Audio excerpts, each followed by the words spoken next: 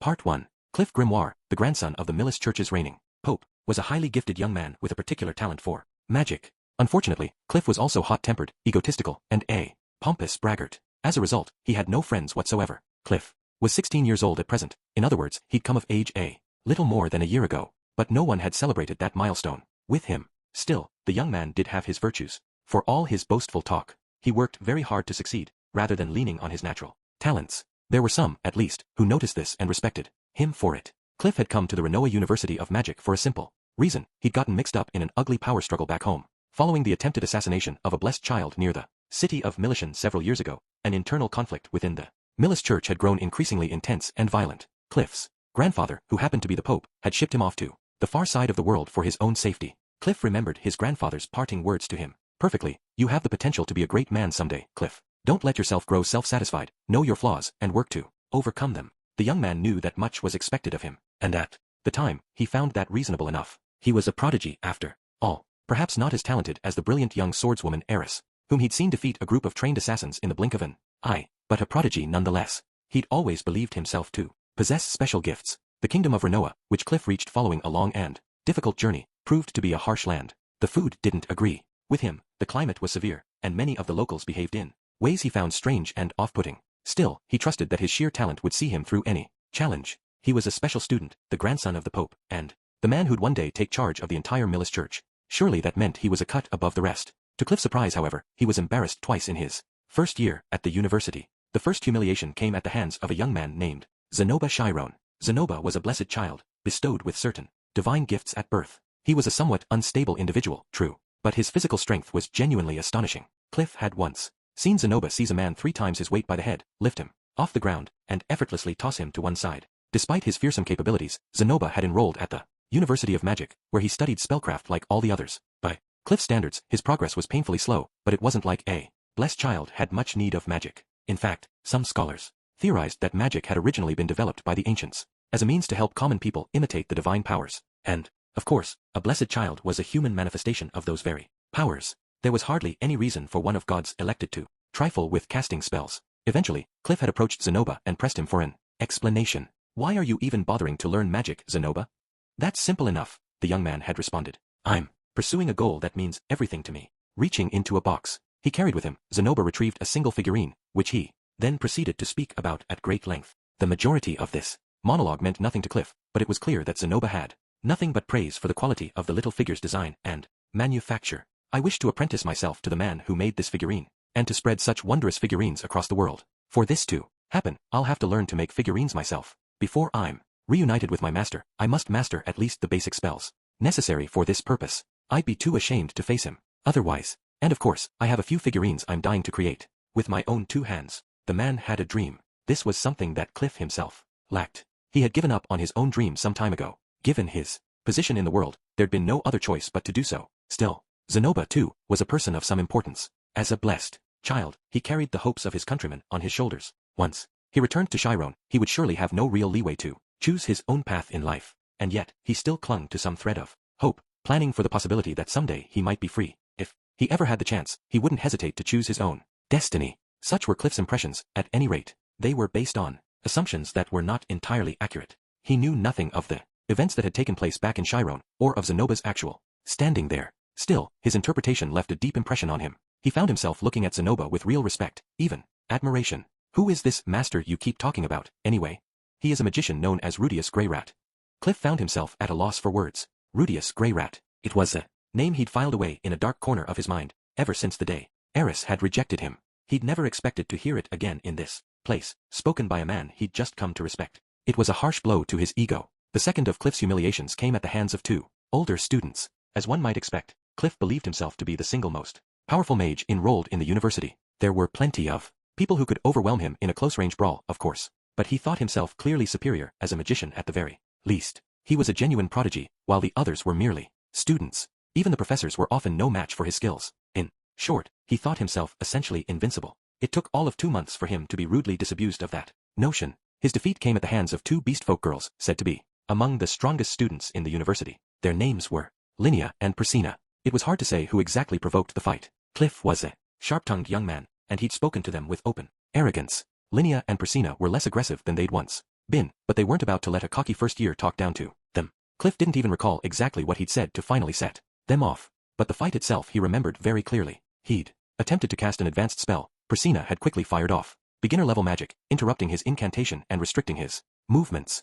Linnea then drew in close and beat him black and blue. In the aftermath of this very public defeat, Cliff retreated to his room to cry in solitude. He told himself that it wasn't a fair fight. He'd been outnumbered, after all. He hadn't really lost. But a few days later, he learned that another student named Fitz had previously defeated both Linnea and Persina in an instant. And that news came as a real shock. There was always someone better out there. Obvious as it might sound, Cliff had never learned this lesson personally until now. The fact that he knew so much advanced magic did not, in itself, make him powerful in combat. This, too, was something he had just begun to understand. Cliff took all this very hard. Yet from that day he redoubled his efforts to improve himself. He was too proud to learn from his professors, let alone from other students. Instead, he tried finding his own ways to refine his craft. It proved a struggle, but he kept at it, doggedly seeking to eliminate his weaknesses. In time, however, he entered his second year at the university, and received another pair of shocks in quick succession. The first shock was the enrollment of Rudius Greyrat. The boy wore shabby grey robes, and the uncertainty on his face betrayed a lack of confidence. He was servile and submissive to everyone he met, putting himself down at every opportunity. He also routinely leered at every nearby woman. There was nothing manly or appealing about him whatsoever. He was, in other words, virtually the opposite of what Cliff had pictured when he heard Eris and Zenoba speak of Rudius. Was this even really him? Could it be someone else with the same name?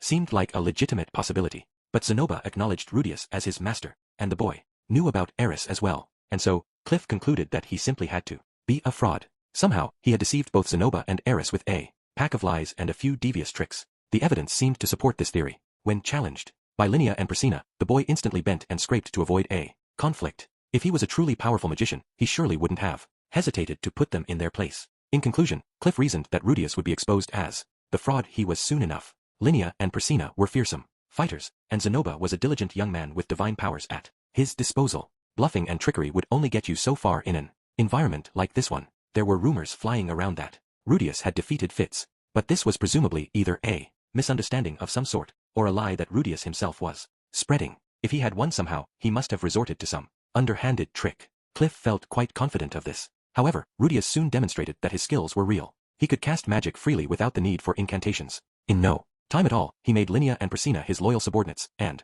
somehow won even more admiration from Zenoba. Even Fitz seemed to recognize his skills. Soon they were seen studying together at the library every other day. And despite Rudius' obvious abilities, Cliff had even seen him attending classes, lectures on elementary divine and barrier spells. He had no real need to learn such basic magic surely, but he seemed to have an innate hunger for knowledge of all kinds. Rudius Greyrat was just as devoted as Cliff was, and considerably more talented. More importantly, his actual achievements were far more impressive. This would normally have been very painful for Cliff to admit, but for some reason, he found himself readily able to accept the facts. Perhaps it was because he'd already met Zenoba, and lost to Linnea and Persina. He could admit to himself at least, that this Rudius was destined for greater things than he was. This didn't mean he liked the boy, of course. That was a very different matter. The next and final shock was of a somewhat different nature. It struck Cliff without warning one evening, as he was walking back to his dorm and happened to look upward. He found himself gazing at a goddess. She was leaning on a windowsill with a listless expression, letting her luxuriant golden hair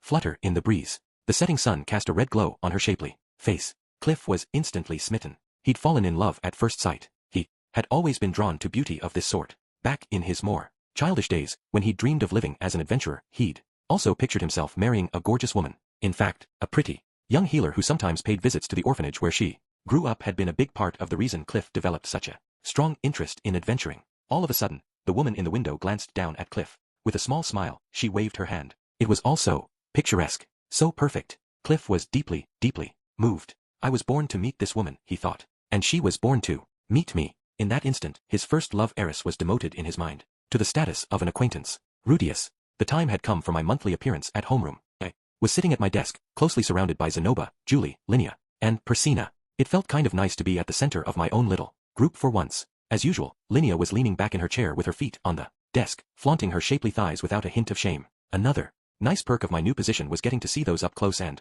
personal on a regular basis. You never stop staring at my legs, boss, said Linnea with a teasing smile. Hee hee. I guess you're just another tomcat at heart. Ha. Can't blame ya though. I'm criminally sexy. Ehehe. Go on. Take a little peek inside. Maya, get your hand outta there. I'd reached under her skirt without hesitation or embarrassment. but groping at her thighs just made me feel empty inside. Nothing makes a man more miserable than a frustrated libido. Mew. Don't look all disappointed. You're the one who decided to grope me. What's so bad about my legs, anyway?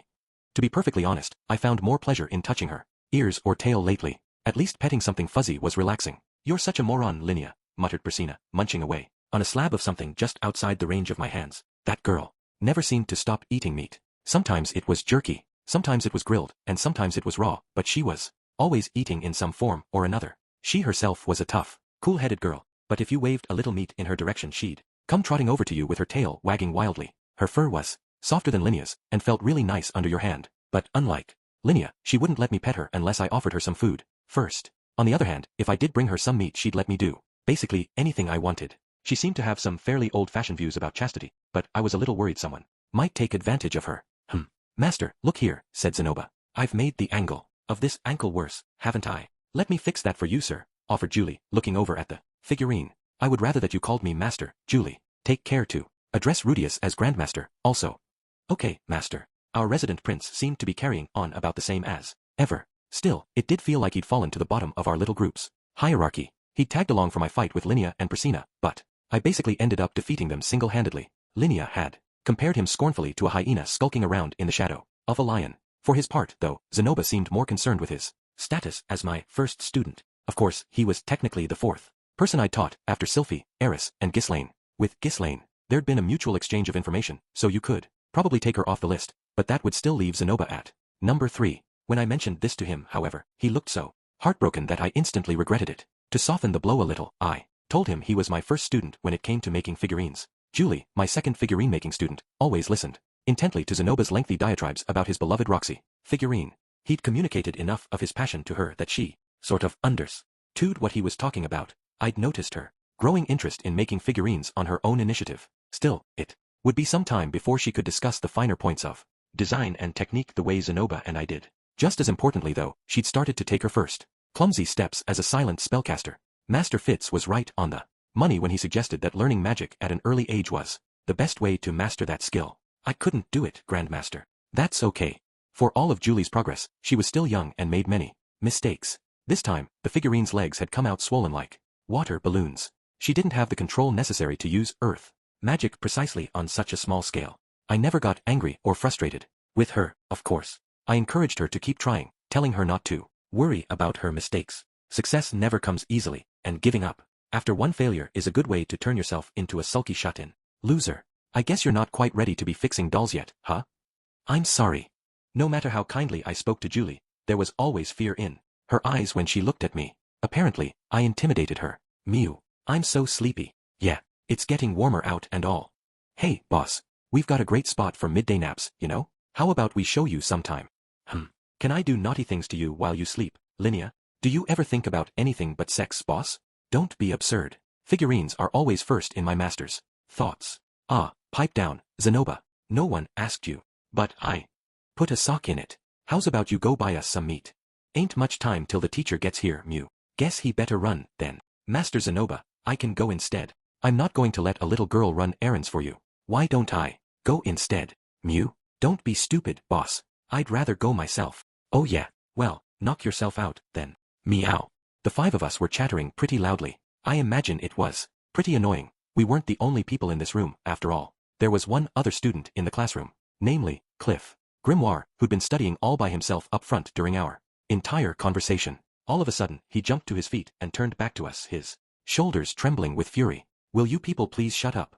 I can't concentrate. If you're just going to play around, go back to where you came from and do it there. I immediately shut my mouth. Zenoba also stopped chattering and returned to quietly instructing Julie. Our 2 ex-delinquents, however, chose to interpret Cliff's outburst as a challenge. Who'd you think you're mouthing off to, kid? From now on, your money is my meat. You might expect them to be a little more hesitant to pick a fight, given that I'd beaten them solidly. But I'd heard they went a round with Cliff soon after he enrolled and had beaten him easily. After that, he devoted himself wholeheartedly to his studies. I had to admire a guy who used his setbacks to motivate himself. It wouldn't be right to harass such a diligent student. Sorry about that, Cliff, I said, interrupting. Didn't mean to distract you from your studies. We'll keep it down from now on. Come on, you two. Down, down. If Mew say so, boss. Fuck. Linnea and Priscilla flounced back into their seats, looking rather surly. Humph. Cliff snorted. Well, that's all I wanted. Honestly, you people are ridiculous. I can't believe you've roped Zenoba into your nonsense. Linnea and Persina clicked their tongues, clearly irritated. Still, I didn't see any reason to mess with someone who was working hard to get ahead in life. I didn't think of myself as a slacker either, but Cliff and I were clearly heading down very different roads. We'd never be anything more than acquaintances. Or so I thought at the time, at least. A week later, I was researching teleportation with Master Fitz at one of our regular library sessions. Recently I'd begun to understand that teleportation bore certain similarities to summoning magic. The magic circles used were very much alike, and the color of the magical energy they released when activated was almost identical. They were totally different in one respect though. It was totally impossible to summon a human being. There was simply no known way to do it, even with the most advanced and complex of techniques. You could call forth fiends, spirits, and even plants, yes, but not a person. I pored through countless records, myths, and ancient histories without finding a single reference to anyone summoning a person. There were many races in this world, including the various tribes of demonkind, but this rule seemed to apply to all of them equally. This didn't have any direct relevance to what we wanted to know, of course. Maybe it wasn't a meaningful insight, but there was something about it that nagged at me. You couldn't summon a flesh and blood person. Fair enough. But what about their soul? I didn't voice these thoughts, but I did file them away quietly. If I ever met a real expert in this field, I'd have to ask them about the possibility of summoning the spirit of a dead man from another world. Master Fitz, could you try to find out if there are any professors who know a lot about summoning for me? Ha. Well, sure. But they don't really teach that here, you know. Except for enchantment, I guess. I'm not sure we'll find anyone who knows about the kind of stuff we're researching. Come to think of it, I'd noticed a distinct lack of summoning classes on the list of courses offered here, although enchantment was technically a subcategory, from the sound of things. Had I read something about that in one of my textbooks? Well, it can't hurt to poke around and see what you find, at least. To be honest, a small seed of uncertainty was growing inside me. At this point, I didn't let it show, of course. I was probably mistaken. The displacement incident had occurred when I was 10, a whole decade after I was reincarnated in this world. Surely those two things weren't connected? 10 years had passed without anything happening, after all. With a hint of anxiety still lingering in my mind, I left the library and headed for my dorm by the light of the setting sun. The latest snowfall had mostly melted away. Patches of red-brown earth were visible across the courtyard, and the paved stone path was clear. As I followed it toward my destination, I heard a shout somewhere nearby. Get back here, you little shit. You think we're gonna let you cast a spell? In the next instant, a young man burst out from behind a school building, followed by a group of 6 older men who were obviously chasing him. The young man was trying to gain enough distance from his pursuers to cast an advanced spell, but they kept interrupting his incantation. He switched to beginner-level magic, trying to slow them down, but it wasn't enough. The group of 6 closed in and knocked him to the ground, then kicked at him viciously as he curled into a ball. I'd stumbled across a blatant case of schoolyard bullying from the looks of things. It was painful just to watch. I couldn't stop myself from intervening. Hey, come on, give it a rest, guys. I called out as I trotted over. No need to pick on that poor turtle. The 6 bullies turned and glared fiercely in my direction. They were all a little taller than I was, so I guess they were trying to intimidate me. Who the hell are you supposed to be? After a moment, though, one of them recognized me. Hey, that's Quagmire. Quagmire? Wait, you mean Rudius? That Rudius. The guy who locked Linnea and Persina in a room and trained them. Now, there wasn't any training involved, I assure you. That story's a load of bull. But I saw Persina wag her tail and calling him boss. She wags her tail for anyone who gives her meat. But they do what he tells them now, right? Yeah, I saw them in class with that writing on their faces. What did it say again? We are Rudius love slaves, right? Well, I don't remember exactly how it went. Damn, he beat them up and then enslaved them. They're Doldia princesses, man. The guy doesn't even think about the consequences. After loudly whispering these highly inaccurate rumors, the group of bullies swallowed in unison and stared at me in something like awe. They looked each other in the face, nodded, and then turned their attention to the boy lying at their feet. All right, kid. We'll let you off the hook for today. I quickly pounced on that comment. For today? Are we going to have a repeat on our hands tomorrow, then? You planning to gang up on him again? The 6 bullies grimaced in irritation. TCH. Look, Mr. Grey Rat. This doesn't really have anything to do with you, does it? Guys like this loved trotting out that line. Yes, this wasn't any of my business. I knew that before I stuck my nose into it. I don't know what happened, but 6-on-1 just isn't a fair fight. The group exchanged looks, then shook their heads. They were evidently pretty good friends, judging from their ability to communicate silently. Okay, fine. We'll leave the kid alone, said one of the group. But just so you know, it's not like he's the victim here. With that, He turned and walked off, heading behind the building. The other 5 followed. Maybe they had a little base of operations set up back there or something. Once they disappeared, I let out a small sigh of relief. It wasn't easy keeping cool when 6 people were glaring at me like that. I'd worked out some strategies for fighting when I was outnumbered, but it still took some effort to keep myself from turning tail. I was fine staring someone down one-on-one at this point though. Hey, you all right? I walked over to the bullied boy as he struggled to his feet. He brushed the dust off his clothes, quickly, murmuring the incantation for a healing spell. In this place, even the kids who got picked on were apparently competent magicians. The boy turned to face me. It was Cliff.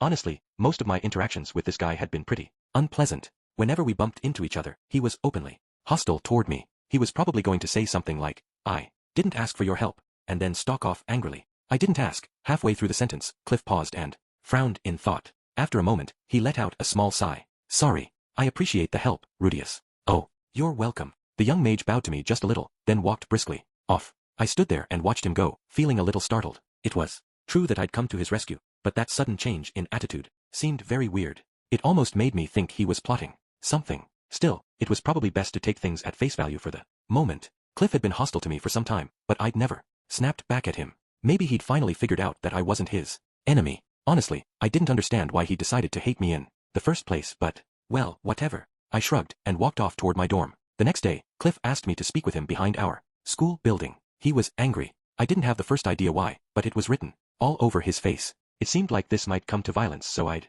activated my eye of foresight beforehand and was carefully monitoring my surroundings. I also had a good bit of mana gathered in my right hand waiting to be used. Honestly, though, turtles these days talk about ingratitude. Okay, we should be fine here.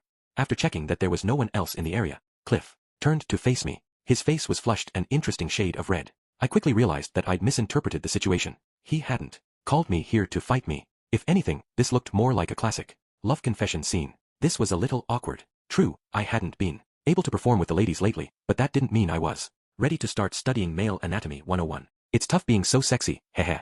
So here's the thing, Rudius. Yes. I already knew how I'd reply, of course. It was important to give him a clear, definite answer. We were going to start off as friends, and also end that way. Well, I've fallen in love with someone, Cliff continued, scratching his cheek and bashfully studying the ground. And no kidding? Man, was I really going to have to shoot this poor guy down? The thought made my stomach hurt. I couldn't help thinking about how I might have reacted if he was a girl. But my sword had its preferences, and they weren't about to change. To my surprise, however, Cliff looked up and pointed off to the side. That's her, right there. He was indicating a building a little way off in the distance. There was someone inside, looking out an open window. Her long, blonde hair fluttered in the breeze as she gazed at the setting sun, with a melancholy expression on her face. I saw you two talking this afternoon. You know her, right? Would you be willing to introduce us? Sure. The person standing at that window was a woman I knew all too well. She was a notorious troublemaker, the subject of countless rumors, and a voracious predator who chewed through her fellow students with all the vigor of a succubus. In other words, it was a linealized Dragon Road. Chapter 2. The Prodigy's Secret. Part 2. Hi there. Rudius Greyrat speaking. So here's my problem. Just the other day, my classmate Cliff Grimoire confided in me about his love for Elinalize, and asked if I could introduce them. Fair enough, right? I do know Elinalize relatively well. She was a member of the party that my parents belonged to, and we came to this city together. Also, I don't know much about how romance works in this world, but Cliff's obviously smitten and wants very badly to express his feelings. I'd like to help him out if I can. I mean that. Really. But let's remember what we've learned about Elinalize so far. Elinalize Dragon Road is an S-ranked adventurer, a frontline warrior, and a first-year student at the Renoa University of Magic. Her age is unclear. To my surprise, she's proven to be a diligent student and earns excellent grades. Lately she's started to integrate some beginner-level water spells into her combat style. Most of her old adventuring acquaintances seem to hate her guts, but she's a highly skilled combatant, a kind-hearted person, and a monster in the sack. Right. Therein lies the issue.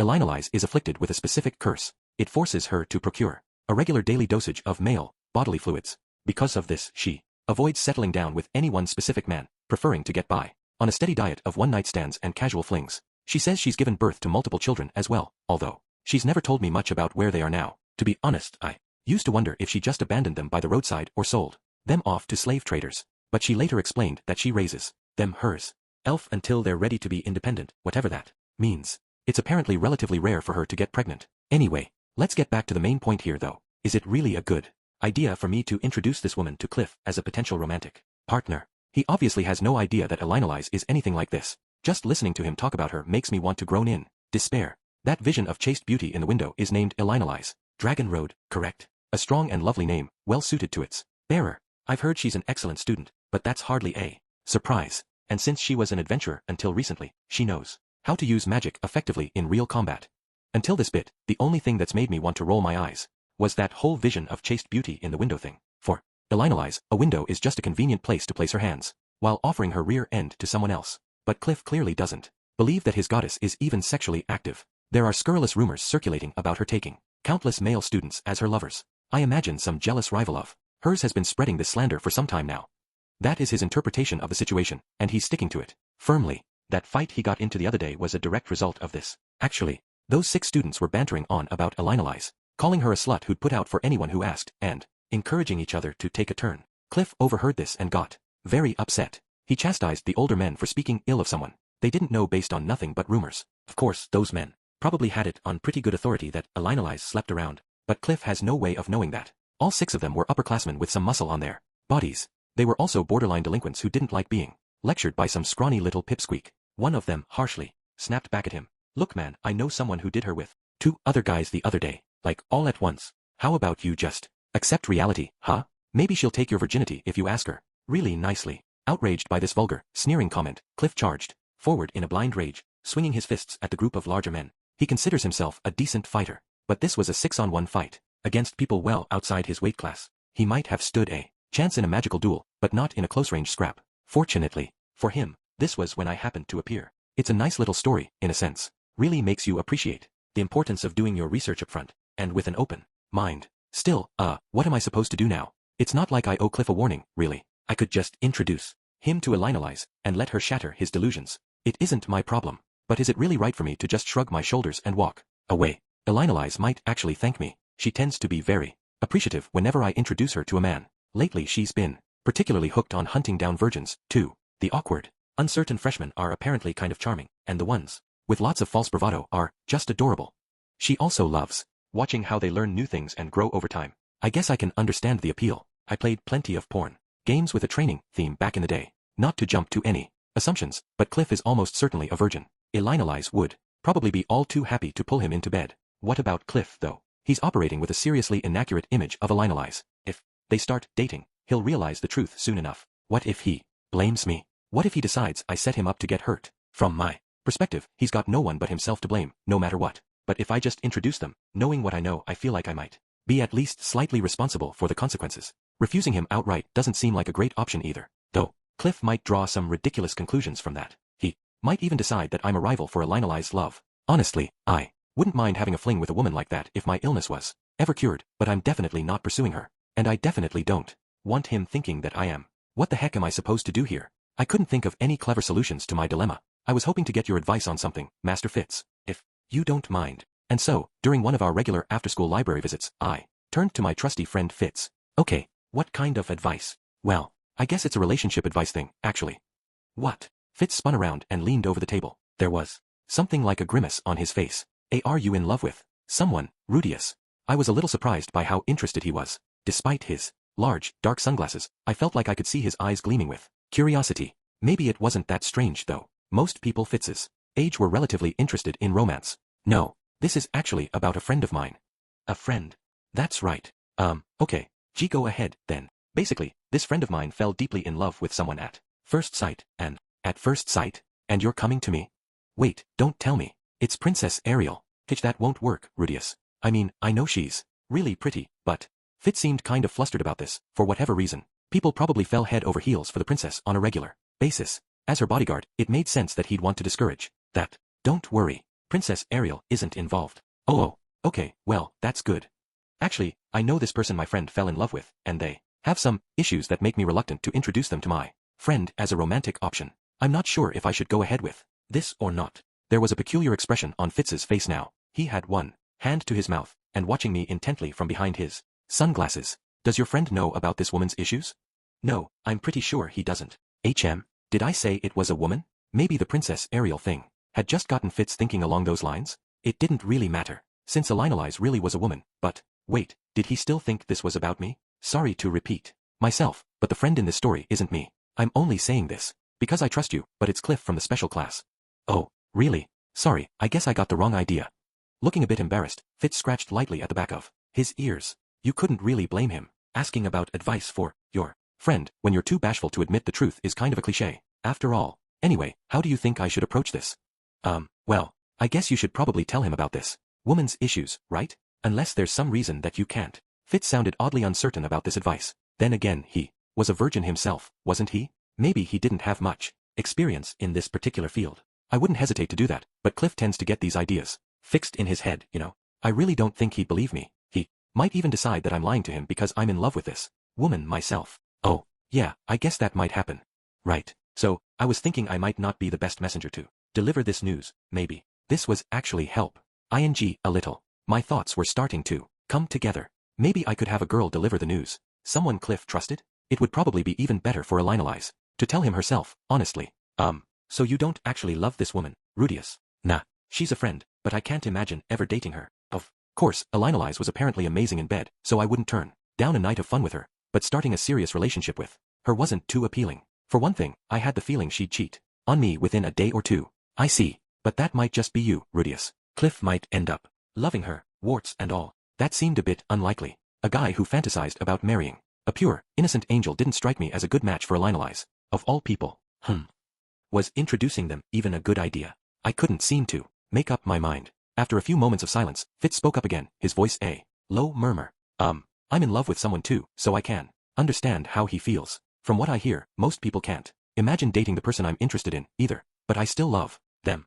Fitz was in love with someone? Who could that be? Princess Ariel seemed like the most obvious possibility, especially given the way he'd reacted when I brought this topic up, and I guess most people would have a hard time imagining themselves dating a member of the Azuran royal family. Not that it really mattered who it was. It's kind of tough to just sit there watching them when you can't tell them how you feel. Fitz's face had gone red at some point. His blush reached all the way to the tips of his ears. So, I think you ought to introduce them. Give him the chance to get it off his chest, at least. That might lead to all sorts of trouble down the road though. Well, what can you do? Once you get them in a room together, the rest's up to them. Ooh, that was true enough. After I set up the initial meeting, it was up to them what happened next. In other words, I could wash my hands of the whole thing. If I could make that very clear beforehand, so much the better. Okay then, I'll try working out something along those lines. Thanks for the advice, Master Fitz. Why, you're welcome. I'm always happy to help. Fitz still seemed a little uncertain about all of this, but I'd made up my mind. As I left the library, I noticed Fitz slumping face first onto the table out of the corner of my eye. It was probably a little embarrassing to be giving out advice like some wise old sage at his age, all things considered. But despite his lack of worldly experience, he always seemed to have something insightful to say. I was genuinely grateful to him. The very next day, I called Cliff out for a private conversation. He came to meet me behind the school building right on time, expectation shining in his eyes. I'm willing to introduce you to her, I said. But there's something I wanted to make very clear beforehand. What's that? First of all, as an adventurer, I was in a party with Elinalize for some time. I think I know more about her than most people around here do. Cliff's eye twitched a little at this fact, which I hadn't mentioned previously. I continued. I've decided not to tell you what I think of her. That's not because I'm trying to deceive you or anything. I just think you should meet her in person, talk to her, and then decide that for yourself. What do you mean? Basically, I don't want this to become an issue down the road. Don't come complaining to me later acting like I misled you or tried to trick you, okay? Hopefully, this would offer me some insurance if things went really badly. It also acted as a hint that he might run into some problems here. I wouldn't do a thing like that. I'm a faithful member of the Millis Church, Rudius. We show matchmakers the proper respect. Interesting. Did they think of setting people up as a virtuous deed? I wasn't a believer myself, so the reference was kind of lost on me. Help me out here, God. Well, I don't belong to the Millis Church, so I don't know what you expect of your matchmakers. Just don't come yelling at me if I do it wrong. Come on, I wouldn't do that. Okay then. Just remember, you're doing this at your own risk. Okay. Cliff nodded impatiently. I'm perfectly prepared for her to reject me. That really wasn't the worst-case scenario I had in mind, but okay. We found Elinalize all alone in an empty classroom. She was leaning over with her elbows resting on the windowsill. But for once there wasn't someone naked standing right behind her. She was just looking out the window, evidently lost in thought. I knew what was on her mind, of course. She was waiting impatiently for the sun to finish setting. Once night fell, the bars out in town would open their doors, and inside those bars she'd find lots of men ready and willing to have some fun. That was the only sort of thing she ever thought about. Still, from the perspective of someone who didn't know any better, I guess she would have looked a lot like an angel. Oh, hello there, Rudius. Did you actually come to see me for once? Elinalize glanced over at me with an expression of mild surprise. To be sure, I hadn't spoken to her very often since we enrolled at the university. Every once in a while, she'd come find me, at lunchtime to see how I was doing, but that was about it. And who's this nice young man with you? Cliff appeared from behind me, pressed one fist against his stomach, and brought his feet neatly together. Presumably this was some formal greeting from Millicent. Elinalize, this is Cliff Grimoire. He's a special student in his second year here. Indeed. My name is Cliff, madam, said Cliff with a bow. It's a great pleasure to meet you. Goodness, what a polite young gentleman. I'm Elinalize, Dragon Road. If you don't mind my asking, is there something I can do for you? He wanted me to introduce you to him, actually. I butted in. That's why we're here. This is true, said Cliff, nodding firmly. Miss Elinalize, I've seen your face on several occasions, and your beauty always leaves me captivated. I would very much appreciate the chance to become better acquainted with you. Silence settled over the room. Elinalize looked somewhat taken aback. After a long moment, she slowly straightened up, took me by the arm, and pulled me over to one side of the classroom. All right, Rudius, she whispered in my ear. How much do you want? It took a few seconds for me to process what she meant by this. Did she think I was going to charge her for bringing her a new boy toy? Ugh. Now I just felt gross. I don't want any money. What is this, then? What do you want? Nothing. He just fell in love with you, that's all. Oh, please. Rudius, you know what I'm like. Why would you bring a naive little choir boy like that to meet me? You ought to be ashamed of yourself. Ha. I didn't even know you were familiar with the concept of shame. You learn something new every day. I didn't lie to him, or anything, Elinalize. I'm just introducing you, because he asked me to. Seriously, it really is that simple. I'll swear it on Master Roxy's name, if you want. Elinalize paused to think it over for a few seconds, then frowned. Okay, well, if that's true, Rudius, this is a problem. I don't want to deal with anyone who's serious about me. I'll admit I was a little surprised. I'd expected her to smile and say she had a room at the inn for exactly this sort of situation. You know about my curse, don't you? I can't have an exclusive relationship with anyone. It just wouldn't work. It wasn't that she just preferred casual sex and frequenting brothels. She didn't really have the option of pursuing a dedicated romance, given the nature of her curse. That was why she never let things get too serious with anyone. She'd explained all this to me before, hadn't she? She put more thought into this than I'd given her credit for. It sounded like Cliff was probably going to leave disappointed. That's a shame. Go ahead and turn him down, then. Are you sure? Isn't he going to resent you if I do? It's fine. It's not like I had to worry about my reputation so much anymore. If he went right back to hating me, I could live with that. Still, I added, try to tell him the truth if you can. Don't use me as an excuse or anything. All right then, if you say so. Appreciate it. With our little conference at an end, Elinalize turned back to Cliff. She was taller by a few inches. Cliff was a bit on the short side. Really, they would have made a slightly unusual couple. Not that it would have mattered if they'd hit it off. It was starting to hurt just being in this room. Rudius, said Elinalize, I think you ought to give us some privacy. Right, of course. Pardon me. I walked promptly toward the exit. I couldn't help feeling sorry for Cliff, but this was probably the best outcome he could have hoped for. Elinalize's curse was the biggest obstacle, but she liked playing around at this point. And Cliff was a pious member of the Millis Church, which preferred things boring and monogamous. They were basically oil and water from the start. Thank you, Rudius. Cliff called as I left the room. The gratitude in his voice made my chest ache. A week later, I showed up at my monthly homeroom to find a certain couple engaging in a brazenly public display of affection. Tall woman sat on her boyfriend's lap, gazing lovingly into his eyes. Combined magic isn't too hard once you've memorized all the fundamental physical phenomena. Even if you can't use two schools of magic yet, you can imitate the effects of one by taking advantage of natural forces. How clever. You really do know everything, Cliff. Well, I wouldn't say that. I knew both of the people involved. They were Cliff and Elinalize. I slowly walked over and simply stared at them, head tilted. Oh, Rudius. Thank you again for the other day. Cliff tried to stand up in greeting, but thanks to the woman on top of him, was forced to settle for bowing his head in gratitude. You're welcome, Cliff. Elinalize, would you mind explaining the situation? Elinalize smiled gently up at me from her new seat. Well, the two of us are dating now. Okay, but why, though? This definitely wasn't how this was supposed to go. That's not what you decided beforehand, is it? What do you want from me, Rudius? His proposal was so bold and passionate. He thawed my heart instantly. Wait, his proposal? Did we skip a few dozen steps at some point, or is it just me? Come on, Elinalize. You're embarrassing me. I quote, I'll lift your curse, no matter what. So please, marry me. Hey, cut it out. Oh, you should have seen him in the inn that night too. So innocent, so eager. Oh no, I'm getting horny just remembering it. Come on, seriously. We're in public, Elinalize. Cliff's face was bright red. For all his protestations, he didn't seem to be particularly upset. Well, congrats on losing your virginity, I guess. This was all mildly obnoxious, but it didn't bother me that much. Maybe because I'd had at least some experience myself now, or maybe because I knew about Elinalize's habits. Still, it was clear that she'd told him about the curse. It was a pretty solid reason not to start an exclusive relationship with anyone, and it was definitely real, but why the heck would Cliff have reacted by asking for her hand in marriage? From now on, I'll be restraining myself as much as I possibly can. For Cliff's sake, of course. I told you, don't force yourself. It's a curse, not something you can control. As long as your heart belongs to me, nothing else matters. Oh, Cliff, you know it does. It was always purely physical, with the others, but I'm yours in body and in soul. Elena snuggled against Cliff, enraptured, as he gently stroked her hair. A moment later, they were staring into each other's eyes, at making out range. Naturally, Elena Cliff, great. Now they're kissing. They apparently forgot that I even existed as they proceeded to make out shamelessly. Was this what Cliff had wanted? To be this guy, the kissing in the classroom guy. I felt like he should rethink that one. Elena was saying all the right things, but I couldn't help feeling like she was keeping him around as a convenient backup snack. Had love left the poor guy blind, or what? I sucked in a breath, about to speak my mind, but forced myself to stop. I'd agreed to introduce them on the condition that nobody got to complain about the outcome. It would be ridiculous for me to object now. I glanced at the back of the classroom and I found the other three totally disinterested. Priscilla was chewing on a strip of jerky, and Zenoba was talking to Julie about some figure he'd spotted in the marketplace the other day. Julie was listening earnestly, not even glancing at the couple in front. Linnea was the only one who seemed to be bothered at all. She wore an irritable scowl. I walked over to speak with her first. Boss, what's the deal with that woman? I made one little comment and she called me some frickin' nasty names. I'm not sure either, to be honest.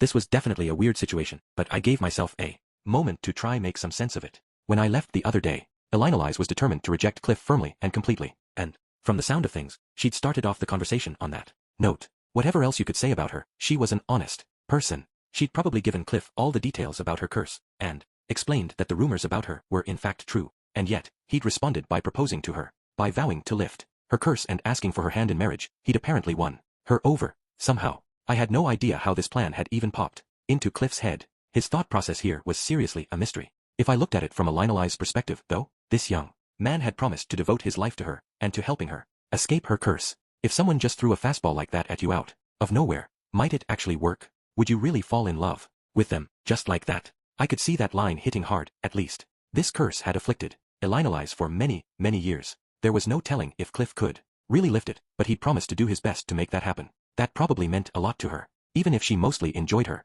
nightly escapades, the curse had probably caused her plenty of sadness and pain. Maybe it really was that simple. Maybe his promises were enough to win her over. But there was more to it than that, right? Cliff had showed her some real bravery and passion. Hey, boss, I just had a great idea.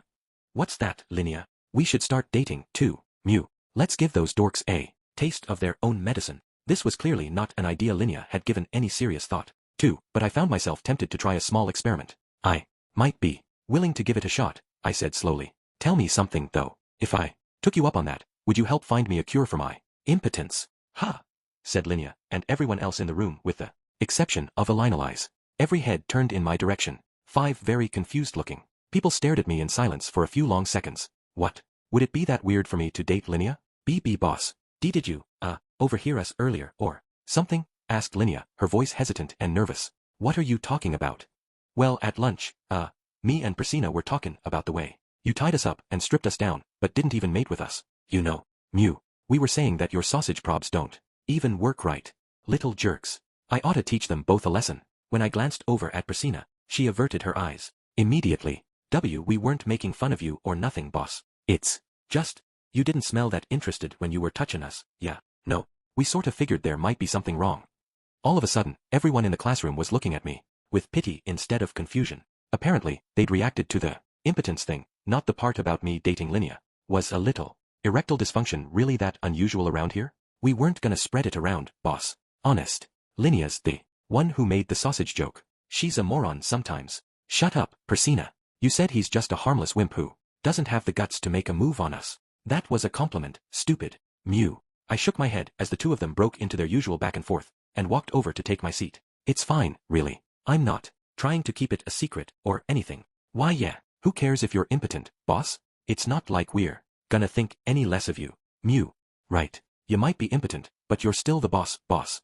Great, very touching. Could you stop repeating the word impotent now? It's starting to get to me a little. Maybe I should have kept this a secret after all. There's no need to let this get to you, master, said Zenoba, cheerfully, thumping me on the shoulder. We have our figurines. Let us live for their sake. Julie tilted her head uncertainly. Master, what does impotent mean? Well, I suppose it means that you can't perform the role expected of a man, but it's hardly important. It has no relevance to the creation of figurines. Was Zenoba actually trying to cheer me up? I could tell he was choosing his words very carefully. And here I thought you were just a total perv, boss. I guess. You were just searching for a cure to your condition, huh? Brings a tear to my eye. It does, meow. I'll help out any way I can, boss. As long as you gimme some meat first. The cat and dog also offered some forced expressions of sympathy. It wasn't doing much for me, though. I definitely wasn't falling in love with them, at least. For what it's worth, Rudius, I learned how to hear confessions. As part of my training. They said I don't have much talent in that area, but maybe I could talk things through with you at least. Let me know if you ever need someone to lend an ear, okay? On the other hand, Cliff's words seemed warm and genuine. Now this was the sort of thing that could win a man's heart. Too bad. I wasn't gay. I could kind of understand how Elinalise must have felt the other day, though. So, anyway, Cliff and Elinalise were now officially dating. I had a hard time believing that Elinalise would be able to resist the urge to sleep around, and I was positive that Cliff wouldn't be able to put up with that for long. It was all good for now, but the relationship was obviously going to fall apart eventually. Not that I was going to say so, of course. On a different note, the other special students were now aware of my condition. The conversation had been extremely awkward, but at least they'd offered me their cooperation. Maybe I'd taken my first actual step forward here. Maybe I just really wanted to get this thing taken care of so I could swap spit with someone, too. Side story. Sylphiette. Part 3. Today, as I followed the princess through a hallway, I overheard someone speaking nearby. Really, Cliff, you've got to lighten up a little. Look, I understand the nature of your curse, and I do enjoy, being intimate with you. But we came here to study, remember? If we spend every day in bed, we'll end up totally depraved. I know. First we study, and then... It was Cliff and Elinalise, walking along together, looking very intimate, indeed. Rumors had been flying that the two of them were dating, which most people found odd, since Cliff was a very sober young man and Elinalise supposedly slept around a lot. People said that she was only playing with him, and Cliff was just too naive to realize it, but watching them in person, it sure seemed like their feelings were mutual. I can't say I was expecting those two to fall for each other, murmured the princess softly, following my gaze. Cliff always seemed like such an obstinate, serious person. He refused every attempt we made to win him over. For one thing, it's hard to believe he ended up with an elf with such an infamous reputation. The princess then turned her gaze to Rudy. He really is impressive, isn't he? Rudy was speaking to the new couple with an awkward little smile on his face. Elinalise was smiling warmly back. Cliff's expression was less warm, but there was something like respect in his eyes when he looked at Rudy. I seemed to remember Cliff despising Rudy, but now that Rudy had helped him win over Elinalise, his attitude had apparently changed completely. Come to think of it, was Rudy getting up to anything himself? He'd met quite a few pretty girls by this point, and he did seem to be friendly with a few of them. According to the princess's knight, every man of the Noto's grey rat line was a born womanizer. Still, I hadn't heard anything about Rudy dating, or even making a move on someone, and I hadn't seen him flirting with anyone, either. It was hard to think he wouldn't be interested in that sort of thing, though. That was the weird part. Back in Buena Village, he'd sure treated me differently after realizing I was a girl. Was he trying to restrain himself, or something? As I was thinking this, Rudy happened to glance in my direction, and waved with a little smile on his face. It reminded me so much of the boy I'd known years before. It felt like my heart skipped a beat. But he wasn't waving at me. I knew that all too well. He was waving at Fitz, one of the princess attendants. Rudy had gotten very friendly with Fitz over the last few months. He'd asked him for all sorts of advice, and Fitz had gradually earned his trust and friendship. In return, he wasn't waving at me. In other words, he didn't even know I was here. Trying not to feel too sad about that fact, I followed after the princess as she set off down the hall. Chapter 3. The Impervious Fiancé. Part 1. Half a year had passed since I enrolled at the Renoa University of Magic. It was autumn now, the harvest season. Fall never lasted for very long up in the Northern Territories, but it was a very important time of year when food was prepared, harvested, and laid in storage for the painful winter ahead. There were even a few festivals held across the different towns and cities. For the beastfolk, it was also mating season, a lengthy cultural event that came with a complicated set of rules and rituals. All of them were noticeably restless as it approached, men and women alike. There weren't that many of their kind enrolled in the university. Relatively speaking, I'd guess they made up 5% of the student body, which numbered roughly 10,000 in total. That would put their numbers at 500 or so, a large group in a sense, but not that impressive given the size of our campus. Still, once autumn began, they seemed to be everywhere, fighting one-on-one duels that typically pitted a man against a woman. For several months after their duel, the couple would be glued to each other. Eventually, they'd get married. Whoever won the initial duel would take on the role of boss in the new pack they were forming. These rules weren't set in stone or anything. It was just an old tradition that some of them respected more than others. Still, some beast folk actually traveled here from distant lands to challenge our students to one of these romantic duels. In other words, we had outsiders wandering onto our campus. This was something the administration would normally have tried to prevent, but the mating season was a very delicate subject because of its importance in beast folk culture. Any attempt to ban their traditions would probably result in actual riots. As a compromise, the school allowed non-student beast folk to enter its grounds under the pretense of auditing classes, as long as they applied for permission beforehand. Anyway, this brings us to Linnea and Persina. The two of them were basically unattainable to your average beast folk guy. For one thing, they were probably the two strongest beast folk fighters in the entire school, and just as importantly, they were Doldia princesses. If you proposed to one of them, fought her, and won, you'd become a candidate for leader of the entire tribe. You wouldn't be handed power immediately, of course, but when the time came to choose the next leader, there was no doubt that you'd be seriously considered for the role. Of course, Linnea and Persina had come to this far-off land to study, not to find a husband. They couldn't very well pick out a partner here without talking to their family first, and thus, they'd flatly rejected all of the proposals they were bombarded with after turning 15. Yet despite their very public disinterest in marriage, there had been even more suitors the following year. The two of them were very popular. Apparently, some beastman had even launched sneak attacks on them, trying to win their compliance by force. They'd beaten off these attackers easily enough, but when fall rolled around again this year, they decided to shut themselves in their dorm. It wasn't like the girls' dormitory was an impenetrable fortress, but any man who tried to sneak in would be piled on by all the residents. So Linnea and Persina stayed put in their rooms, even skipping homeroom. I guess it was medical leave, in a sense. They were presumably in heat themselves at the moment. After all, the thought of them writhing around in their rooms meowing and woofing passionately was kind of exciting. Not that it got me ready to mate or anything. The two of them had sent me a letter, the gist of which was, "Sorry for the hassle, boss, but we'll leave things to you for now."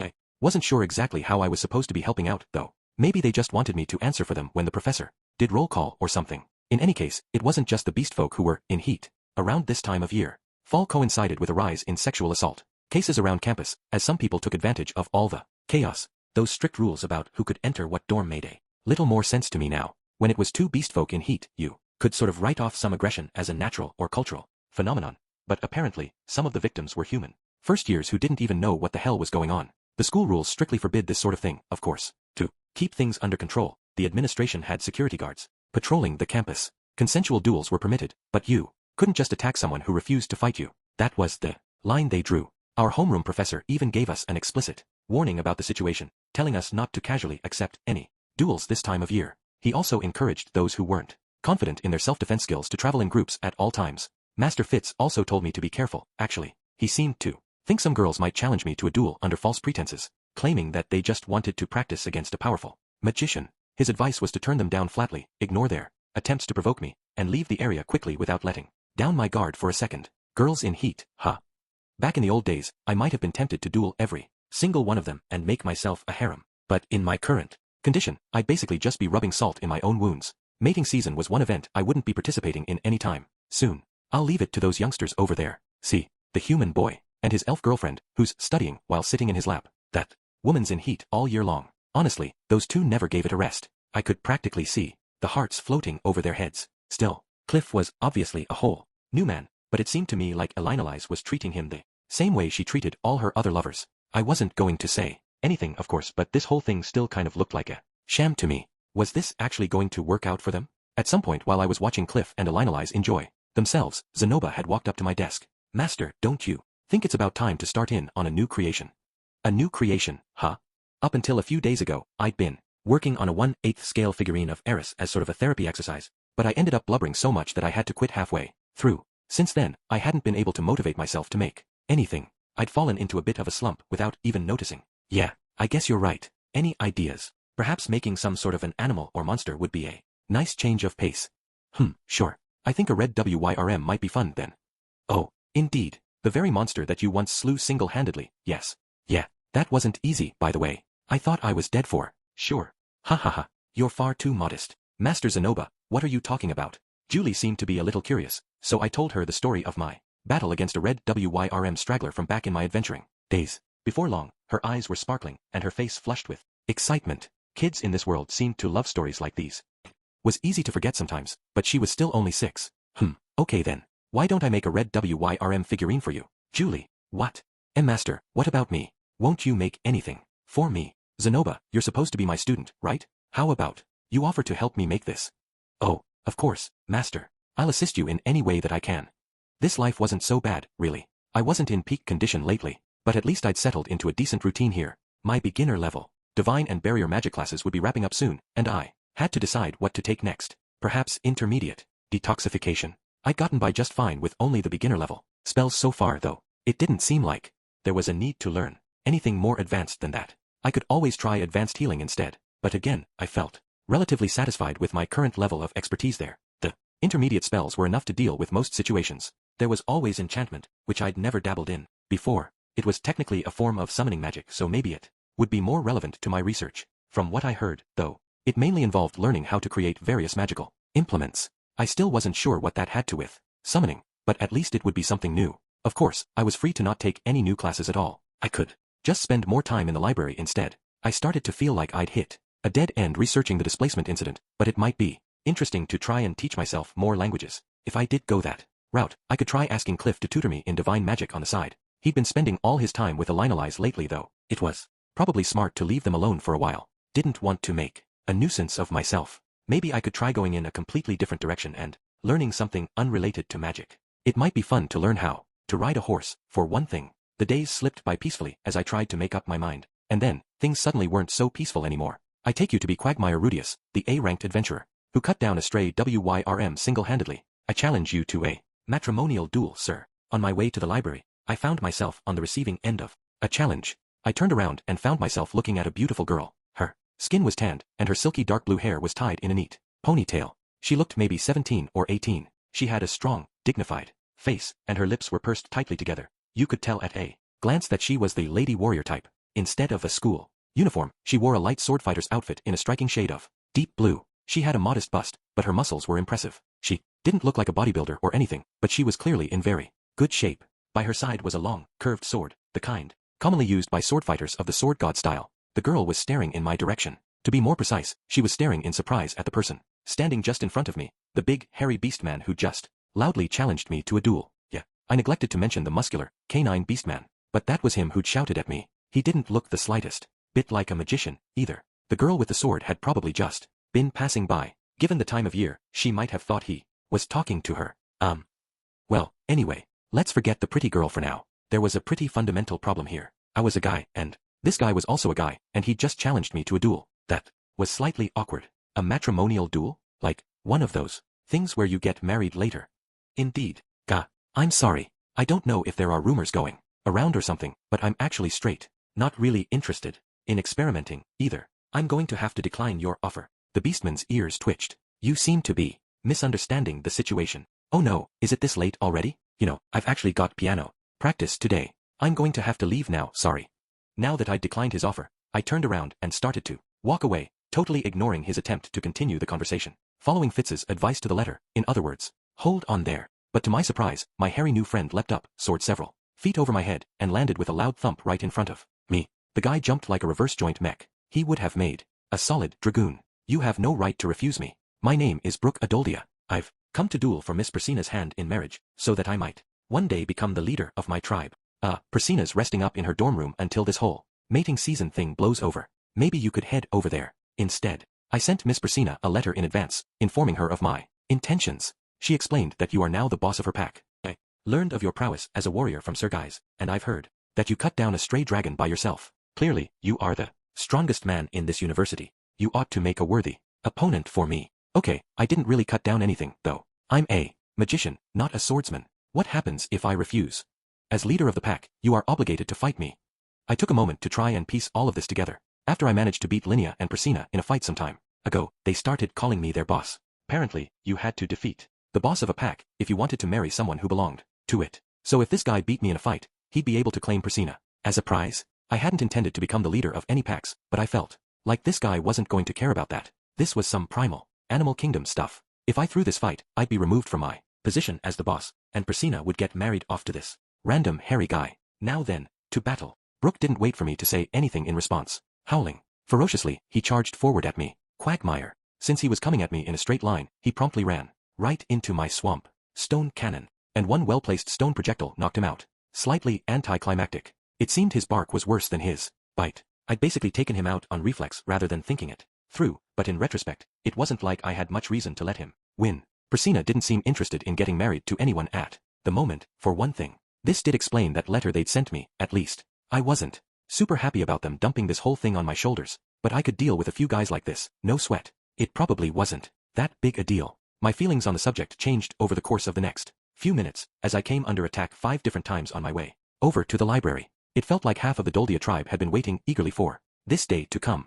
Linnea and Persina were in seriously high demand. What was so appealing about those two, anyway? Their bodies. Maybe. That didn't make much sense though. Lots of these men had probably never even seen them in person. It had to be the whole princess thing. That first guy had said something about becoming the leader of his tribe, after all. Was being number one really that important to them? What? Was this a whole tribe of Starscreams? From the looks of things, they'd even worked out an order to challenge me in. One guy tried to barge in halfway through and got yelled at for cutting in line.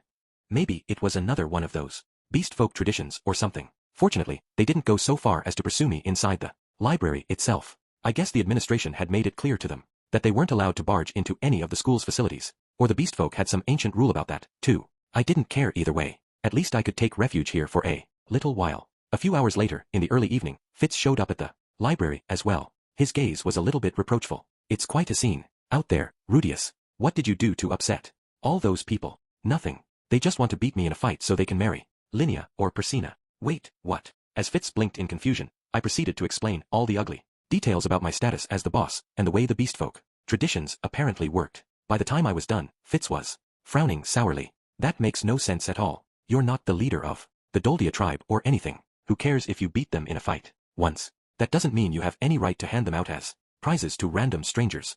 True enough. If I had that much power over them, they wouldn't be scratching me in the face every time I touched their legs. You're right. But how do I convince the people out there? Fitz put a hand to his chin and nodded slowly. You have every right to just ignore them, really. But it might be easier to just beat them in a fight. They'll probably give up and go home. So at the end of the day, I should duel them after all? That's probably for the best. Easy for him to say. I wasn't sure how many people were waiting out there for me, but from the sound of things it was probably in the dozens. And of course, this was a crowd of big, smelly macho men who wanted to rule their tribe. I'd have to knock every one of them unconscious. I'd really prefer not to make violence a part of my daily routine, you know. I know that, Rudius, but unless you do something about them, you'll be stuck in here forever. Oh, and they might just lose their patience and charge in here, too. We don't want them making a mess of the library, do we? Yeah, I guess you're right. Ugh, just what I needed, a fighting tournament against a horde of sweaty, furry men. I couldn't find anything to look forward to there, no matter how hard I tried. It just sounded like a pain in the butt. It's not just men, actually. I did see one girl out there, too. Seriously? Was she cute? Rudius, please don't tell me you're going to accept that duel. No, of course not.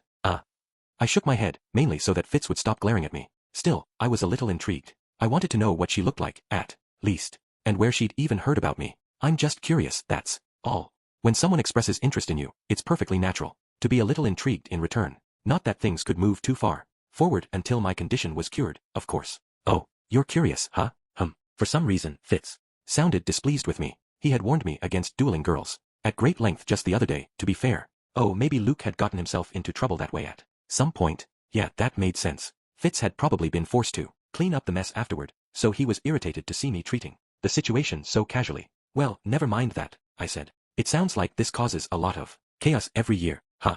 Can't the student council do anything? We don't intervene in anything related to the mating season. If we tried to ban it, things would probably just get worse. From what Fitz told me, the student council had their hands full. This time of year as it was, they focused most of their energy on protecting less combat proficient students during this chaotic season, doing things like patrolling the campus in small groups, stopping any misconduct they found before it got out of hand. Fitz was scheduled to participate in one of those patrols that very night. In fact, so you're trying to protect the peace, right? You could totally help me out then. Oh, please. Why don't you just take care of it yourself, Rudius? I don't think you need our help. For some reason, Fitz's voice wasn't very friendly today. Had I said something to upset him? Wait, maybe he was thinking about what happened during my entrance exam. He claimed my victory didn't bother him, but if I started running from fights like this, people might start to think that he'd lost to a coward. That wouldn't be good for his reputation, either. Fitz had been helping me out a lot recently. I still wasn't thrilled about any of this, but I owed it to him to make an effort. All right, then. For the sake of your good name, Master Fitz, I'll go slaughter all of them. What? Don't kill them, Rudius. It was just a joke. Sorry. People did take these duels seriously, but there was an unwritten rule that nobody was supposed to die as a result. Still, there might be some powerful fighters waiting for me among that crowd.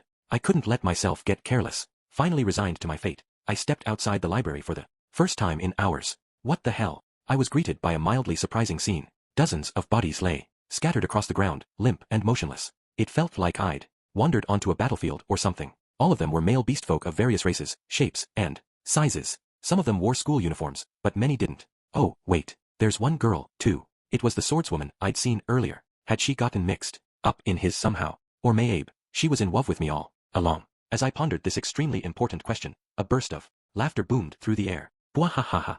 One man stood tall amidst the fallen, holding the last of his foes up in one hand. I give you credit for challenging me, my young friends. It was a truly bad decision on your part, yes, but a brave one. The students of this University of Magic clearly have some guts.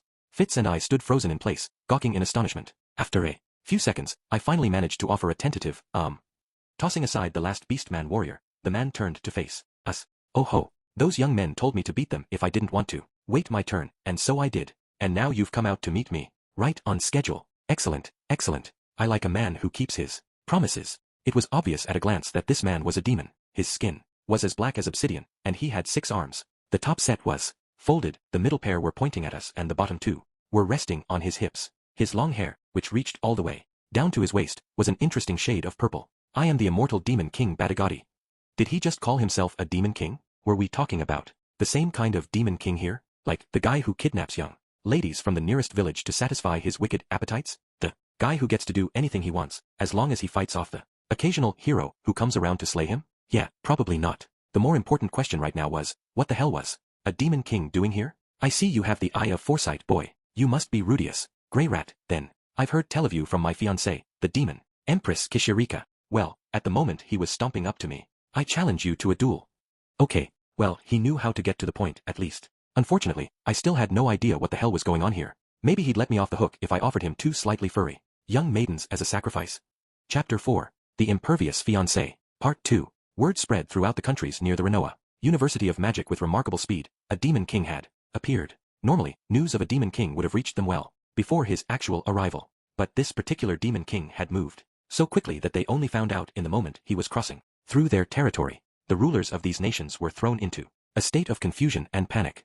This was understandable. As a basic rule, demon kings never ventured off the demon continent. There had been warlike, aggressive demon kings long ago, of course, but virtually all of them were exterminated in the Laplace War centuries ago. The survivors, who now ruled over the demon continent, were peaceful or cautious by nature and largely disinterested in conflict. Yet regardless of their personalities, these kings were still powerful enough to take control of a piece of the terrifying demon continent. If one of them decided to go on a ram in humanity's territory, the damage would be incalculable. Renoa, Neris, and Basharant all reacted instantly to Badagati's arrival, dispatching all the knights at their disposal to intercept him. They also called upon the Adventurers Guild for emergency assistance, but their forces were still some distance from the University of Magic. As an emergency stopgap, the small units of magic nations, soldiers already garrisoned in the city of Sharia, joined all the local adventurers and members of the Magic Guild and surrounded the campus. If it came to the worst, they were ordered to slow down the Demon King until the main forces could arrive. However, the Demon King's purpose in coming here remained a total mystery.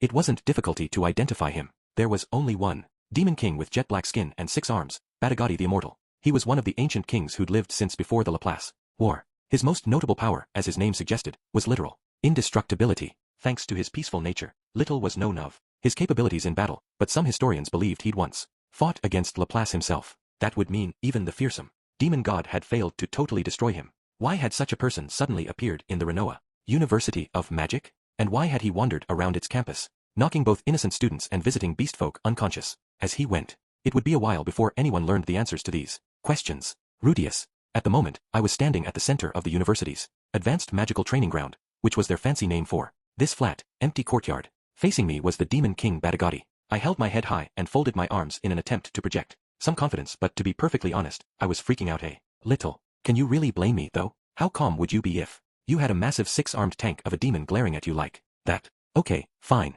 I'd started to feel like I was pretty powerful lately. I have to admit that much. But we were talking about a demon king here. That was a couple levels above what pretty powerful could deal with. It felt like the universe was punishing me for getting cocky. I wanted to run screaming for the hills, honestly. I looked behind us and saw that we'd attracted a huge crowd of rubberneckers. It seemed like an even mix of male and female students, with a good number of professors as well. If I turned tail and ran here, what were they going to think of me? On reflection, I didn't give a crap about that, actually. But it felt like I'd lost my chance to escape. All of a sudden, someone broke through the crowd of spectators and trotted toward me at a brisk jog. It was an older man who wore a slightly conspicuous wig. The look worked on him though. I've heard about the situation from Genius. My apologies, but could you please buy us some time? We're gathering our forces as quickly as we can. With that said, he turned around and returned to the crowd. Who was that guy supposed to be, anyway? I felt like I'd seen him somewhere before. It wasn't coming back to me right now, but I understood what he was trying to tell me, at least. Vice Principal. Genius was aware of the situation, and he was going to get me out of this mess if I managed to stall for long enough. It was nice to have people with pull on your side sometimes. HRM, said Batagati, watching me with all of his arms folded. The boy's certainly taking his time. I don't think it'll be much longer, I replied. Right now, Fitz was off fetching me my trusty staff Aqua Hirtia. At my request, Batagati had agreed to wait until it got here. I hadn't expected Fitz to take this long, though. It wasn't that far from the library to my dorm, and I'd left the staff standing right next to my bed with a cloth draped over it. It should have been easy enough to find. I hurried over here because I know you humans are always in a rush, but you seem to be quite composed, boy. I'd expect no less from someone who intrigued my fiancé. Your fiancé, by which you mean, Empress Kishirika. Yes, indeed, Batagati nodded firmly. I hadn't forgotten about the demon Empress Kishirika Kishirisu. Of course, she was the one who'd gifted me my demon eye. First I hadn't believed she was the real deal, and she'd left so abruptly afterward that I was too stunned to make sense of what had happened. Still, why the hell was her fiancé showing up to fight me now, after all this time? Surely he wasn't looking to marry Linnea or Persina. You know, your majesty, I only had one brief conversation with the Empress, although she did grant me this demon eye. Well, she's always talking about how impressive you are, boy. It's been ages since I heard her speak of anyone with such excitement in her voice. I'm a very tolerant man, of course, but I'll admit I was a bit jealous. Jealous? Seriously? It wasn't like I'd done anything with her, right? Why would he be angry at me? Was it that joke I made about wanting to have a go with her? That didn't amount to anything, though. She turned me down because she had a fiancé, which would be this guy, right? There's nothing special about me, I assure you, I said in the calmest voice that I could muster. I'm just a sad, pitiful mouse of a man, honestly. I can't imagine why a demon king like yourself would be jealous of me. The demon empress must have been exaggerating somewhat. Batagati responded by bursting into laughter, as if I'd cracked a truly hilarious joke. Bwahahaha, don't be modest, boy. I've heard all about that astonishing pool of mana you've got inside you. Astonishing felt like a strong word. Yes, it was becoming obvious that I had way more mana than most people did. But surely it wasn't anything impressive enough to make a genuine demon king jealous, right? Come to think of it, though, Kishirika had made some comment about this as well. What were her words exactly? All I could really remember was her cackling with laughter for no apparent reason. Well, yes, I do seem to have a bit more mana than most people. Ahahaha, a bit more, yes, indeed. Batagati proceeded to roar with laughter at some length. After a while, he abruptly fell silent and dropped to the ground with a loud thump. Sit down, boy. I quickly took a seat. Batagati was still enormous, even seated.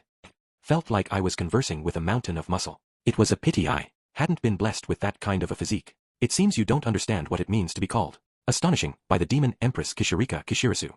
Well, I guess I don't know. She told me you had an amazing amount of mana, more than Laplace, even. You're the first person she's ever said that about. Laplace? Like, the Laplace? Apparently, I had more mana than a demon god. That didn't feel right to me, honestly. I hadn't run out of mana in a very long time, true, but it wasn't like my body was overflowing with power or anything. The demon god Laplace had one of the biggest total mana pools in recorded history. In other words, yours is also one of the largest ever. Oh, come on. That can't be right. Despite my mild protestations, my heart still jumped with excitement. After all, I was talking to a demon king here, someone with centuries of experience in battle. It almost felt like a pro athlete telling me I had potential or something. I don't know the truth of it myself. Kishirika can be a little sloppy at times, after all. There is a chance she misjudged you. Batagati's expression turned slightly sour as he spoke these words. Maybe he was remembering some costly mistake his fiancée made in the past. She did seem the type who made some careless errors, honestly. Well, I'll admit I've made an effort to deepen my mana pool over the years. I don't know about having more than anyone else in history, though. Wouldn't that mean anyone could break the record if they trained themselves like I did? No, such a thing would normally be impossible. Maybe this had something to do with the fact that I'd been Reincarnated from another world, then? Or maybe the man-god had somehow cheated on my behalf without me even noticing. There's one thing I'd like to ask you, Your Majesty, if you don't mind. What's that? Feel free to pose any inquiry. Just to be clear, I'm not a lackey of the person I'm about to name. So I'd appreciate it if you didn't suddenly attack me. I already agreed to wait, boy. A demon king never breaks a promise. Really? Well, that's good to know, at least. I'm gonna take you at your word on that one, okay? No violence, please. Does the name man-god mean anything to you? Where did you hear that name, boy? He's someone who appears in my dreams sometimes.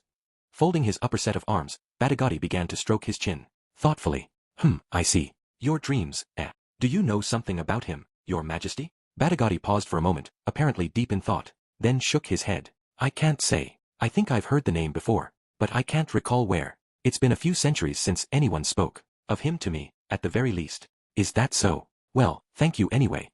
A few centuries, that's kind of vague. I guess he doesn't have the best memory. Not a problem. If I remember, I'll be sure to let you know. Bwahahaha. I'd appreciate that. You're so damn dull, boy. Laugh with me for once. Bwahahaha. Batagati certainly seemed like a man who enjoyed his life. I hadn't said anything especially funny in this entire conversation, but he never seemed to stop laughing. I found myself remembering the night I met Rujard. We'd first connected on a personal level by sharing a laugh, hadn't we? Maybe. Laughter was a kind of common language here. If the person I was speaking to was laughing, it was probably rude not to respond in kind. Alright then, let's do this. Bwahahahahaha. Good. That's the way, boy. It's like Kishirika always says, laugh first, think later. Come to think of it, she was laughing the last time she died, wasn't she? Bwahahaha. Batagati laughed yet again. Despite his fearsome appearance, he didn't seem like such a bad guy. As we laughed, the group of spectators behind us started to get a little rowdy. I turned back to see what was going on. It looked like there was some sort of commotion in the middle of the crowd. I could barely pick out the sounds of shouting voices.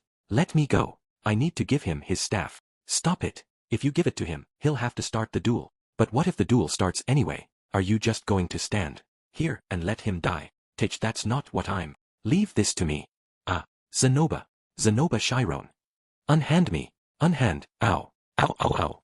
Suddenly, Master Fitz burst free from the crowd and rushed toward me with ferocious speed. The guy was seriously quick on his feet. He had to be moving 3 times faster than I could. Maybe we should paint him red and stick a horn on his head. Ha, ha. I'm sorry, Rudius.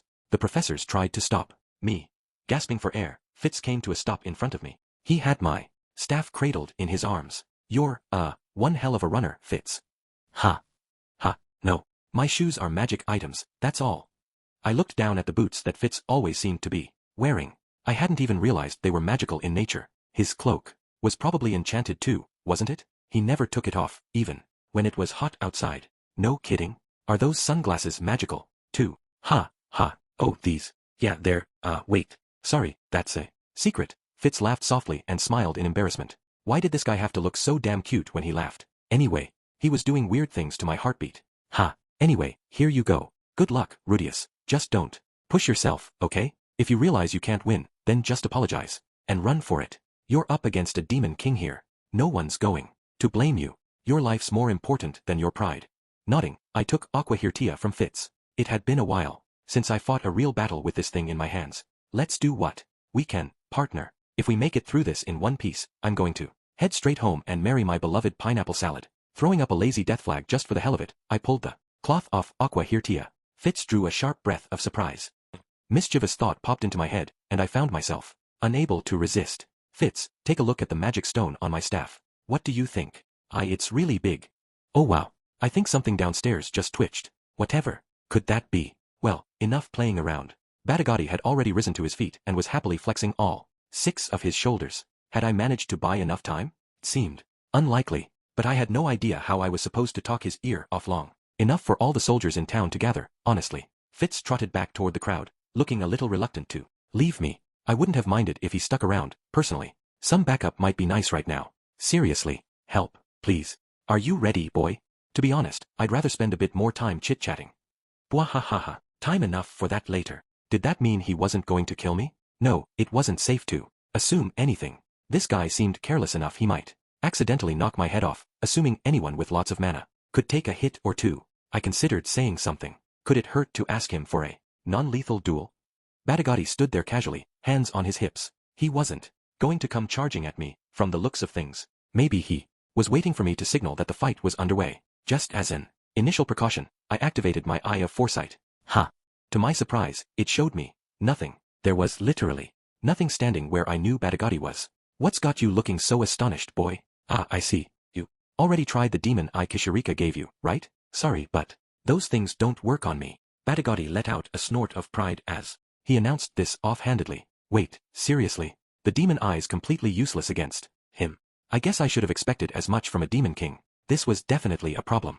My chances of managing to avoid a fatal blow had just gone down dramatically. I was nothing special. Physically speaking, if he hit me in the wrong place, that might be it. For me, you're Maja's Tai. Battie's fine. I permit those who laugh when I ask it of them to call me by that name. King Battie, then. I have a request to make. What sort of proposal?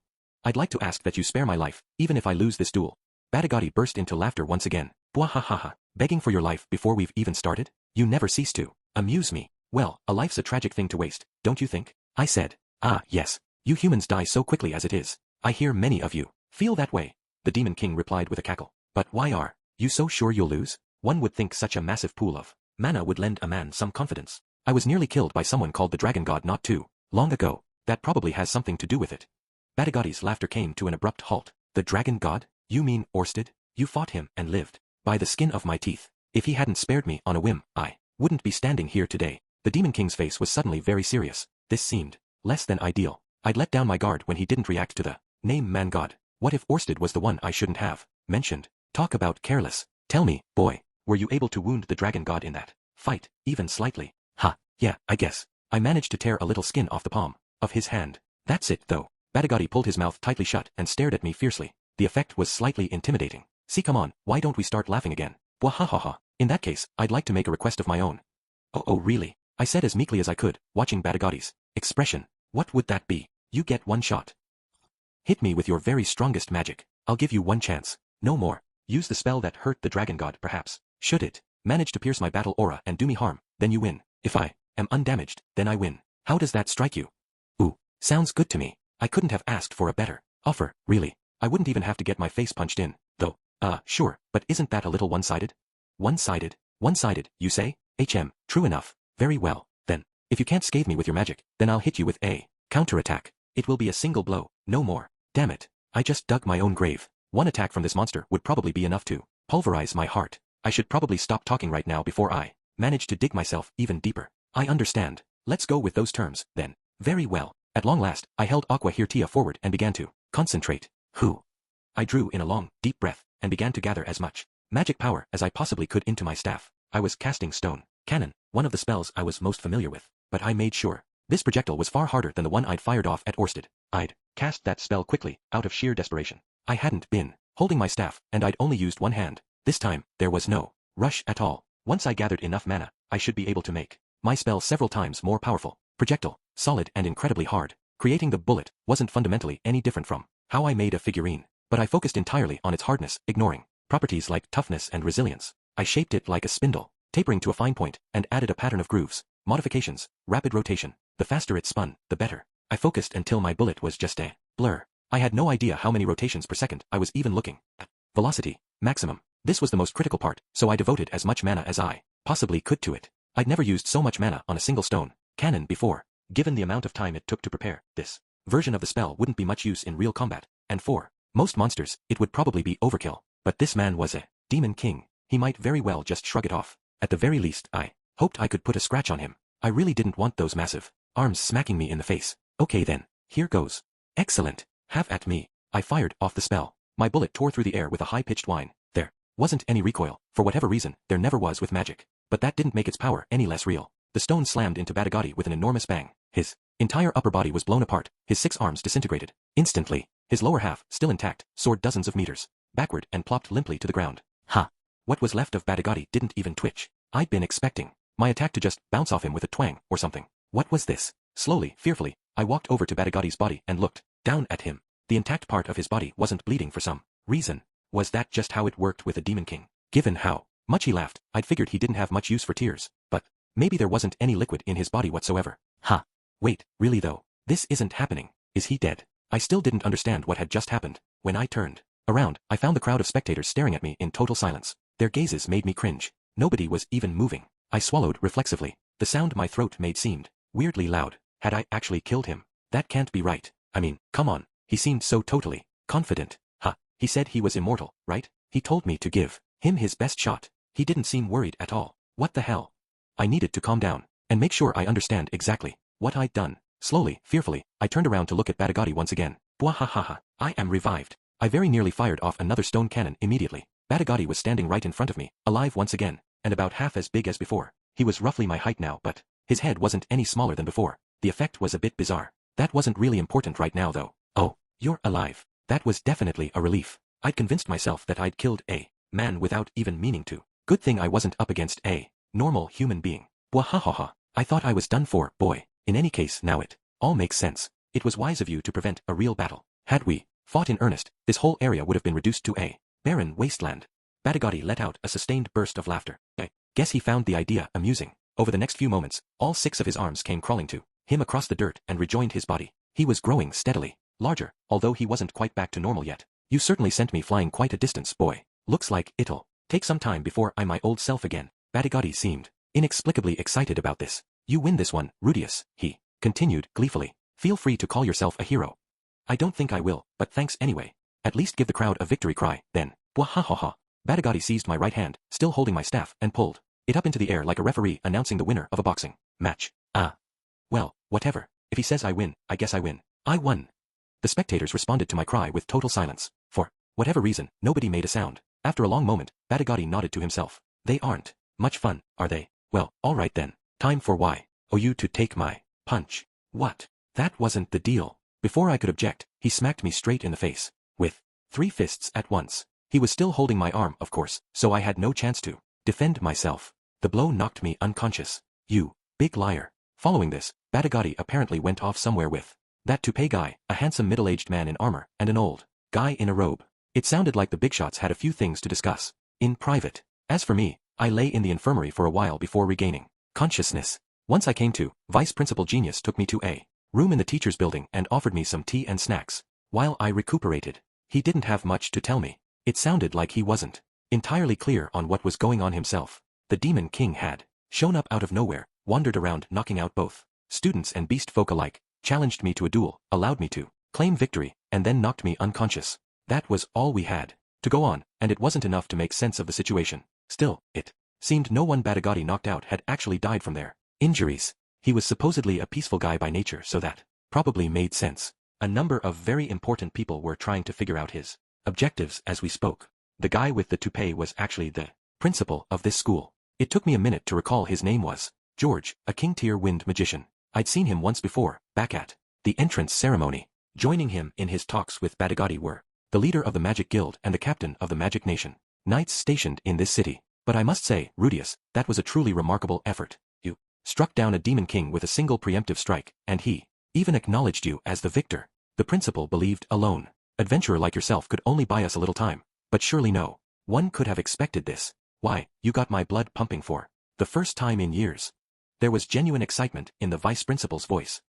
Sounded like the crowd hadn't heard my discussion with Batagati before the duel began. None of this was that impressive when you considered that he'd let me take the first shot, and I'd never really been in danger. Genius fawned over me for a while longer before finally letting me go on my way. He did tell me to stay put in my dormitory until everything was fully figured out. As I left the teacher's building, Zenoba came running up to meet me. Ah, there you are, master. I saw every second of your duel. Was truly impressive, but I suppose I should have expected you to triumph. I shook my head. He just let me spar with him, that's all. My spell had broken through his aura, true, but he hadn't even tried to evade it or defend himself, and given the fact that he could regenerate completely when defeated, I couldn't possibly have beaten him in a real battle. You're too modest by far, said Zenoba with a chuckle. Sparring evenly with a demon king is impressive enough, I assure you. When I glanced at Julie, she looked even more frightened than usual. I guess it had been a pretty gruesome spectacle, even at a distance. Hopefully, I hadn't scarred her for life.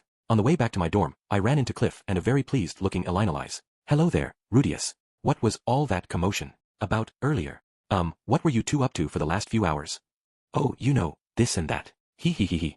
Cliff blushed red as Elinalise giggled. You don't have to tell him. It seemed these two had been indulging in some grown-up fun. for the entire duration of the Demon King's assault on the university. Good for them, I guess. The Demon King Batagati showed up out of nowhere and challenged me to a duel. I managed to win. Huh, said Elinalise, looking mildly surprised. He's here. Already. Already? What the heck is that supposed to mean? Did you know he was coming, Elinalise? Yes, I did. But he was staying with the ogre tribe. He said he'd be staying there for some time, so I should go ahead by myself. Demons like him tend not to pay much attention to the passage of time, you know. I thought he'd be there for another decade or so at least, and it's only been 2 years since we parted. You probably would get pretty careless with time after living for a few thousand years, wouldn't you? I know the years slipped by way faster after I passed 30 in my previous life, although that wasn't exactly comparable. In any case, he's not a bad man, is he? I nodded. He seems like a decent guy, yeah. He was probably better than most royalty, at least. That cheerful personality of his was kind of endearing. He did break his promise, but it seemed only fair to hit back when someone blasted your head off. What are you two talking about? Oh my, are you feeling jealous, Cliffy dear? Don't worry, I belong to you now, body and soul. That's not the P. Gah, stop clinging to me. Rudius is watching. Let's show him a thing or two, then. The two of them began making out, so I shrugged and walked away. As I turned the corner, I heard Cliff protesting, but a demon king wouldn't just show up here. Yeah, that's what I thought too, buddy. Master Fitz was waiting for me at the entrance to my dorm. When he spotted me, he assumed an expression that I couldn't quite decipher. Was this excitement, maybe? His cheeks were a little flushed, and his hands were clutched into fists. It almost looked like he was too fired up to put his thoughts into words. You're really strong, Rudius. Wow, not very eloquent today, huh? I never thought you'd take him down in one shot like that. Well, we agreed that I got to fire off one free attack at him, and its power would determine who won. So I just used the strongest spell I have. The strongest spell? But that's the same one you used on me in your test, right? Was it a better version of that? Yeah, it was stone cannon. I just charged it up as much as I could. So even an intermediate spell can be that powerful if you're a real master, huh? With an admiring hum, Fitz turned aside and conjured a rotating stone bullet of his own. After a moment, he fired it off. It whistled through the air and pierced into the ground some distance away. Well, I'm not sure I'd call myself a real master or anything. Don't you mostly use earth magic though? Yeah, I guess. For a while there, I was relying on water spells. But a few years ago I switched over to using earth almost exclusively. I knew it. You definitely get better with the discipline when you use it over and over again, right? Was that actually true? It sounded plausible, I guess. I felt like I was getting steadily better at making figurines, for one thing. Yeah, I guess so. I think I'm getting a little more precise, at least. You can use more mana when you keep at it, too. Right, for sure. Making those figurines actually takes a lot of power, you know. Fitz seemed to really be enjoying this conversation. Come to think of it, we hadn't discussed magic like this very often, had we? Oh, I'm sorry to go on like this. You must be tired, right? I didn't mean to hold you up. Go get some rest. Right. Thanks. With that said, Fitz broke away and trotted off toward the school buildings. I'd sort of wanted to keep the conversation going, but he was probably busy. In the aftermath of that incident, the student council likely had a lot to deal with. At last I was back in my room. I leaned my staff against the wall. Today had been a very long day, what with the Demon King and all. Physical and mental fatigue washed over me the moment I glanced over at my bed. I lay down and let myself relax. The next month passed by somewhat uneventfully. After some careful negotiations, the 3 members of the Magic Nations had decided to recognize Batagati as an official state guest for the duration of his stay in their countries. Batagati, for his part, apologized for the hassle he'd caused by offering one of his arms to the Magic Guild so they could study his immortality. He'd also agreed to act as a temporary martial arts instructor for the knights stationed in Sharia. But that wasn't all. At our next homeroom session, my 2 furry subordinates were once again in their seats. Batagati had dealt with all their suitors, so it was apparently safe for them to venture out to class again. You're the man, boss. Thanks again, Mew. We'll give you something for the trouble soon. Didn't expect a Demon King to show up though. We're too damn sexy for our own good, yeah. Well done protecting us. I'll give you my permission to squeeze Linea's breasts. Appreciate it. Since I'd been given authorization, I went right ahead. Maya iya. Linea responded by scratching my face. What happened to my permission, huh? What happened to giving me something for my trouble? How perfectly atrocious. Every girl has a pair of these, right? What's the big deal if I touch a few? You're always so fearless with women, master, said Zenoba, thoughtfully, and yet, you never seem to pursue them seriously. Hey, Cliff hissed. Cut it out, Zenoba. You remember his condition, don't you? Ah yes, of course. My apologies. Lately, Cliff had been sitting closer to us. It sounded like Elinalise had been telling him a few things about me here and there. I didn't know exactly what she was saying, but it can't have been that bad, since Cliff was considerably more friendly now. Incidentally, everyone seemed to be assuming that Eris had dumped me because of my condition. Not that it mattered, anyway. I'd forgotten all about her by now. Really. On a different note, Cliff and Elinalize weren't making out in public nearly as much these days. It didn't seem like they'd broken up or anything, though. Every couple days, I'd notice Cliff stumbling around the campus looking like a zombie. Elinalize was clearly keeping him very busy at night. They'd probably just reached an agreement to cut back on the public displays of affection. Still, wasn't all this fun going to give Cliff trouble with his studies? I wasn't going to meddle, of course. It was his life and he could live it how he wanted. If anything, I was kind of jealous. Just a little. Grandmaster, I don't have enough mana to harden this part. Will you do it for me? Julie was devotedly working on her figurines, day and night. I'd started giving her some tutorials on making them by hand, in parallel with our lessons on the magical method. That wasn't my specialty, though, so we were getting some assistance from a dwarf in the same year as Zenoba. As for Demon King Batagati, I still only had a very vague outline of the situation.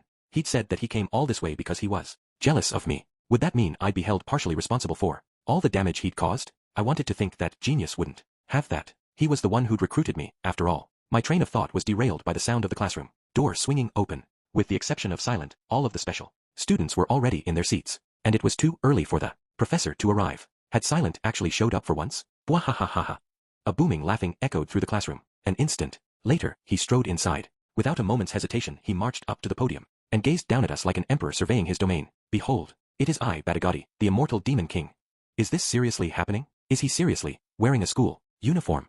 The Demon King Batagati had formally enrolled at the Renoa University of Magic as sort of a publicity stunt. He wasn't studying much of anything, of course, but he made a habit of sitting in on classes and speaking to students who caught his eye, which usually resulted in them desperately fleeing for help. Those who were brave enough to stick around were supposedly rewarded with tidbits from his vast stores of knowledge, but they were few and far between. One way or another, though, things had come to a relatively peaceful conclusion. Chapter 5. The White Mask. Part 1. Recently, it seems like some people are a little frightened of me, and by some people, I mean basically every student attending the University of Magic. At first, I just thought everyone was avoiding me for some reason. Not that I was exactly wrong about that. Case in point, sometimes I'd find myself walking down a hallway toward a group of tough guys headed in my direction. Naturally, I'd step out of the way, so they wouldn't harass me, right? But for some reason, they were already moving out of my way. Sometimes they'd even look out the window and talk about how nice the weather was, despite the fact that it was snowing. I was just happy they weren't hassling me, of course, but in retrospect, maybe they were thinking the exact same thing themselves. I only figured out what was going on after an incident that took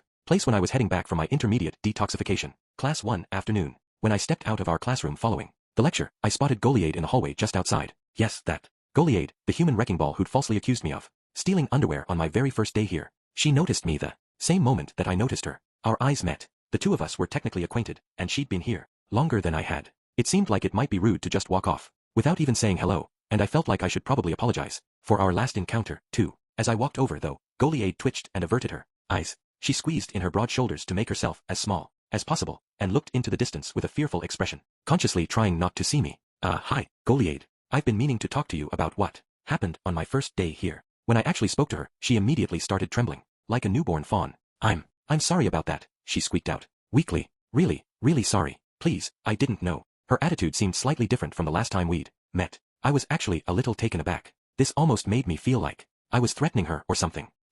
I was going to apologize to you, actually. I didn't know the rules about the dormitories at the time, but I won't be making that mistake again, so. As I stumbled through what I'd planned to say, a group of spectators began to gather around us. Hey, look, it's Rudius. Is he still holding a grudge about what happened on his first day? Oh man, poor Goliath. He's the one who broke the rules, right? What a bully. Shut up, stupid. What if he hears you? Their whispers were critical of me, and full of pity for Goliath. I could see tears welling up in her eyes. I kind of felt like crying too. Honestly, what the heck was going on here? The way they looked at me really hurt. What's all this, Mew? Who's fighting in the hallway? Somebody's got too much fucking energy, huh?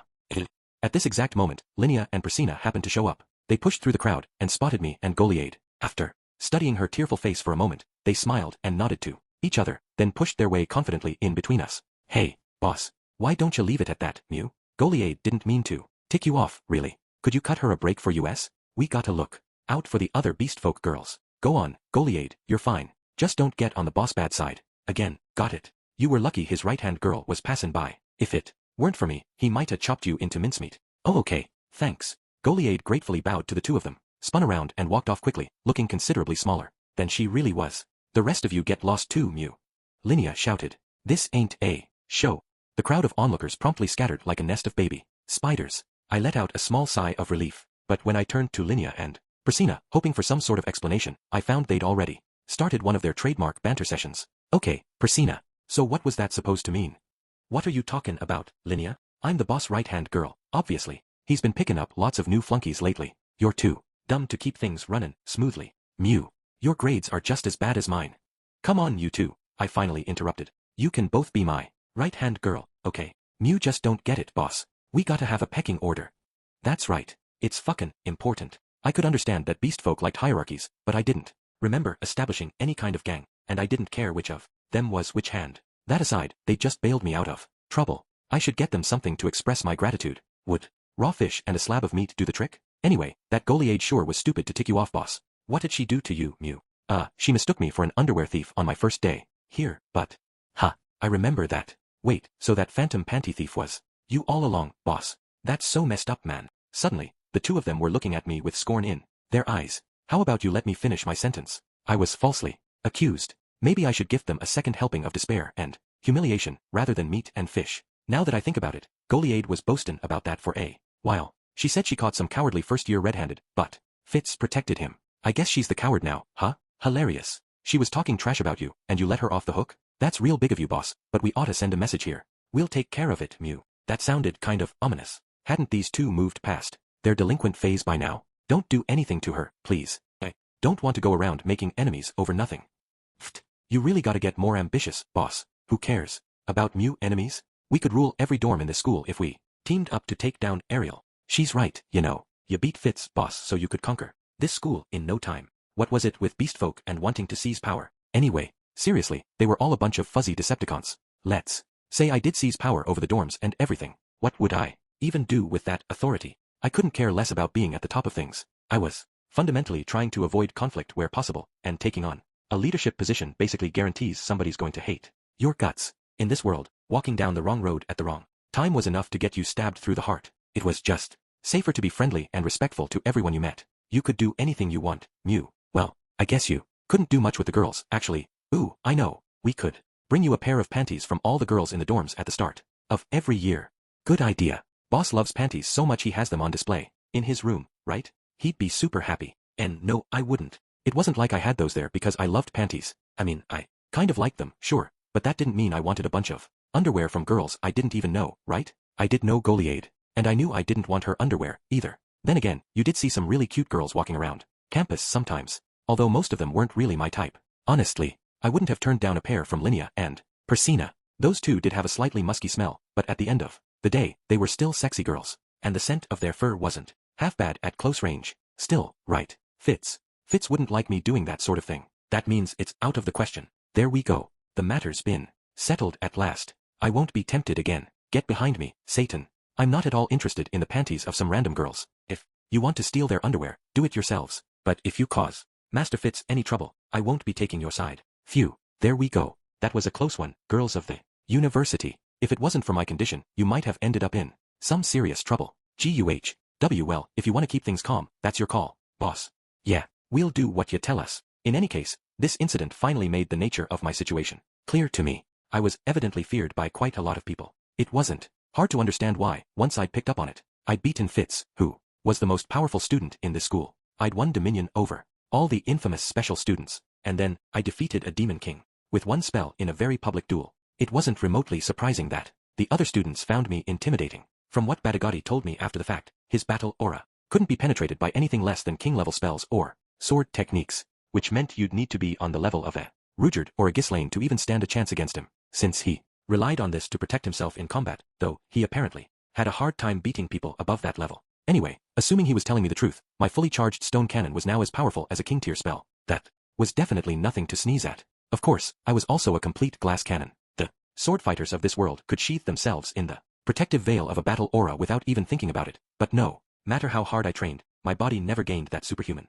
strength and speed that Eris and Ruijerd tapped into so easily. My muscles did get bigger, but that was about it. All I really had going for me was my attack power. I did supposedly have the mana capacity of a demon god, for whatever that was worth, and thanks to my eye of foresight, I could go toe-to-toe with enemies a bit above my level. But my body itself remained totally ordinary. I'd basically stand no chance against a truly powerful adversary. But I couldn't expect the students here to figure all that out. They'd seen a demonstration of my firepower and were probably Assuming my abilities were just as impressive across the board, you could hardly blame an average student for steering clear of someone more powerful than a demon king. Still, you gotta have more confidence in yourself, boss. I bet. That would help with your condition, Mew. Yep. But once you get that working, make sure you jump on Linnea instead of me. Confidence, huh? Was that the root cause of my issues? Downstairs? Kind of sounded plausible, actually. I'd lost my fight against Orsted, gotten dumped by Eris, and then screwed up with Sarah. I couldn't find a way to use my strengths effectively, and I'd ended up sinking into a funk. Maybe some confidence really was what I needed to get over this hump, and now, a chance to regain some had been dropped into my lap. Everyone here was afraid of me, after all. Just to try it out, I tried walking through a crowded hallway with Linnea and Priscilla following closely behind me. The mass of bodies parted magically in front of me. This was definitely a brand new experience. I sort of felt like the director of a hospital doing his rounds, or maybe Moses parting the Red Sea. It was hard not to swagger. Out of the way, kids, this here's my hallway. The moment this thought crossed my mind, though, I stopped in my tracks. What if the guys who'd bullied me in my previous life had started off this exact same way? That realization took all the fun out of it instantly. Whatever I'd accomplished so far in this life, the fact was that I'd spent my entire last one at the very bottom of the totem pole. That was never going to change, even if my condition did cure itself. And if I forgot about it, I'd probably end up repeating the exact same mistakes I'd made before. I had a more positive outlook on life now, sure, but I was still the same person deep down. I couldn't let myself forget that. This time around, I wasn't going to end up a shut-in. A little while after all this, I was in the library, pursuing my research as usual. I was still focusing on teleportation and summoning, of course. The more I studied them, the more similarities I noticed. Calling something to you was fundamentally different from sending something elsewhere, but in many other respects they were comparable. It felt like I needed to make an effort to actually learn summoning magic. I'd been thinking about this for a while, but there wasn't a single professor in the university who specialized in that discipline. There were supposedly a few members of the Magicians Guild who could at least cast the spells, but even they were mostly at the beginner or intermediate tier. All they could call forth were harmless familiars and mindless, obedient spirits. I wanted to learn from an actual expert. There were some people in the town who'd risen to the advanced tier in enchantment magic, but that seemed to be very different from conventional summoning. They certainly wouldn't be able to tell me anything about teleportation. The vice principal had bragged about the quality of the staff here, but evidently he was all talk. Then again, maybe this was just how things were. I hadn't encountered any magicians who specialized in summoning during my time as an adventurer, either. It seemed possible there weren't many of them at all. Or maybe it was more like barrier and divine magic, where one specific country essentially monopolized the methods. Still, I kind of felt like I'd met at least one person with some skills in summoning. I couldn't remember who it was, though. I felt like it would come back to me if I ran into them again. I probably hadn't seen them in a while, whoever they were. In any case, I'd read through most of the promising books on summoning magic in the library at this point. It felt like I'd hit a dead end. Honestly, studying by myself couldn't take me any further than I'd gotten. It was Fitz who ended up finding me a way forward. I finally found someone. Rudius. There is one person here who's researching summoning magic on an expert level. Ooh, really? Yeah, I found out about them from the principal and vice principal, actually, said Fitz with a slightly mischievous grin. Who do you think it is? Well, it probably wasn't a professor. There were a handful of other students trying to learn summoning as best they could, but surely none of them knew anything more than advanced spells at best. What did that even leave us, then? Someone from the Magicians Guild, maybe. It wouldn't be surprising if they had a few experts in the field somewhere. Maybe one of their researchers was borrowing some of the school's facilities to conduct their experiments. Sort of. They are an A-ranked member of the guild. Supposedly. Wow. Based on what I'd learned about their structure, an A-ranked member of the Magicians Guild was the equivalent of a branch manager, while being S-ranked meant you were part of the central leadership group. Principal George was an S-ranked member, and the vice principal was ranked B. Doesn't that mean they're pretty high up in the hierarchy? Yeah, that's really something, don't you think? Even B-ranked members were entitled to some very nice perks. You could start up a school for magicians anywhere you wanted, and the guild would offer you financial and logistical support. So, who is it then? Well, I think you probably know their name already, at least. Did I? I felt like I would have remembered someone that important. Come on, tell me already. Hee. Okay then. It's Silent 7-star, from the special class. Ah, now this makes sense. I'd heard the name before, yes, and more than just the name. I'd heard about the things they'd accomplished at this school as well. First of all, there were their improvements to the menus at the dining halls. They'd arranged for a regular supply of food from the Kingdom of Azura, allowing them to use ingredients you'd normally never see in the northern territories. In addition, they'd introduced the world to something they called curry soup, which was supposedly their own invention. It was made by stewing ingredients, like potatoes, carrots, onions, and others in a pot, with a complex spice blend thrown in for flavor. You ate it by spooning the thick brown soup onto a hunk of bread. It was curry, basically, The flavor was very different from the curry I remembered, true, but the idea was very similar. Silent was also the one who'd proposed our official school uniforms. They had connections with designers and manufacturers back in Azura, and had arranged for them to be created there. The introduction of a universal uniform allowed the university to present its student body as a single group with a common purpose, rather than a chaotic mixture of different tribes and races that happened to be occupying the same campus. It improved their public image significantly. Even the blackboards found in all the classrooms were one of their innovations. Writing on a pure black surface with a small stick of limestone was a simple enough concept, but the professors had found it exceptionally helpful. There were many other little improvements they'd made. If you went looking for them, they'd contributed to the university in many small, subtle ways. In recognition of these accomplishments, the Magicians Guild had granted them a high rank in their organization. All that said, their innovations were also very familiar. They seemed like novel concepts to the residents of this world, but not to me. I wasn't the sharpest tool in the shed, but I'd had my suspicions. For some time, I thought I knew something about Silent's origins. Up until this moment, though, I hadn't voiced my suspicions. I don't know why. Maybe I wanted to believe I was special. Maybe I'd assumed I was something totally unique, the one and only person in this world with memories from another. But of course, there was no logical reason why that should be the case. To be honest, I was a little frightened by the idea of Silent. I'd been hoping to avoid ever meeting them. I didn't want to meet someone who'd been given the same advantages as me and made much better use of them. I was afraid they'd ask me why I was wasting time playing around when I could have accomplished so much more. I knew how badly hearing that would hurt, but when I heard Fitz speak Silent's name, I quickly decided that the time had come. Got it. Thanks, Master Fitz. I'll see if I can track them down. I'd probably gotten a little cocky, in retrospect. I'd won the loyalty of a blessed child, beaten the two top delinquents in the school, earned the sympathy of its foremost genius, and even made friends with a king from the demon continent. Half of the student body looked at me in awe. I was trying not to let it go to my head, but I think it did. They can't turn up their nose at me after everything I've done. Here, right? I learned Silent's whereabouts from Vice Principal Genius, without any fuss at all. The school had granted them a laboratory, consisting of 3 large rooms at the very back of the 3rd floor in the main research building. They spent almost all their time there, only emerging on very rare occasions. I decided to visit them by myself, for reasons I wasn't totally sure of. It might have made more sense to take Fitz along with me, but somehow, I felt like I needed to go alone. I paused in front of the door that led to their chambers to take a deep breath and try to steady my nerves. I wasn't going to let myself flinch, even if Silent really was like me. I knocked lightly on the door. Come in. There was a tinge of irritation in the voice that answered from within. Slowly, I pushed the door open. The back of the room was dominated by countless scattered piles of books and papers. Strange magic implements of unclear purpose were everywhere. Magic stones and crystals lay in giant heaps. This was a laboratory, all right. Someone sat near the very back of this cluttered space. When they turned to face me, I was struck speechless. Ah, we meet again. It was a woman, a black-haired woman. She wore something I remembered vividly, something I'd never forget.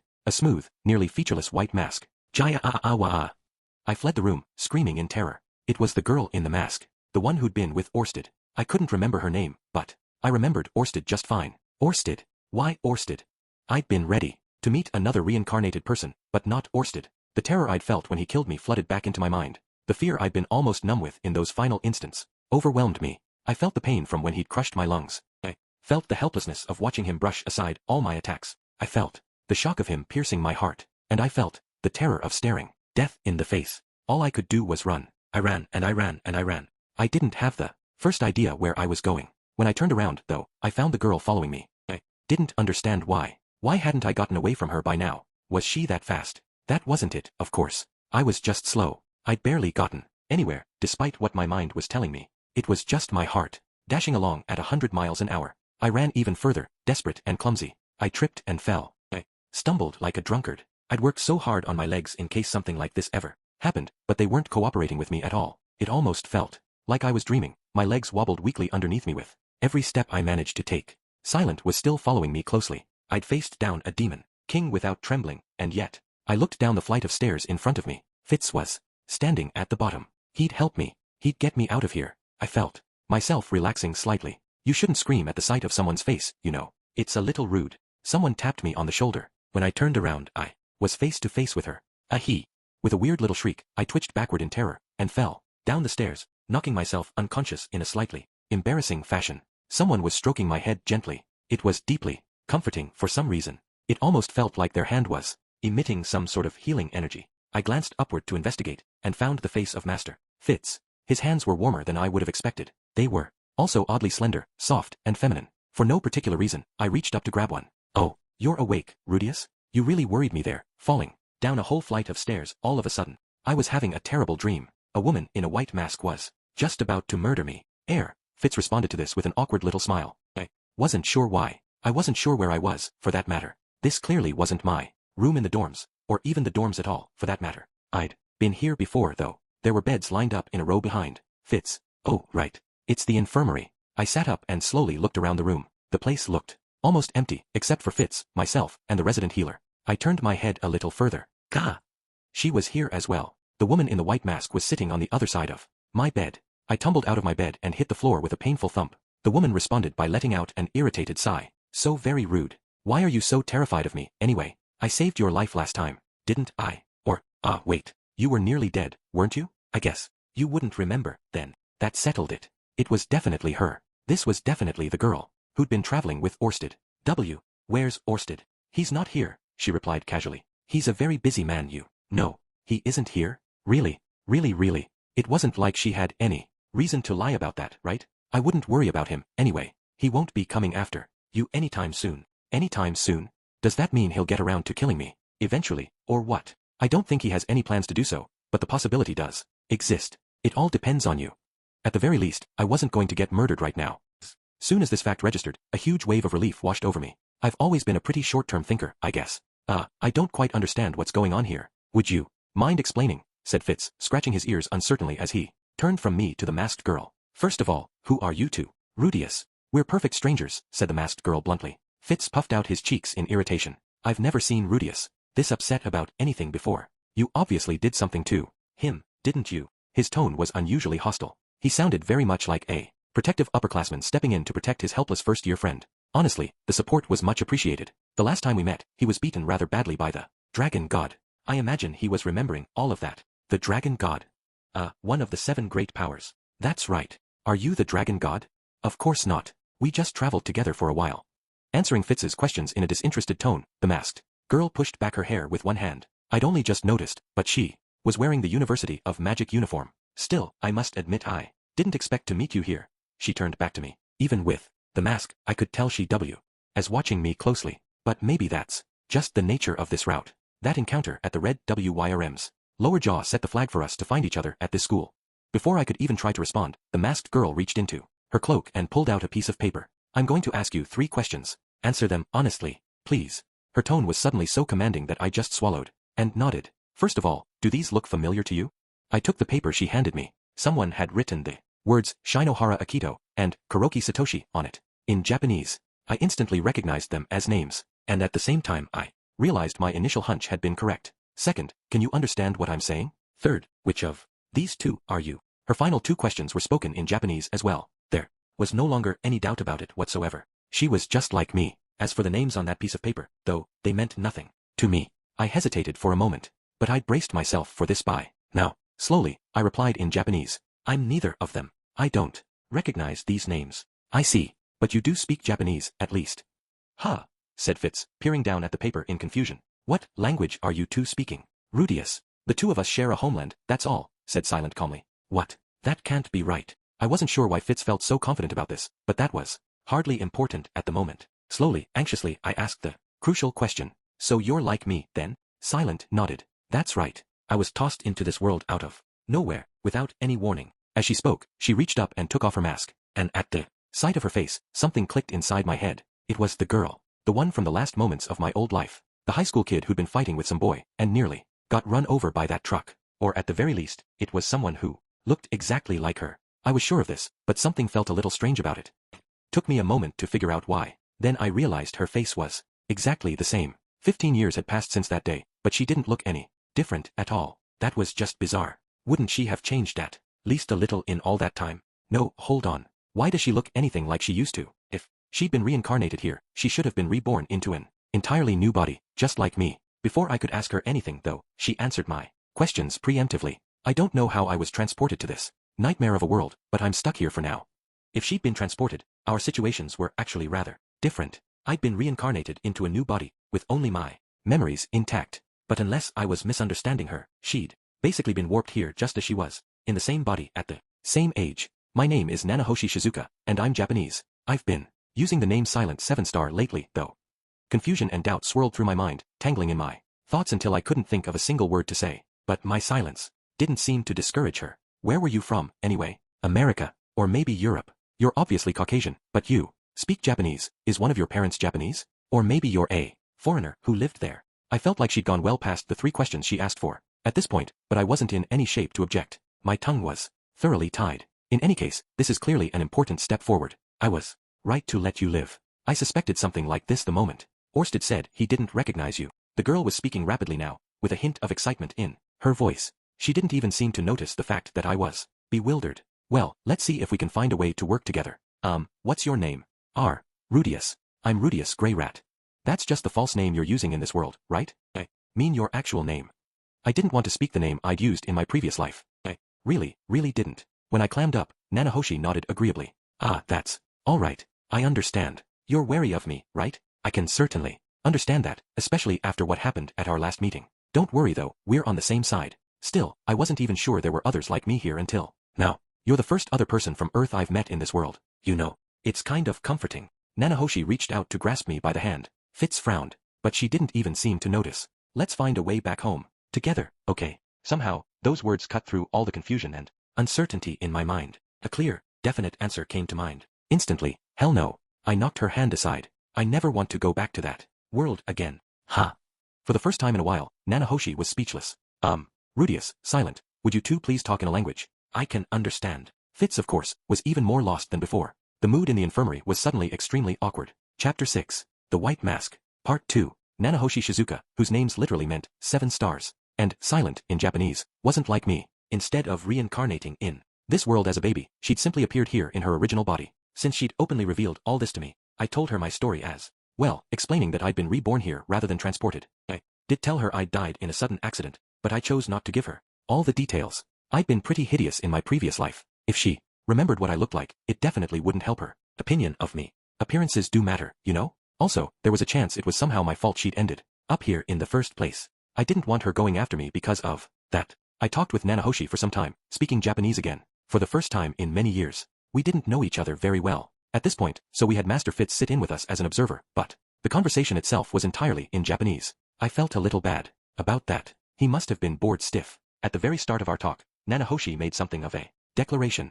I'm not interested in this tedious world. I don't plan to use my knowledge to make it flourish like some ridiculous manga or light novel. I'm acting solely for my own benefit, basically. All I care about is getting home as quickly as possible.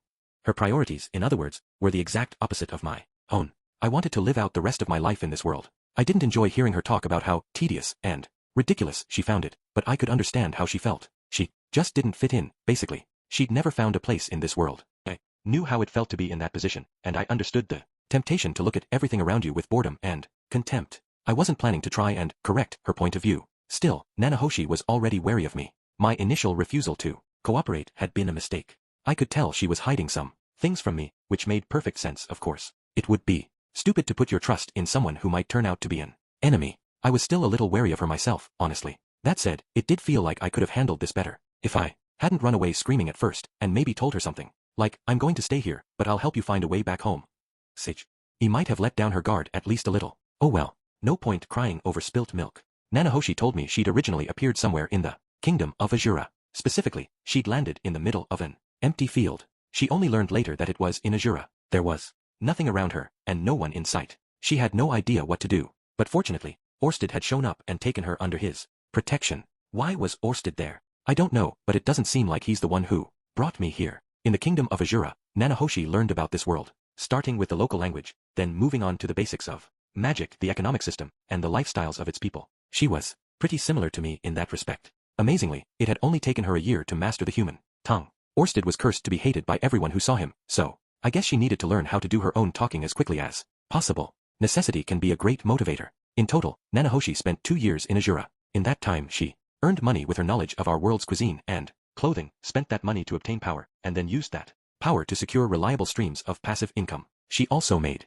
sure people knew that the Dragon God, one of the 7 great powers, was backing her. With some skillful negotiation on her part, it was enough to convince some powerful Azuran merchants to arrange stable distribution routes for her products. By this point she had enough money to live out the rest of her life in luxury. It was all well and good that she'd learned the language and built up a solid financial foundation. But these were only stepping stones toward her real objective, getting back to the world where she belonged. She left Azura behind and accompanied Orsted on his travels. For a solid year, they traveled all around the world looking for information on how she might return, and searching for the two acquaintances who might possibly have been sent over here as well. Orsted had many enemies, so there had been a number of battles along the way, but in almost every case, he defeated his foes in an instant. His fight against me had been one of these, of course, but she'd sensed there was something unusual about me, and apparently advised Orsted to revive me. I offered my sincere thanks for that. However, we'd gotten to that point, I would have died if Nanahoshi hadn't spoken up. I have to ask, though, what's Orsted's issue with the man god? I was really startled when he just attacked me like that. I don't know the details, but it sounds like they have a feud going on. Also, he said it's best to take out the man god's apostles quickly because they cause all sorts of trouble if you let them run wild. I could really do without people murdering me over feuds I wasn't even part of. And for the record, I wasn't that guy's apostle either. I'd been basically doing what he told me for a while now. Sure, but we only saw each other once a year or so at most. Our relationship wasn't even that close. In any case, Nanahoshi had traveled across the world, meeting all sorts of people along the way. Orsted was widely hated, of course, but his title was a valuable tool when used correctly. A single letter, signed by the dragon god, was enough to get her personal meetings with famous mages, high-ranking knights, and even monarchs. You made it around the world in a year? That part of the story struck me as a little strange. It had taken me 3 years to accomplish that, after all. Yes, we used a special method to travel, though. What kind of a method? Warping devices, basically. In this world, they call them teleportation circles. Have you heard of them? I recognize the name, but that's about it. Where had I heard about them before? When we were walking across the demon continent, right? Yeah, it was Rudyard who told me about them. That really brought me back. Wait a second, though. Weren't all of those destroyed centuries ago? There are some that survived intact. They're hidden inside ruins that date back to the Human-Demon War. No kidding? Where could I find these ruins? I can't tell you. Orsted asked me to keep that a secret. Teleportation is apparently a forbidden form of magic, so he didn't want me talking about this too carelessly. Ah, got it. In any case, I was just tagging along with him. I don't even remember where most of them were exactly. Rather than trekking all around the world, they'd basically just made their way from one teleportation circle to the next a couple dozen times. She was probably telling the truth about not knowing where they were. Then, if you were teleported to some unfamiliar land without a map, you'd have no way of figuring out your own location accurately. Still, it would be nice to track down at least one of those things. They sounded incredibly convenient. You never knew when you might need to travel halfway around the world, after all. Anyway, back to the main topic. Nanahoshi didn't find the people she was looking for, but she'd met many other interesting characters on her journey. Eventually, one of them told her, someone may well have summoned you into this world.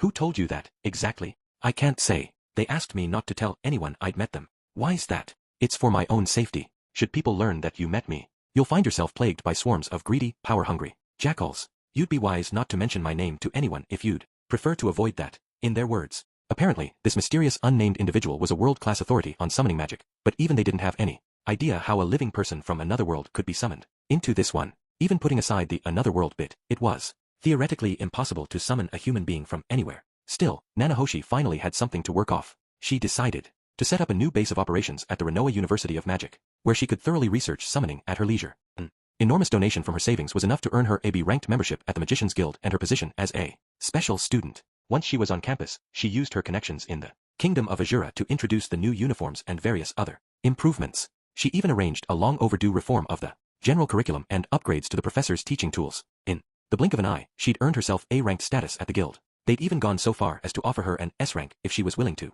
share all the knowledge she possessed, but she declined the offer. Sorry to repeat myself, but I'm not remotely interested in reforming this world for the better, or climbing my way to the top. Because of this attitude, she never made things she wouldn't use herself, and didn't provide them to others either. That seemed kind of cold-hearted to me, honestly. Surely it couldn't hurt to make the world a little more pleasant for everyone, right? Apparently sensing my unspoken disagreement, Nanahoshi let out a sigh. Look, we don't really belong in this world, do we? If we try to change its history too dramatically, we might end up getting ourselves erased. Erased? What are you talking about? Haven't you read any science fiction? What if there's some kind of cosmic force that tries to keep events moving down their proper path? Now that she mentioned it, I remembered reading a manga where that was a major plot point. I think they called it the law of causality, or something. Is there really anything like that here? I have no idea. It can't hurt to be careful though. I felt like those issues popped up more in time travel stories, where you had people jumping back into the past. It didn't seem like something we really needed to worry about, since we'd landed in a totally different world. But whatever, it was her choice at the end of The day. Once she'd secured herself a private research space where no one would ever bother her, Nanahoshi devoted herself to an intense study of summoning magic. She'd also chosen to use a false name, here, being famous enough that people would have tracked her down to pester her. Silent 7-star didn't seem like a very subtle choice, though. I would have gone with something other than a literal translation. Maybe she wanted to keep it similar enough that her two missing friends could recognize it? Who knew if those two were even around, though? I'd never heard anything about either of them. In any case, to learn summoning magic, you had to begin by getting familiar with magic circles. While more dynamic magic like elemental and healing spells were mostly cast using incantations, you needed circles for static magic such as barriers and summoning. Nanahoshi had devoured all the information she could find on magic circles, learning all about the principles behind them. Rather than turning to the professors for instruction, she'd taught herself, based on old books and records. The people of this world are very set in their ways, you know? I suppose it makes sense, given the harshness of their environment. But I'm looking to do something totally unprecedented, so I can't expect anyone to teach me much. What did that say about me? I'd learned almost everything I knew about magic from the people of this world. Maybe it didn't matter that much, though. I wasn't looking to achieve anything revolutionary, the way she was. And of course, we don't have any mana, continued Nanahoshi. It gets frustrating when they're constantly assuming that you do. I replied moronically. She doesn't have any mana? What? Did I say something odd? Well, I've got mana, actually. I can cast magic fine. In fact, just the other someone told me I have a world-class mana capacity. Nanahoshi pressed a hand to her mask. I couldn't see her expression, but it was obvious this news had startled her. I see. I suppose you're different because you reincarnated. My mana capacity is apparently 0. I blinked. Literally 0. Did that mean she couldn't use any magic whatsoever? Everything in this world has contained some degree of mana, by the way. Even corpses have a little. But we came from a world where it didn't exist, so I thought it made sense for me to lack it. Corpses had mana? That was news to me. But if magic was really such a fundamental a part of this world, wouldn't lacking it cause you some sort of problems? In that case, I suppose this doesn't apply to you either, does it? With those words, Nanahoshi removed her mask once again.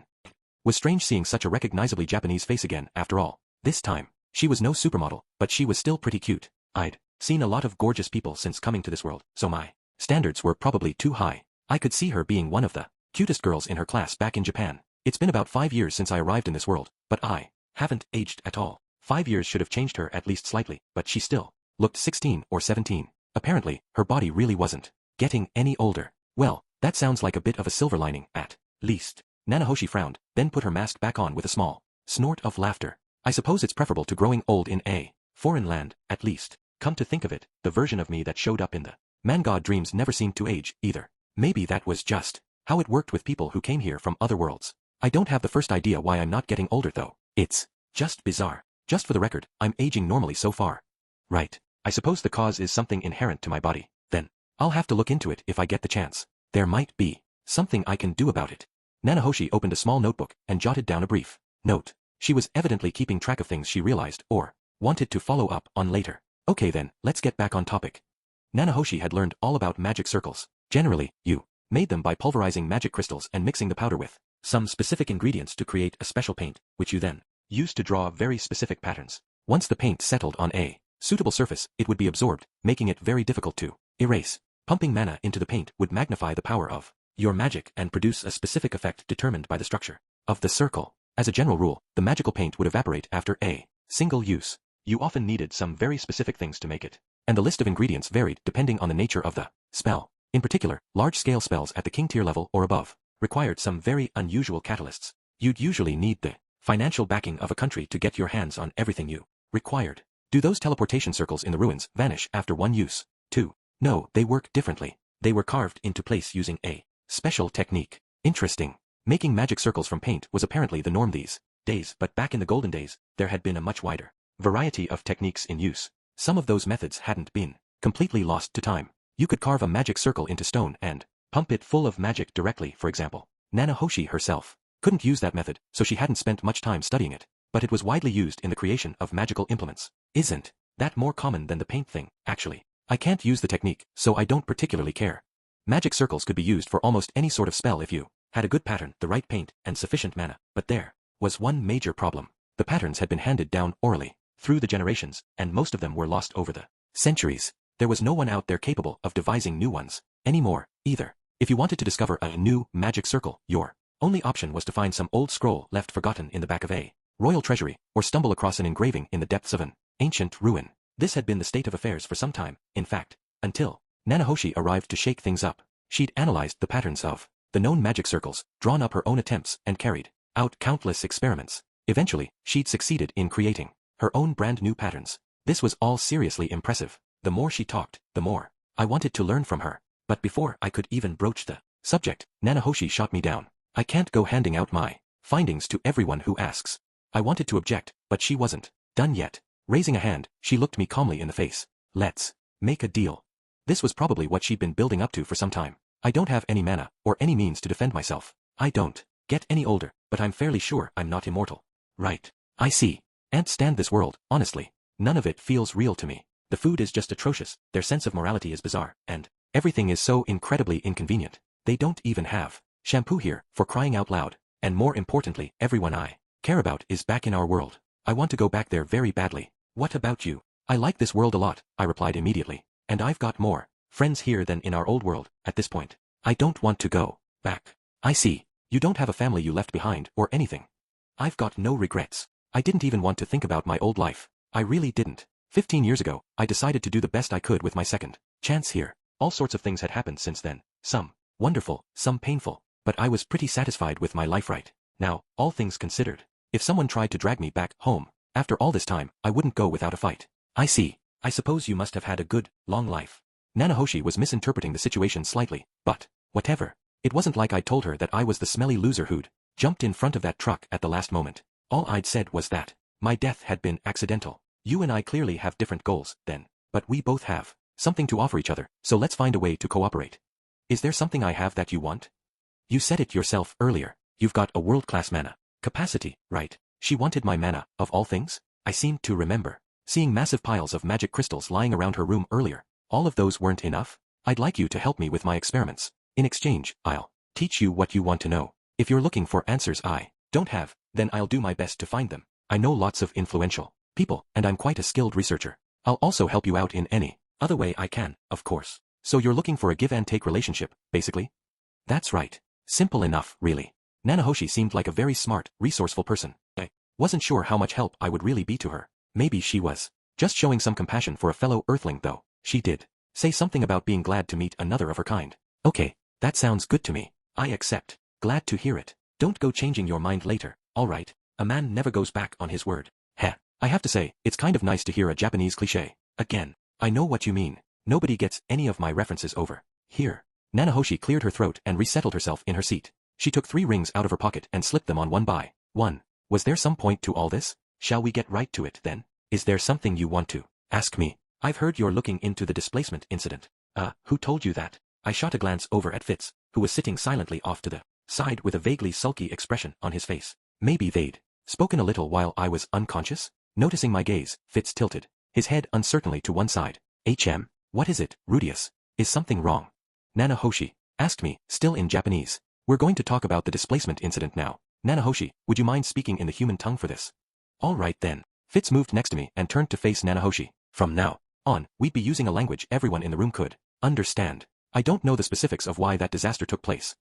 Nanahoshi began reluctantly. However, it closely coincided with the moment that I arrived in this world. I'd had my suspicions, of course, from the moment I learned when and where she'd arrived in this world. And she'd no doubt learned from Fitz that I'd been one of those affected by the calamity. In other words, I prompted. The incident was probably a side effect caused by whatever brought me here. In effect, Nanahoshi paused for a moment before continuing. In effect, it happened because of me. Right. Not a huge surprise. I'd been anticipating those words for a while now. Summoning and teleportation were similar in many ways, and Nanahoshi had apparently been summoned here the moment we were teleported.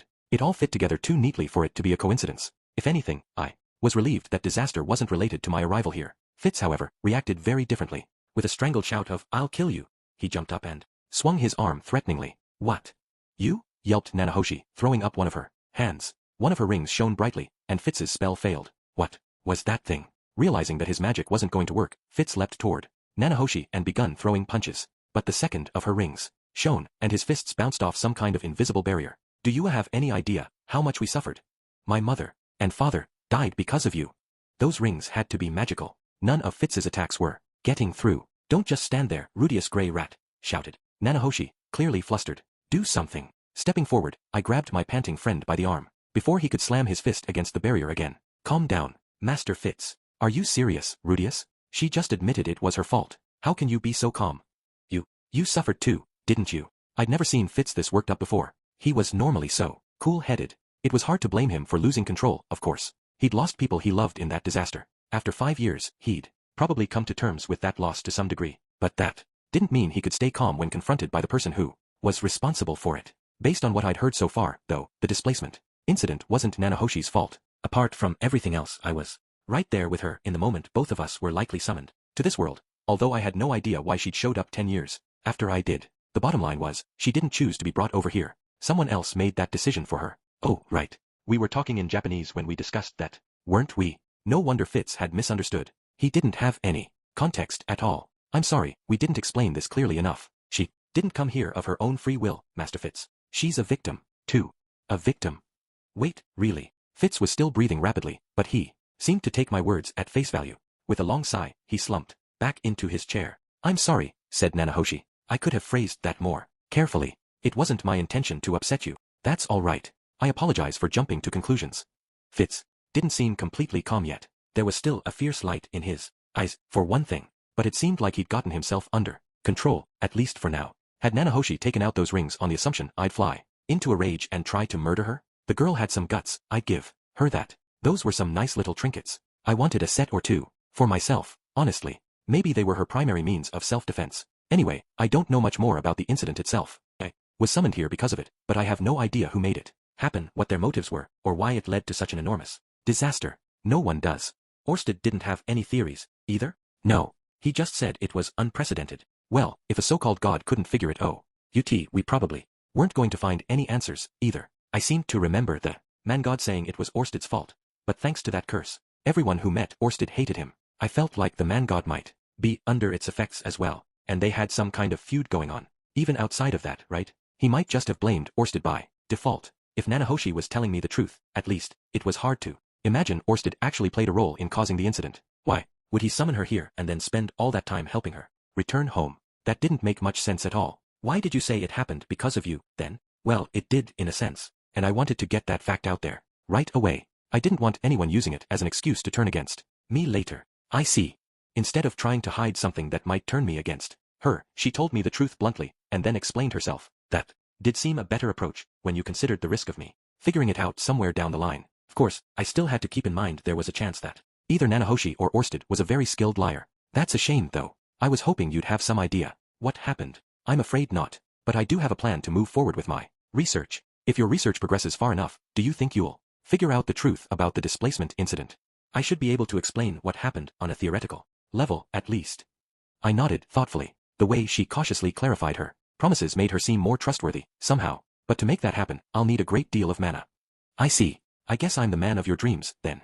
Heh, yes, I suppose so. Fitz scowled as we spoke. I got the feeling he still didn't trust Nanahoshi completely. Still, I'd never expected such a nice, friendly guy like him to flip out like that. He did say someone he knew came through the incident okay, but I hadn't known that both his parents died. It was probably smart to let him cool down a little before I said anything.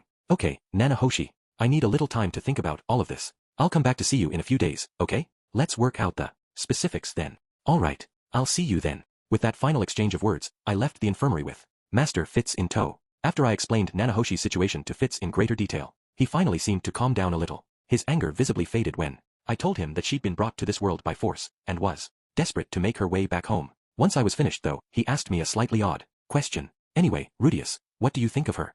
The question was a slightly tricky one. It was easy for me to believe her story, since I'd been reincarnated here myself, but it must have sounded seriously outlandish to Fitz. From the way Nanahoshi talked, it was obvious that she didn't care very much about this world or what happened to the people in it. She just wanted to get the hell out of Dodge. Unlike me, she'd had nothing but success since coming here. Maybe it all felt trivial to her. I wasn't going to brag about all my hard work or whatever, but I didn't really like her attitude. To be honest, there are some things about her I don't like very much, but I do think she's relatively trustworthy. Okay, that's good then. Fitz smiled a little awkwardly. Maybe he'd been planning to lecture me about trusting people too easily if I'd responded differently. I didn't really know how Nanahoshi could have worked out a plan to trick me, considering I'd approached her first. But I guess her story was just that hard to believe. Were you worried about me, Master Fitz? Thanks. Huh. No, I wasn't worried or anything, but, you're welcome anyway, I guess.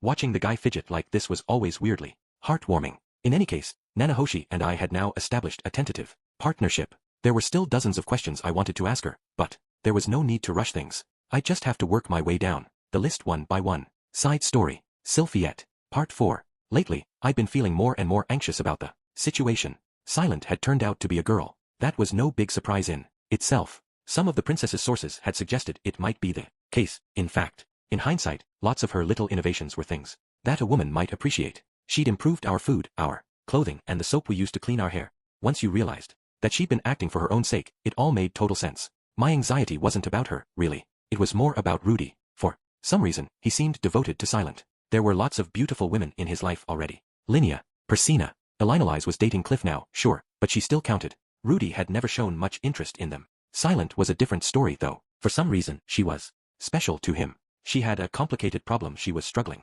with, and he wanted to help her. That was probably a part of it. Rudy liked helping people out, but it wasn't just that. There was some special connection between them, one I couldn't understand, and it was definitely bringing the two of them closer together. They probably didn't have romantic feelings for each other. I didn't get the impression that Rudy had fallen for her, but his relationship with her seemed more intimate than any of his others. Were they even closer than I'd been with Rudy back in Buena Village? Maybe. Since Rudy started helping out with Silent's experiments, he was spending less time looking into the displacement incident with Fitz, and spending more time with her, of course. And when you spend enough time with someone, it's not unusual for something like romantic feelings to develop almost out of nowhere. Back when he befriended Linnea and Persina, I hadn't been that concerned. But now, it wasn't hard for me to imagine Silent taking him away. That made my heart throb painfully. Did I hate Silent or something? It wasn't like we'd even talked that much. I didn't have a reason to hate her. I just didn't want her taking Rudy from me, that was all. She'd popped up out of nowhere, and now she was acting like she'd known him forever. She sat right next to him casually, like they'd been friends for years. That was where I was supposed to be. I wasn't sitting there now, sure, so I couldn't really come out and complain about it. But if she was going to claim that seat, I wanted her to do it right. I wanted her to spend lots and lots of time with him first, and make lots of memories. Either that, or I wanted her to move further away. Maybe then I could accept whatever this was. Sigh. Were Rudy and I really going to just drift apart like this? The princess said I could take my time with it. But if there was no chance at all, she wanted Fitz to stop interacting with Rudy altogether. The two of us would go our separate ways. Even if Fitz left his life entirely, Rudy would keep on going just fine, moving ahead the same as always. Silent would take my seat for herself, and maybe they'd end up spending the rest of their lives together. I didn't like that thought. Not one bit. This wasn't going well at all. But what was I supposed to do? The answer was obvious enough. I had to come out and tell him who I was, and then tell him how I felt. At least that would be a step forward, one way or another. But no matter obvious that was, I couldn't get my legs to move. The thought, what if he says no, kept flashing through my head, and keeping me from moving. If I didn't do something, I'd definitely regret it. But I couldn't bring myself to act. When had I become such a coward? I used to be pretty timid as a child, sure, but I thought I'd grown braver than this over the last few years. Had my courage fallen out of my pocket somewhere? I really wished someone would bring it back to me. Chapter 7. A Day at the University of Magic. It had been a year since I'd enrolled at the Renoa University of Magic, and I'd just turned 16. In this world, people only really celebrated their 5th, 10th, and 15th birthdays, so I'd kind of forgotten about which day it was at this point. I could have figured it out by checking the age on my adventurer's card every morning, but it wasn't something I took out too often these days. I didn't care that much, anyway. Age is just a number, right? After meeting Nanahoshi, my normal routine had changed somewhat. I started off my days by waking up early, getting dressed, and going out to train. This was the same as always, but sometimes Batagati would show up when I started my sword drills. He didn't join in or give me any advice though. For most part, he just watched me silently with his arms folded or resting on his hips, nodding thoughtfully now and then. I had no idea what conclusions he was reaching, and he never shared them with me. I didn't try to start a conversation either. If he did open his mouth, he'd probably start laughing loudly enough to wake up the whole neighborhood. Honestly, I wasn't sure how to interact with Batagati in general. He seemed like a nice guy, but I never knew what he was thinking. And he was an actual demon king, so I wanted to avoid accidentally ticking him off. One morning, however, he spoke to me for once. I find your training fascinating, boy, but I have to ask, is there some point to it? Ouch. That's a harsh way to start a conversation. Well, I don't think staying in shape is pointless, but you have an absurd amount of mana, Batagati interrupted. I don't understand why you'd train without cloaking yourself in battle. Aura. Again with the battle aura. I'd heard the words many times before, but everyone was always super vague about how you were supposed to cloak yourself in it. This seemed like a golden Opportunity. It couldn't hurt to ask, right? What exactly is battle aura, anyway? It's mana. Nothing more and nothing less. The way Batagati explained things, it was basically a technique that used the mana in you to dramatically improve your body's physical capabilities, strengthening yourself to unnatural extremes. That bit was more or less what I'd expected to hear. How do you actually do that, though? Simply spread a field of mana over every part of your body, then press it tightly against you. Ooh.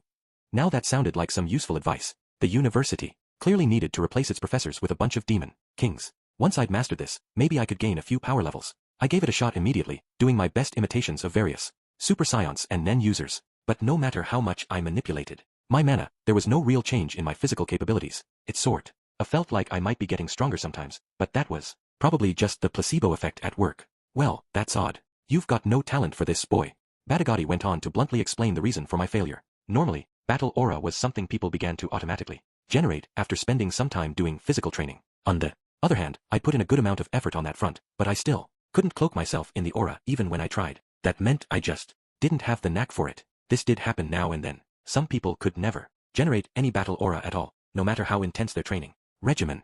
Bwahahaha. Not like you have any need of it, of course. Laplace never cloaked himself in battle aura either, but he was truly powerful. When he talked about my abilities, Batagati often used the demon god Laplace as a point of comparison. I assumed it was because he'd also possessed a massive supply of mana. Did you actually meet Laplace, Sir Batty? Indeed I did. He annihilated most of my body with a single blow. It took me some time to reform after that. I thought he'd actually killed me for a moment. Bwahahaha. Is there some reason you sound so proud of that? Well, he'd fought against a powerful opponent and lived to tell the tale. Maybe that was something worth bragging about. Regardless of the details. According to Batagati, Laplace had been an extremely shady character, but he was also a master at making use of his mana. Could I get stronger if I learned to fight like Laplace did? I don't recommend trying. If you tried to use your mana the way he did, you'd blow your own body apart in an instant. It's bizarre for a human to have that much mana inside them in the first place. You know, channeling too much mana at once could apparently destroy a magician from the inside out. On an intuitive level, that did make sense to me. Infusing yourself with magic felt a little bit like stretching your arm out as far as it could possibly go. If you kept pushing things beyond that limit, you'd probably end up with the equivalent of a broken bone or two. Laplace, on the other hand, had possessed not only a giant supply of mana, but also the sturdy body and technical skill necessary to use it fully. I was a fragile, clumsy little thing by comparison. No matter how hard I trained, I was never going to reach his level. But why do you even want to get stronger, boy? Why? Well, I mean, someone had nearly killed me not too long ago. I wanted to get strong enough to prevent that from happening again. That seemed reasonable to me. I've known many men who sought fame and strength to an excessive degree, and it never ended well for them. Take my nephew, for example. Too proud by half, that one. He settled down a bit after very nearly dying, but up until then he was obsessed with becoming the strongest man in the world. There are more important things in life than that, you know. Like what? Like women, said Batagati with a self-satisfied grin. Once you have one of your own, you'll understand. Bwahahaha. To be fair, people who wanted power for its own sake were usually villains, at least in the manga I read back in my previous life. But I wasn't planning to devote my life to the pursuit of power, or anything. Being strong let you swagger around confidently, but it didn't make you a better or happier person in and of itself. I could understand why you'd prioritize something fun like womanizing instead. Thanks to my condition though, that wasn't exactly an option at the moment. That reminds me, Your Majesty. Yes. What is it? You wouldn't happen to know of a cure for impotence, would you? No. I guess even demon kings don't know everything. After finishing up with training, I ate a quick breakfast and headed for class. My mornings started with intermediate detoxification magic. Even at the beginner level, detoxification enabled you to cure a wide range of common ailments and purge the body of most poisons. But when you got into the rarer illnesses, or the venom used by high-ranked monsters, you needed to know more advanced spells with specific incantations that required using lots of mana. Intermediate detoxification classes and above were mostly about learning those ultra-targeted spells. Their incantations were painfully long. Even at the intermediate level, you'd have to chant a phrase several times longer than anything used for an offensive spell. Modern incantations were said to be abbreviated versions of older, less refined phrases, but when you got into the more advanced tiers of certain disciplines, it felt like they'd never been shortened at all. There were a lot of these to learn, as well. For intermediate detoxification, you had to memorize more than 50 different incantations. Some of these actually created poisons, to my surprise. Maybe they had some medical use in certain cases. At the advanced tier, you'd need to learn more than 100 spells. Once you hit that level, you'd need some serious memorization skills to keep up. At the Saint tier, there was supposedly less need to memorize things, but the amount of mana required to cast a single spell ramped up dramatically. And as for the King tier spells and above, you were looking at things researched and devised by one nation or another, and mostly guarded as state secrets. Some would create poisons incurable by any ordinary magic, as a threat toward other countries. Others would create specific antidotes to those same poisons. It was basically a kind of arms race. Incidentally, the only divine tier detoxification spell I'd heard of was one that cured a strange and terrible illness called petrification syndrome. If left untreated, it would slowly transform the mana inside your body into magic stone. Only one person had ever been able to use the spell in question. It was guarded carefully in the great Cathedral of Milishan. Just a side note, as you moved from intermediate detoxification to advanced and onward, the incantations grew steadily longer. Based on what I'd seen, a king tier spell might require you to recite the contents of an entire book out loud. My new brain wasn't half bad at remembering things, but it still felt like I had my work cut out for me. Honestly, monks and priests never seemed to catch a break. No matter what world they were in, they always had tedious chants to memorize. Personally, I was planning to just carry around a book with the incantations in them. My main reason for taking this class was to see if I might find some spell that could cure my condition. But from what the professor told me, there wasn't anything in the intermediate tier that could make me any perkier. Not surprising, really. After my first class ended, it was time for lunch. I'd been eating outside for months, but it was getting cold out there these days, so I decided to make myself a little shelter. I used earth magic to surround one of the outdoor tables with 4 walls and a roof, then opened a hole in the middle of the table and got a fire going inside it. Once I added a hole in the ceiling to let the smoke out, I had myself a comfy little hut. It was actually really nice sitting around that table, since the fire warmed the stone nicely. Unfortunately, Vice Principal Genius quickly showed up and chewed me out. Rather than making myself a building outside, I was encouraged to use the building they already had. I decided to start eating on the first floor of the dining hall instead. I'd expected Zenoba to protest, but he accepted it readily enough. Julie wouldn't be able to sit with us on the 3rd floor, anyway. Apparently, there was an informal rule up there that slaves weren't allowed to use the chairs. It didn't apply elsewhere, of course. Zenoba didn't treat Julie like a slave, even if she technically was one. He regarded her as a junior apprentice in the art of figurine making, nothing more and nothing less. That said, she was still his subordinate, so you did see him ordering her around now and then. The treatment of slaves varied widely in this world, depending on where you were and who bought you. I wasn't sure if Zenoba's treatment of her qualified as good or bad. At least he didn't act like she was less than human. Shit, that's Rudius. What's with that guy, anyway? How the hell did he take over the special class in a single year? I was there when he took out the Demon King. Man, he only used one spell. When I entered the dining hall, the crowd parted in front of me, and I heard murmuring from all sides. I didn't remember taking over the special class, and my one hit on Batagati was repaid with 3 punches. But whatever. This wasn't a bad feeling, although I had to make sure it didn't go to my head. Orsted had taught me a very painful lesson about the dangers of getting overconfident. If my ego got too big, I'd just end up faceplanting again. I followed the path opened by the crowd, and found myself led directly to a table at the very back of the dining hall. Bwahahaha. I see it's finally gotten too cold for you to eat outside, boy. Batagati was sitting there. For some reason, he was chugging from massive mugs of booze, which were definitely not served here. Judging from the reddish tone of his jet black skin, he was probably mildly drunk at this point. The other students, standing at a safe distance, looked at me expectantly. Their eyes were pleading with me to sit down with Batagati. I'd apparently been assigned a regular table by group consensus. Incidentally, Cliff and Elinalize ate on the 2nd floor. I'd witnessed them having a meal together once, and it was enough to make me lose my appetite. They spent the whole time feeding each other and kissing passionately, totally ignoring all the stares, watching that had left me feeling empty inside, so I decided to keep my distance from them at lunchtime. Master, what's the Demon King drinking? Said Julie, tugging at Zenoba's sleeve. It looks really good. Bwahahaha, you're a dwarf, alright. Indeed, this beer is of the highest quality. It was the secret stash of that man with the hairball on his head. I'd heard that dwarves like to drink, yes, but did Julie already have a taste for alcohol? I felt like she was still way too young for that, but apparently, I was the only one who felt that way. Sir Batty, would you mind if she had a little? Not at all. There's no joy in drinking all alone, you know? Have as much as you please. Bwahahaha. Julie took a cup Batty had filled to the brim with beer, and began sipping steadily away. Was this really a good idea? She had to be a little young for this, right? I mean, sure, we could always use detoxification magic if she got too drunk, but still. Then again, I was drinking here and there at the age of 7, myself. Maybe it would be hypocritical of me to object. Perhaps I'll have a mug as well then, said Zenoba. You've got classes today, I pointed out. It's probably not a good idea. Ah, if you say so, master. My apologies, Sir Batty. Bwahahaha, you can't even drink when you please? The life of a student must be an unhappy one. With this boisterous conversation running in the background, I ate my lunch and set out for my next class. This one was a course on advanced healing, located in a 5th-year classroom. I'd been surprised to find that Persina was taking this class as well. Specifically, the surprising part was that it was just Persina. Linnea was taking a different class. Normally, Persina didn't take anything seriously, but to her credit, she actually paid attention to the lectures, while gnawing on sticks of jerky, of course. Still, most of the other students were terrified of her as Dawn, her reputation as a delinquent, so she'd been spending a lot of time all by herself lately. She'd even had trouble getting anyone to pair off with her in the practical skills sessions. Because of all this, she seemed genuinely grateful to have me around. On this afternoon, she went so far as to say, "You're the best boss. Here, you can have my most prized possession." The gift she handed me was a half-eaten piece of jerky. By her standards, this was probably a very special gesture. Accepting it with a nod, I went ahead and licked it all over, savoring the dog girl flavor. Persina looked at me with open disgust. "Hey, you're the one who gave it to me." As for Linnea, lately she'd been peppering me with questions about elemental spells. It sounded like she was struggling to get the hand of combined magic. This was apparently a major stumbling block for lots of people who were focusing their studies on offensive magic. Sylphie had picked it up relatively smoothly back in the day, but maybe it was one of those things that got harder to learn as you got older.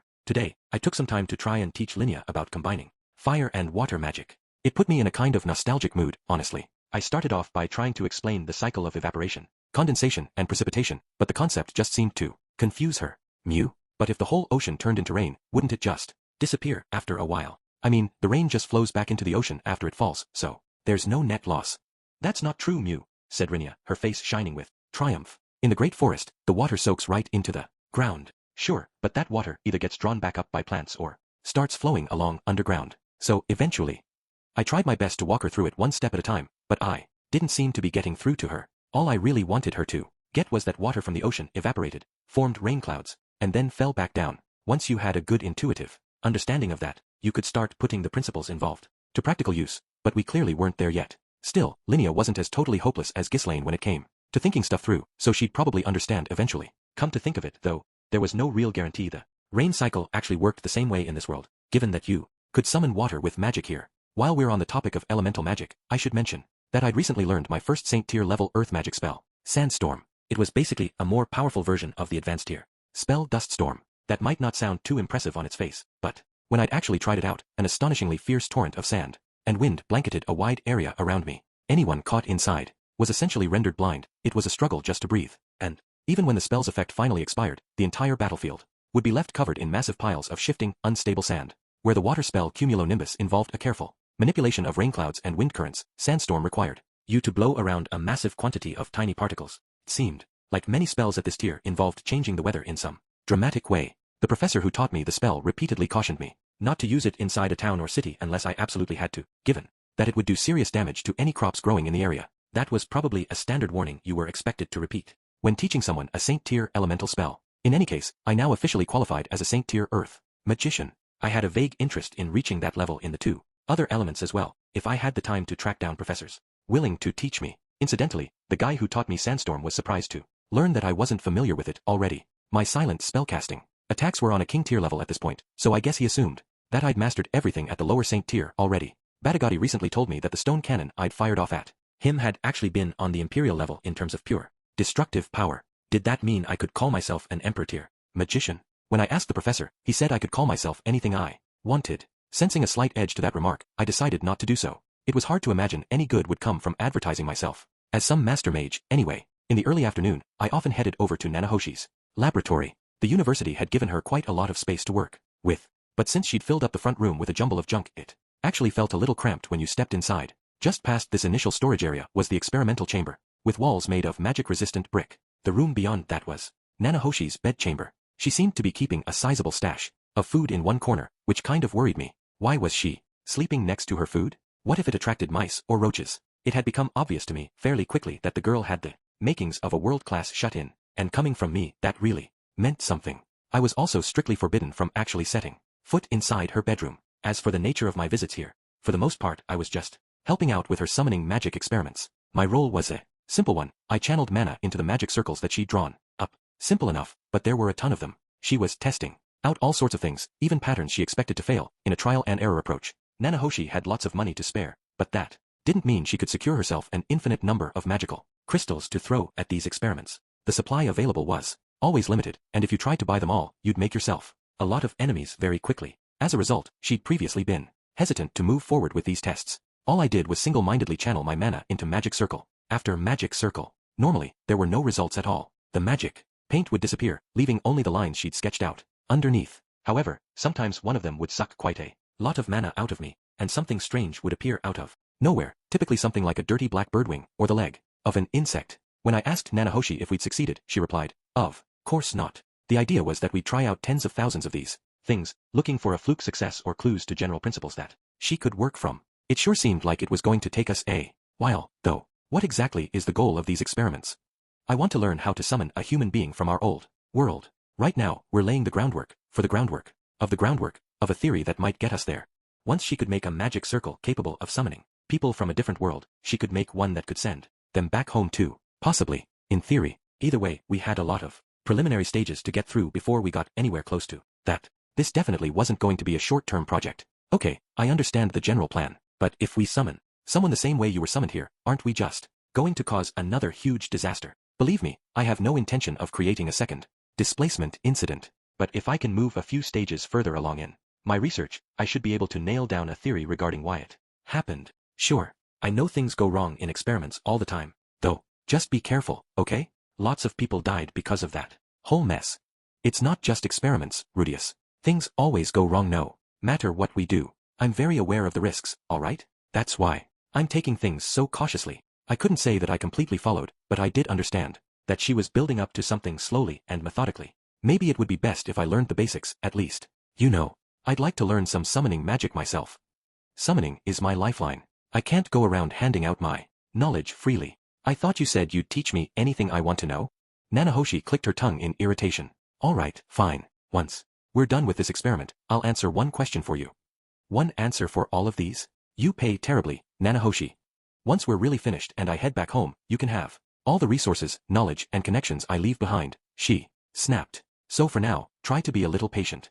Somebody seemed a little on edge. In her defense, though, I guess it was uncool of me to start begging for rewards when we hadn't even accomplished anything yet. Before we continued, though, Nanahoshi did hand me a book with the title Sig's Summoning. If you're that interested, do a little studying yourself.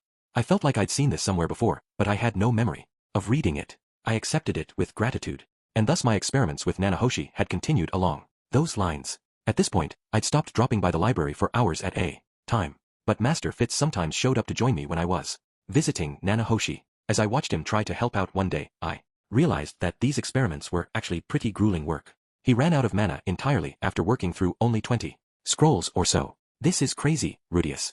Activating one of these things consumes as much mana as casting an advanced spell. Fitz was a silent spellcaster like myself, but evidently his mana capacity was considerably smaller, and he had more mana than most people. From the sound of things, it did seem like my capacity was just freakishly large. I kind of wished someone could put it into numbers somehow. In any case, Fitz was a proficient mage, and he'd struggled with this task. Was it something about Nanahoshi's magic circles in particular? Or did summoning magic just eat up that much mana? Unlike offensive spells, you probably wouldn't be using a dozen different summoning spells in a single battle or anything, so it seemed reasonable that they might have a higher mana cost. But it was bizarre that scrolls which produced no effect at all would drain so much power from Fitz.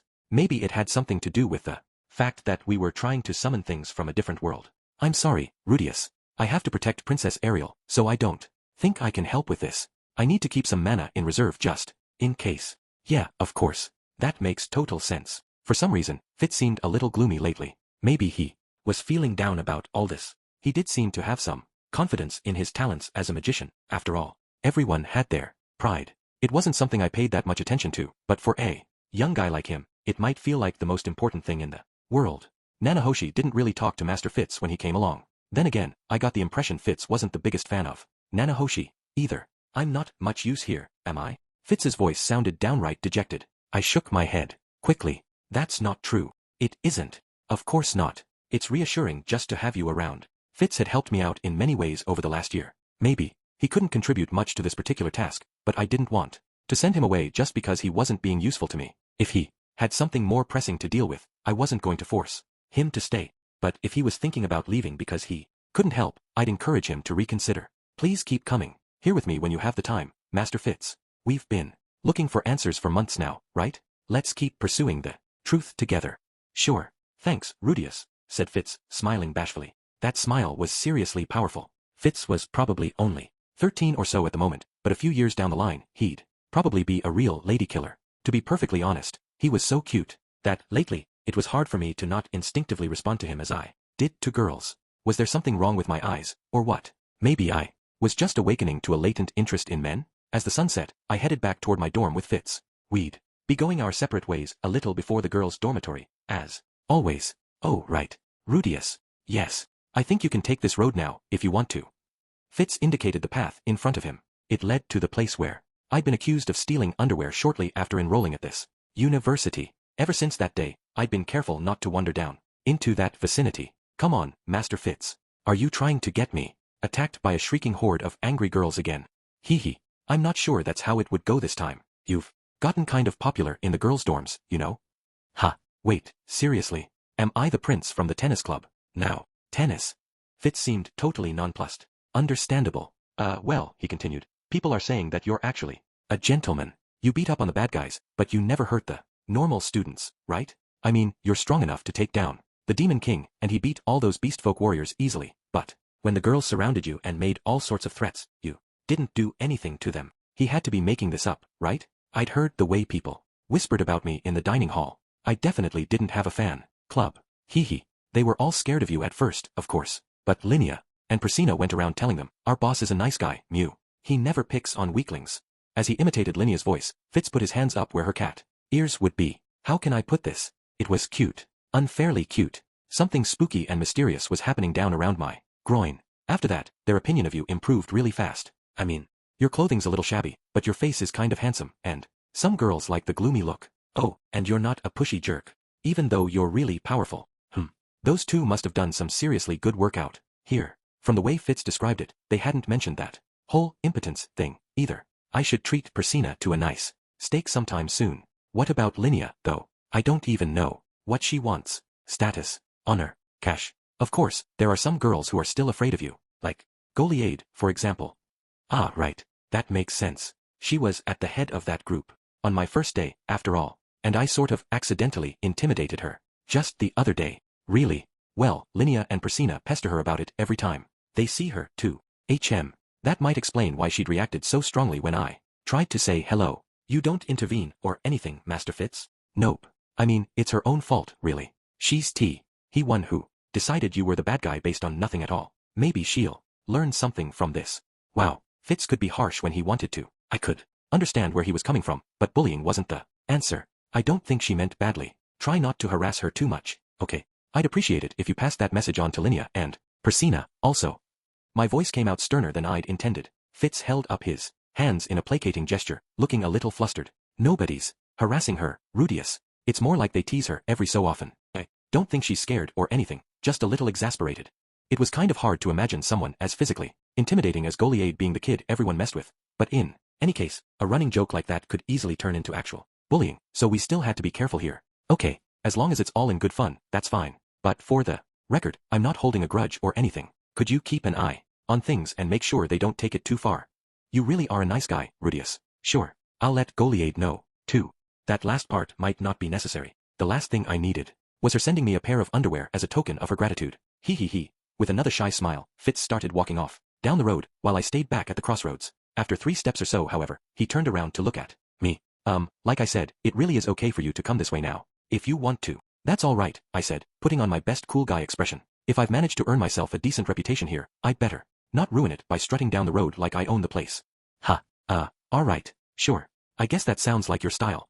Stumbling a little over his words, Fitz covered his mouth with one hand. Was he trying not to laugh? Maybe the cool guy face still needed some work. People were always telling me that my smiles were kind of disturbing, but I'd been trying my best to improve them. Okay then, Rudius. I'll see you later. Right. See you soon. With that, the two of us went our separate ways. For some reason though, Fitz looked a little sad as he walked away. After eating dinner, I gave Julie her daily magic lesson in Zenoba's room. Julie was a studious, clever kid who absorbed new information like a sponge. She was also rather dexterous, and could use her fingers to do precision work when her magic failed her. Not to be crass or anything, but Zenoba had gotten a real bargain when he picked her up. Still, this was only her first year in training. Her mana capacity was just too low for sustained work, and her accuracy wasn't up to par either. Although she was skillful with her hands, she'd only just started to practice with sculpting tools, so she was still awkward with them. Teaching her the ropes was going to be a long-term project. While giving Julie explanations and advice, I worked on my own figurines as well. Lately, I'd started on a 1/8 scale figure of Master Fitz. But since he always wore layers and a bulky cloak, it was a little hard for me to imagine the exact shape of his body. Most of the elves I'd met were very slender, with almost nothing in the way of body fat. I could work on that assumption. The biggest problem, though, was how to deal with his private parts. I was seriously conflicted. I didn't want to put anything in between his legs, but he might get mad at me if I depicted him as a girl, and I really wanted to show him the figurine after it was done, too. If you'd like, master, I could sneak up on him when he least expects it and rip off his clothes for you, offered Zenoba generously. Thanks, but no thanks. Incidentally, Zenoba was currently working on a red WYRM figurine with my guidance and advice. The component parts of this figure were all relatively large, so it was a good project for him. Still, he wasn't the best with his hands, so progress was slow. We'd have to take it step by step. Before I went to sleep, I took some time to read. Today I was working on Sig Summoning, the book I'd borrowed from Nana Hoshi. It was the story of a witch named Sig, who had summoned many fearsome fiends for various reasons. In the end, she used an enormous offering and a huge amount of mana to call forth a creature that was stronger than she was, which promptly killed and ate her. Her student, bitterly lamenting this tragedy, swore an oath to never summon anything beyond his ability to control. There was a moral to the story and everything. It felt a little bit like a fairy tale. If someone like me, who had more mana than he knew what to do with, were to summon the strongest creature that he could, there was a good chance something too powerful and dangerous to handle would show up. That was an important takeaway, at least. I'd have to start slow with this stuff and make sure I understood the risks before I did anything too dramatic. Still, the book didn't have any concrete details on how the fiends were summoned, or the nature of the magic circles that the witch used. There wasn't much to study in it, really, and so, another typical day at the University of Magic came to an end. I still hadn't found any means of curing my condition. Almost felt like I'd missed my chance and moved on to the next part of my story by meeting Nanahoshi. Maybe the man god's prophecy had left me too optimistic. Maybe I should have searched more urgently for an answer and tried all sorts of things. As it happened though, my worries proved to be unfounded. Shortly after this very day, things moved quickly toward an unexpected resolution. Chapter 8. Clueless, but perceptive. Winter had arrived, and the city of Sharia in the kingdom of Renoa was covered in snow. Thanks to the city's famous magic implements, the roads and major pathways were kept clear, but massive piles of snow quickly built up to the sides and behind the main school building. Not long after the season began, a letter found its way to me. It was from a certain Soldat Heckler, S-ranked adventurer and head of the party stepped leader, and it informed me that Soldat had just arrived in town. Apparently, there was some kind of clan conference taking place here. Thunderbolt, the clan stepped leader belonged to, had been officially summoned to the city to fight the Demon King, Badigadi. But when that request was cancelled prior to their arrival, they ended up hanging around in town for some time anyway, and eventually decided to hold their yearly clan meeting here. Every winter they took 2 or 3 months to talk things over and make plans for the future. Soldat was an S-ranked adventurer and a member of the clan leadership. Choosing not to attend the conference wasn't an option, so he'd been forced to come all the way to the kingdom of Renoa. The man didn't get along too well with his clan's leader, and he'd honestly been dreading this. He was convinced he had a couple long, dreary months ahead of him.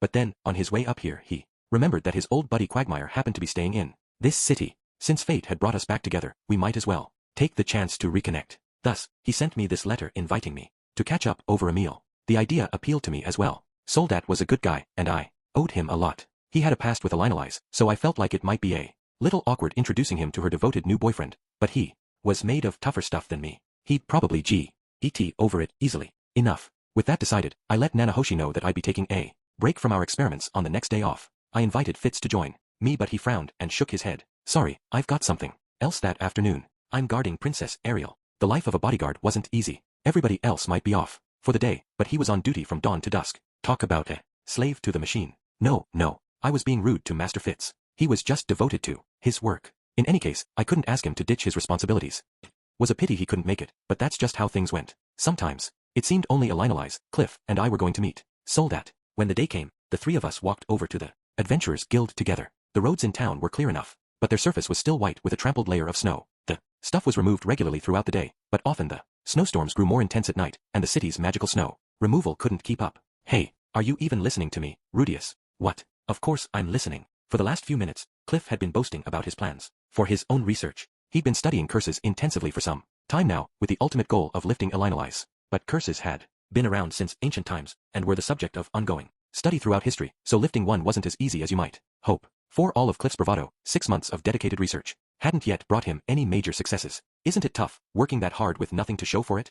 I'm not worried in the slightest, said Cliff, his voice full of genuine confidence. I'm a genius, so I'll figure something out. Eventually. You had to admire the guy. I knew there were some things I'd never accomplish no matter how hard I tried. I probably couldn't have motivated myself to slam repeatedly against a brick wall like that. Smashing your way into a whole new frontier nobody had ever reached before really was something only a genius could ever hope to do. Still, if you know anything about curses, I hope you'll share your knowledge with me. I paused a moment to think this over. I felt like I'd heard the word curses pop up quite a few times during my journey from the demon continent to this city. Let's see. Where had I heard it, exactly? Curses, curses. For some reason, the sound of the word made me want to cringe in fear. That was probably because Orsted had a few of them. It was the man god who'd told me that, right? Come to think of it, I'd heard the demon god Laplace was cursed as well. He'd supposedly transferred his into the spears he gave the Superd, dooming them to centuries of persecution. Well, I've heard that Laplace once transferred his own curse into a number of objects and used them to pass it onto a certain tribe of demons. Objects. Right. To be specific, the spears the Superd used during the Laplace War. Thanks to the curse on those weapons, they lost their sanity and ended up getting a reputation as mindless killers. Cliff opened his eyes wide. What? I've never heard that before. Is that actually true? Well, I only heard it secondhand, so I can't say for sure. Was it the man god who told me that as well? Yeah, that sounded right. It was probably safe to take him at his word on this one. I couldn't see what he'd stand to gain by lying to me about it. Either way, that is a most intriguing concept. I didn't know it was possible to transfer a curse into an object. Cliff put his hand to his chin and nodded thoughtfully, apparently pondering the idea. I don't know how you do it though. Sorry. That's all right. Just knowing that it's been done before is very helpful in itself. Had anybody other than Laplace even pulled it off though? Seemed like the sort of evil trick you'd expect a demon god to use, but it wouldn't have surprised me if there was some ancient taboo against messing around with that sort of thing. That said, blessed and cursed children were supposedly the exact same thing, right? Maybe there was some precedent for trying to move a blessing into a different vessel, at least. Cliff, do you know if anyone's ever tried to transfer a blessing rather than a curse? What do the blessed have to do with anything? Said Cliff, tilting his head curiously. Strange. It felt like we weren't working from the same starting point here. Well, blessed children are the same as cursed ones, right? They're all born with something strange about their mana, which gives them odd powers. The only difference is whether the effect happens to be positive or negative. That's news to me. I looked over to Elinalize for backup, but she was also looking at me in surprise. Evidently neither of them had heard this before. Maybe it wasn't widely known? I seemed to remember someone telling me about it really casually, though. Wait, that was the man god too. All of this was man god information, wasn't it? That guy needed to stop dropping obscure arcane knowledge on me like it was nothing. Still, this is all very interesting. Objects, very interesting. Indeed. Perhaps I could try that. Cliff was squirming with excitement.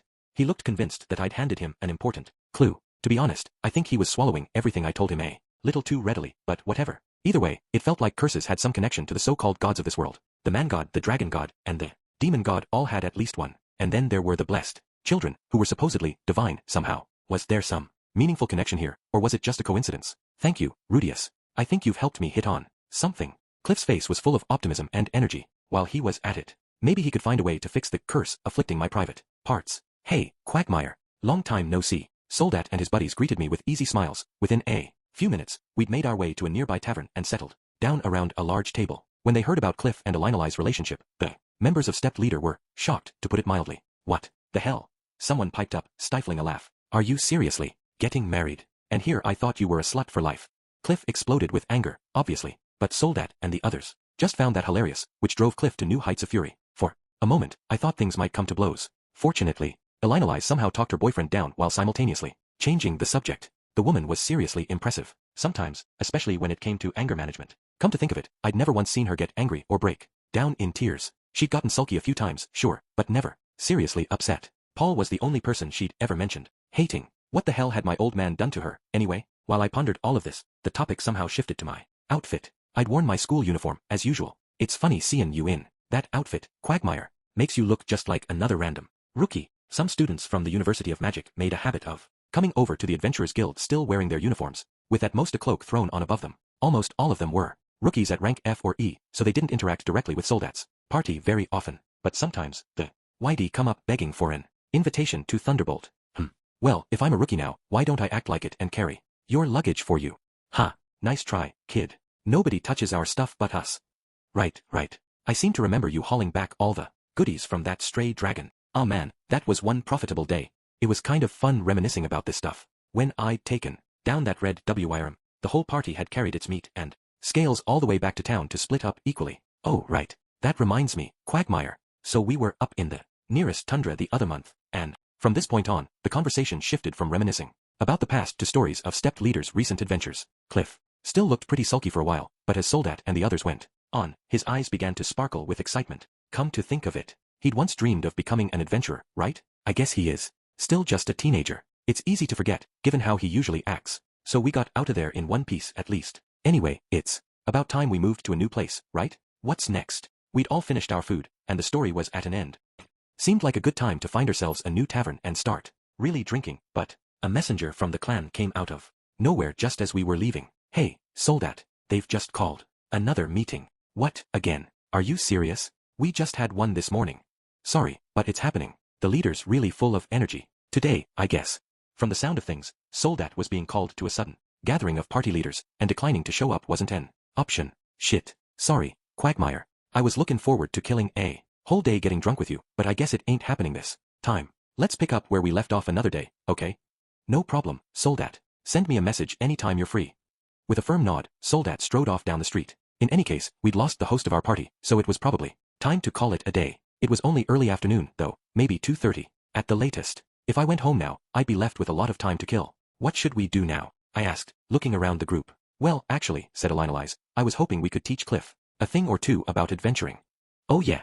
Interesting. Elinalise must have noticed how excited her boyfriend got over stepped leader stories and had decided to show off her chops as an adventurer. Ooh, now that sounds like fun. Gonna educate a rookie, huh? Can we tag along too?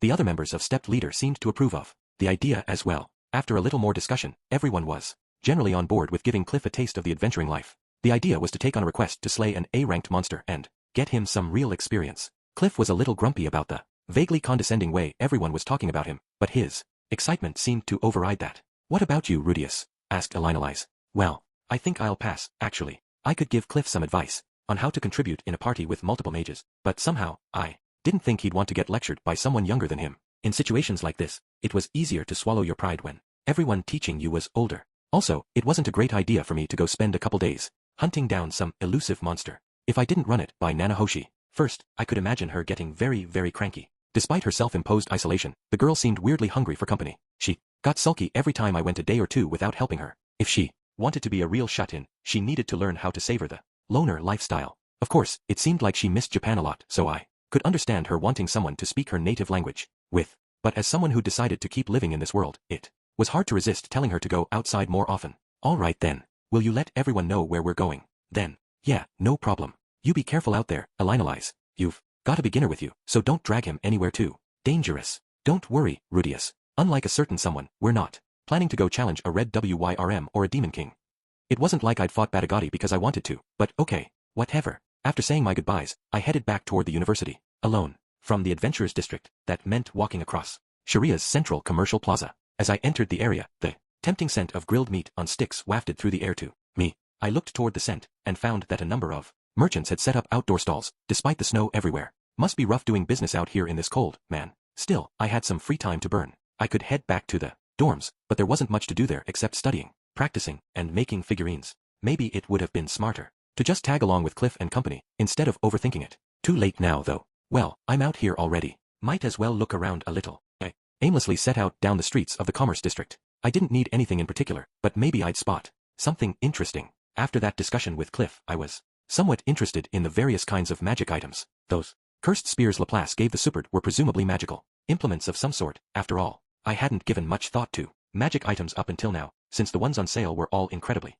expensive. But Fitz was apparently equipped with some, and Nanahoshi had a few handy artifacts of her own. Sharia was basically the hometown of the Magician's Guild. Maybe I'd find a few interesting things for sale here. I wasn't planning to actually purchase them, but a little window shopping never hurt anyone. Incidentally, though I'd originally got the two categories confused, magic items and magical implements were two distinct things. Magical implements were man-made objects with magic circles engraved on them. When the user chanted a specific incantation, their mana would flow through these, producing some effect. As long as the user's mana wasn't exhausted, they could be reused indefinitely. Magic items, on the other hand, were objects infused with their own supply of mana. You activated them through some sort of gesture or action. They could only produce their effects a few times per day, but their internal mana supply would regenerate over the course of several hours. Basically, magical implements could be used quickly many times in a row, but they cost you mana, whereas magic items had limited uses, but didn't require anything from you. Magic items were generally considered to be more practical and useful, since you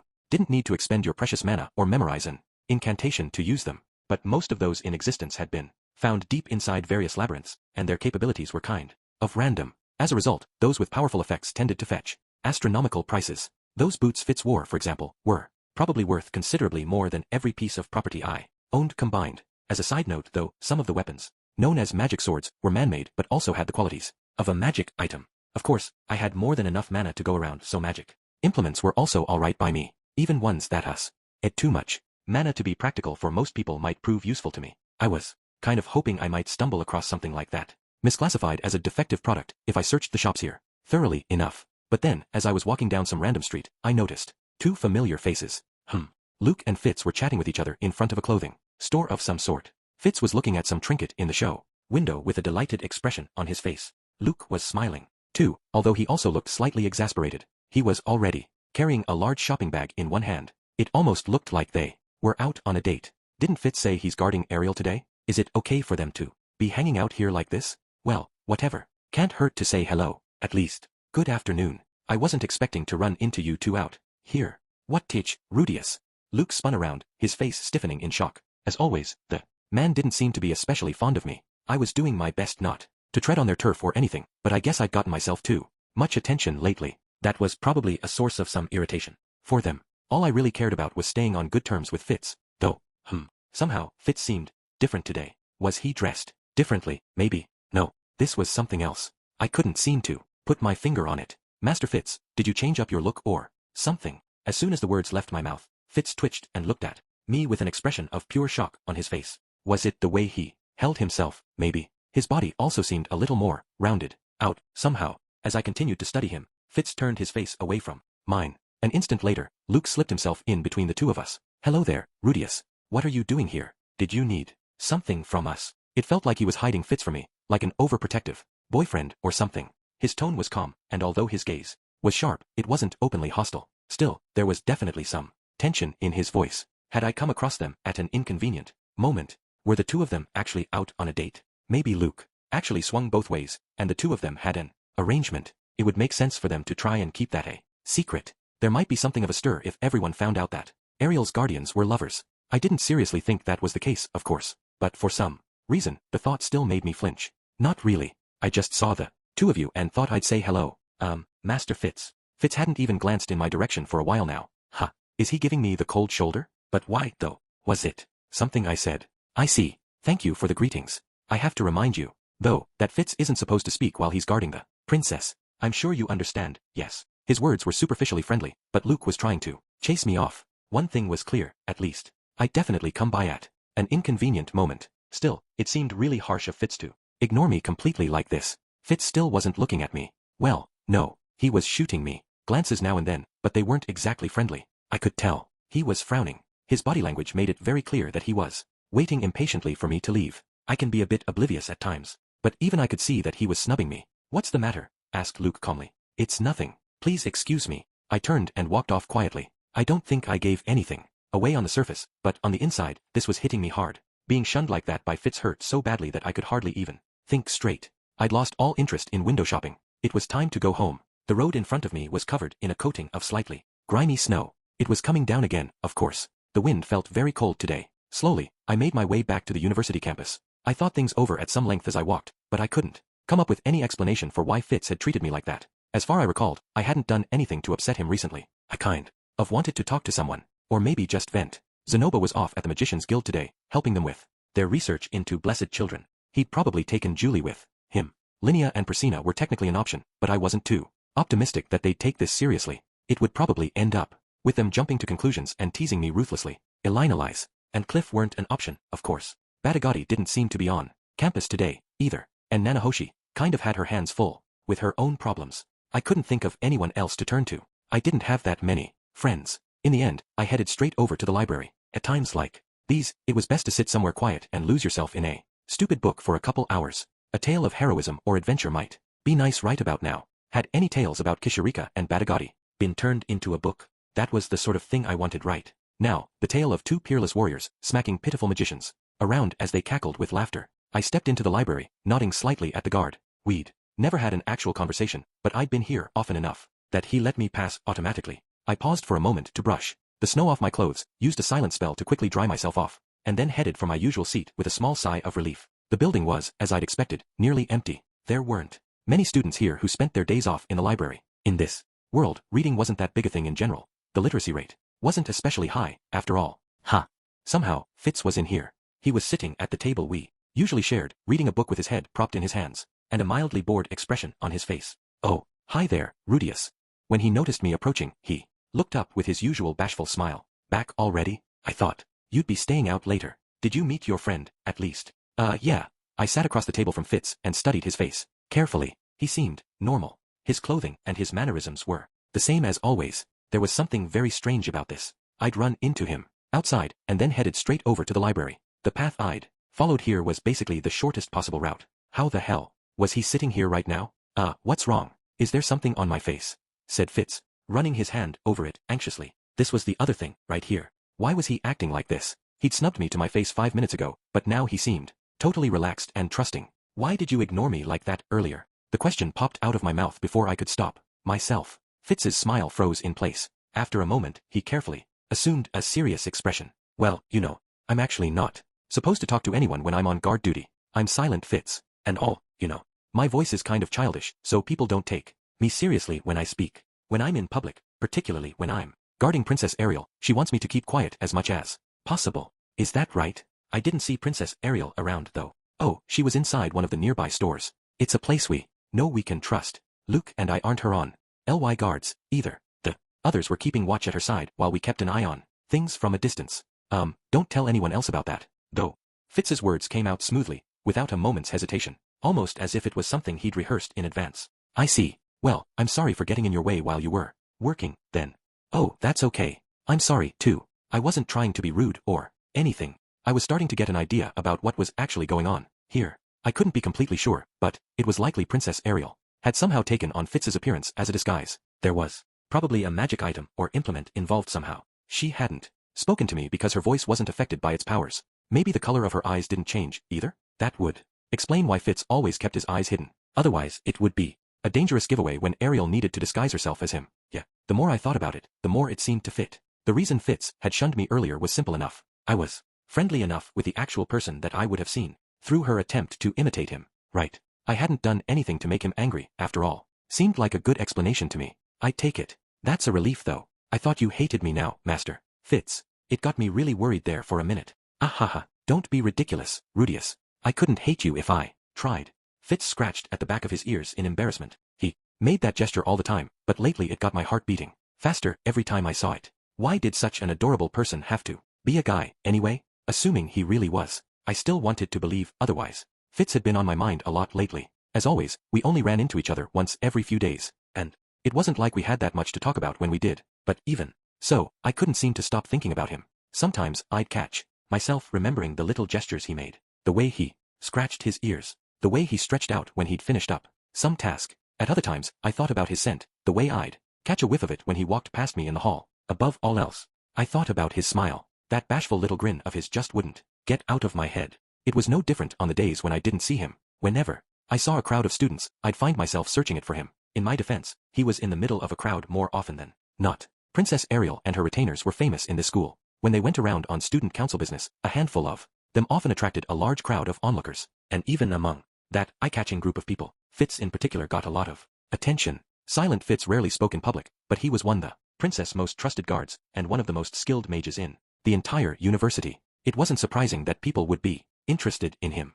I was one of them at this point. Whenever I did see him, my eyes always seemed to follow him. I recognized what all these symptoms meant, of course. I was in love. I'd fallen for a guy, assuming he really was one, which I wasn't totally convinced of. This seemed like an important question. Depending on his gender, I'd have to come to terms with the fact that I was gay or possibly bisexual. Not that it really mattered in the short term, given that my condition still hadn't improved. I was still kind of hoping he turned out to be a girl, though. Once I finally managed to admit my feelings to myself, I set out to gather some information on this subject. The easiest and most ethical approach would be to ask the guy himself, but that was going to be my last resort. For all I knew, he might be self-conscious about that charmingly girly face of his. I started off by heading to the teacher's building. There were presumably student records on file in the offices here, with the actual truth recorded in them. I expected them to have some policy about protecting the students' privacy, but maybe I could convince them to help me out just this once. After some hunting around, I managed to find the professor in charge of the 4th years, who was serving as Fitz's advisor. I put the question to him straight. Can you tell me what Master Fitz's gender is, Professor? I can't give you any information about Fitz. Are you sure? Couldn't you bend the rules a little, just this, once? The professor cringed slightly as I spoke. Apparently, he found me somewhat terrifying. These days a lot of students went pale every time they saw me, but I'd hardly expected this from a member of the faculty. Maybe I could use this to my advantage. If you really can't be flexible, maybe I'll shoot a nice thick stone cannon up your backside and see if that helps. Wait, maybe you'd prefer a vigorous blast of water instead. I am very sorry, but I simply can't tell you anything. The man proved to be a stubborn nut to crack. It was nice to see. The faculty here didn't give in to threats, at least. I was only joking, Professor. Giving up on the simple intimidation approach, I headed off to find genius instead. If I couldn't get answers from the guys at the bottom, I'd go straight to the top instead. I found our beloved vice principal in the midst of a spirited battle with a mountain of paperwork. Given the size of this university, there were probably plenty of forms to sign off on in any given day. I felt a bit bad about interrupting him, but it wasn't like this should take too long. Hello, Vice Principal Genius. Good day, Rudius. You seem fairly busy, I have to say. Oh, not at all. Thanks to you keeping our problem children under control, my life's gotten much easier of late. Problem children. Was he talking about Badagati and Zenoba? Maybe. Not that they were really children in most senses of the word. In any case, what can I do for you today? Actually, I wanted to ask you for some information about Master Fitz. The vice principal's eyebrows twitched. I'm terribly sorry, but the people calling the shots gave us some rather strict instructions regarding him and his employer. Is that so? I was slightly tempted to tell him that I didn't give a damn, but something about the exhaustion on his face made me reconsider. The administration had their own problems, clearly. They might have secured themselves crucial support of some kind by accepting the second princess and her retinue. Could you at least tell me what Fitz's gender is, though? His gender? Genius offered me one of his famous, awkward smiles. These really were his specialty. For about a minute, he thought over my request. A minute could feel like a very long time when you were waiting in total silence, though. Fitz is a man. In the end, that was the extent of his reply. Ultimately, I still wasn't sure about Fitz's gender. Genius had backed up the official story, but he was clearly under some pressure, and he'd thought it over for a weirdly long time. Was hard to say if he was truthful with me or not. Of course, he'd automatically used the pronouns him and his for Fitz before he even heard my question. Did that mean he'd told me the truth after all? No, there was no point overanalyzing it. I didn't have the evidence to make up my mind either way. Without realizing it, I'd made my way over to the library and to the table where I always worked with Fitz. I sat down and Lou out a soft little sigh. What was the point of finding out about his gender? Anyway, could I even bring myself to tell him how I felt? Could I tell someone that I had feelings for them? Me, of all people. It was good to get these things off your chest, in theory. But the idea felt kind of wrong. I wasn't approaching this the right way. First off, what did I even want to happen after I confessed? That was important. Very important, in fact. I couldn't take things too far with my body in this condition. My crane didn't want to move, but it wasn't like I had a shortage of gasoline. My brain was full of dirty, evil thoughts at all times. Some point, I wouldn't be able to restrain myself. But I wouldn't be able to do anything when I tried. That just sounded like torture. Right. Let's put aside the pretty words that people always throw around. No more euphemisms about my feelings. I want to sleep with Fitz. I want to do all sorts of things with him. I want to experiment. I want to try a little this, a little that. Well, maybe that's taking things too far. God, I wish I could jerk off, at least. Just as I muttered these words to myself, a hand dropped to my shoulder. I turned and looked upward, and found myself face to face with Fitz. Jerk what off? He said, tilting his head curiously to one side. Walk. I leapt up violently, tangling my feet in the legs of my chair. Whoa, watch out. Fitz reached out and grabbed me by the hand, trying to steady me, but he wasn't strong enough to pull me back. Aya! We ended up falling together, still tangled up with the chair, pushing back the table as we went, and when we hit the ground, Fitz landed on top of me. I was lying on my back, holding him in my arms. Fitz's face was very close to mine. Thanks to those huge sunglasses, I couldn't fully make out his expression, but I could see the bridge of his nose and his slender lips. Only inches away, I felt the warmth and weight of his body on top of me. Not that he weighed very much at all. A pleasant smell filled my nostrils. It was Fitz's scent, at a greater intensity than I'd ever experienced it before. I could have spent a whole day savoring it. My arms had somehow wrapped themselves around his hips and bottom as we hit the ground. His waist was slender and feminine. His bottom wasn't exactly plump, but it was soft. The sensation alone had my naughty little guy standing at attention. Holy shit. Sorry, Rudius. Flushing bright red, Fitz quickly tried to push himself up and off me. Master Fitz, you really are a girl, aren't you? He looked at me in shock, then gaped wordlessly for a few seconds before finally managing to shake his head. No, I told you, I'm a man. Jumping up to his feet, he, or she, backed away from me for a few paces, then turned around and sprinted for the exit. Fitz had left a number of books behind on the table. Maybe she'd been picking up Some reference documents for a class, like on the day of our first meeting here. And she was definitely a girl. But there was something even more important on my mind right now. I got a boner. After 3 long years of silent slumber, my little corporal was finally saluting the flag once again. After all that frustration and disappointment, just touching Fitz had gotten me aroused. Gingerly, I reached down with one hand to make sure I wasn't just hallucinating. Wow, it's not a dream, is it? In this moment, I finally understood the meaning of the man god's advice. This was why he'd told me to poke around the library. That said, I'd known from the very start that Fitz was hiding things from me. Whatever his gender, if he was concealing anything, it had to be for a good reason. I didn't want to blow his cover with my theories and my blundering. I was in love with Fitz. Fitz wanted to be known as a man. Would it be fair to prioritize my feelings under those circumstances? Or my desires, for that matter? Obviously not. I had no right to expose her secrets. If anything, I had a responsibility to respect her wishes and help her keep up the act. That felt like the only safe approach, actually. If I didn't force myself to think that way, I was afraid I might sneak up and whisper, "I'll keep my mouth shut, so come over to my room tonight," in her ear. That would be one hell of a way to repay her for everything she'd done for me. "I never thought you were such a scumbag," she says bitterly, getting down to her underwear. And then, at long last, no, new, bad thoughts, very bad thoughts. He'd, or she'd, helped me out so many times, in so many ways. It would be truly unforgivable to betray her like that. And I didn't want her thinking of me as a scumbag, either. I was a gentleman at heart, really, sort of. I just have to treat her the same way I did before, and if she ever seemed in danger of being exposed, I'd quietly step in to help out. She'd done the same for me on my first day at this school, after all, even though it had probably been a risky move for her. Complaining about the dorm's regulations could have put her on some seriously shaky ground. But even so, she'd jumped in to help me. She'd come to my rescue, though I still didn't know why. If that situation was ever reversed, I'd have to return the favor. I'd help Fitz, just like she'd helped me. Wait a second, though. If Fitz is really a woman.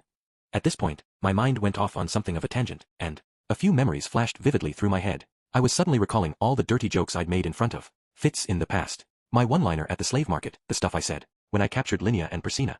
Oh God, and that thing I made him say when he brought me my staff. I writhed in agony for a while. Once I'd finished up with this delightful trip down memory lane, I found that my little soldier had resumed his lifestyle as a shut-in. No matter how I urged him, he stubbornly refused to emerge. I guess he was less obnoxious about it than the old me, at least, since he didn't start pounding on the floor when I pestered him. I'd really wanted to give the little twerp a proper jerking for the first time in years, but apparently, I was still far from being totally cured. Oh well, at least I had reason to be hopeful now. No point rushing things. For the time being, I headed back to my room to try and fix that wonderful sensation in my memory. The next morning, it took a serious effort to pull my sluggish body into a sitting position. I'd been so preoccupied with my partner's brief recovery that I hadn't managed to get much sleep. The little guy in question was still pretending nothing had happened. Sadly, my mind was filled with thoughts and images of Fitz, but I didn't get so much as a twitch of a reaction from that traitor downstairs. When was he going to stop sulking and help me blow off some of the steam that was building up inside me? Maybe memories just weren't enough to please him? I still didn't know exactly what had set him off.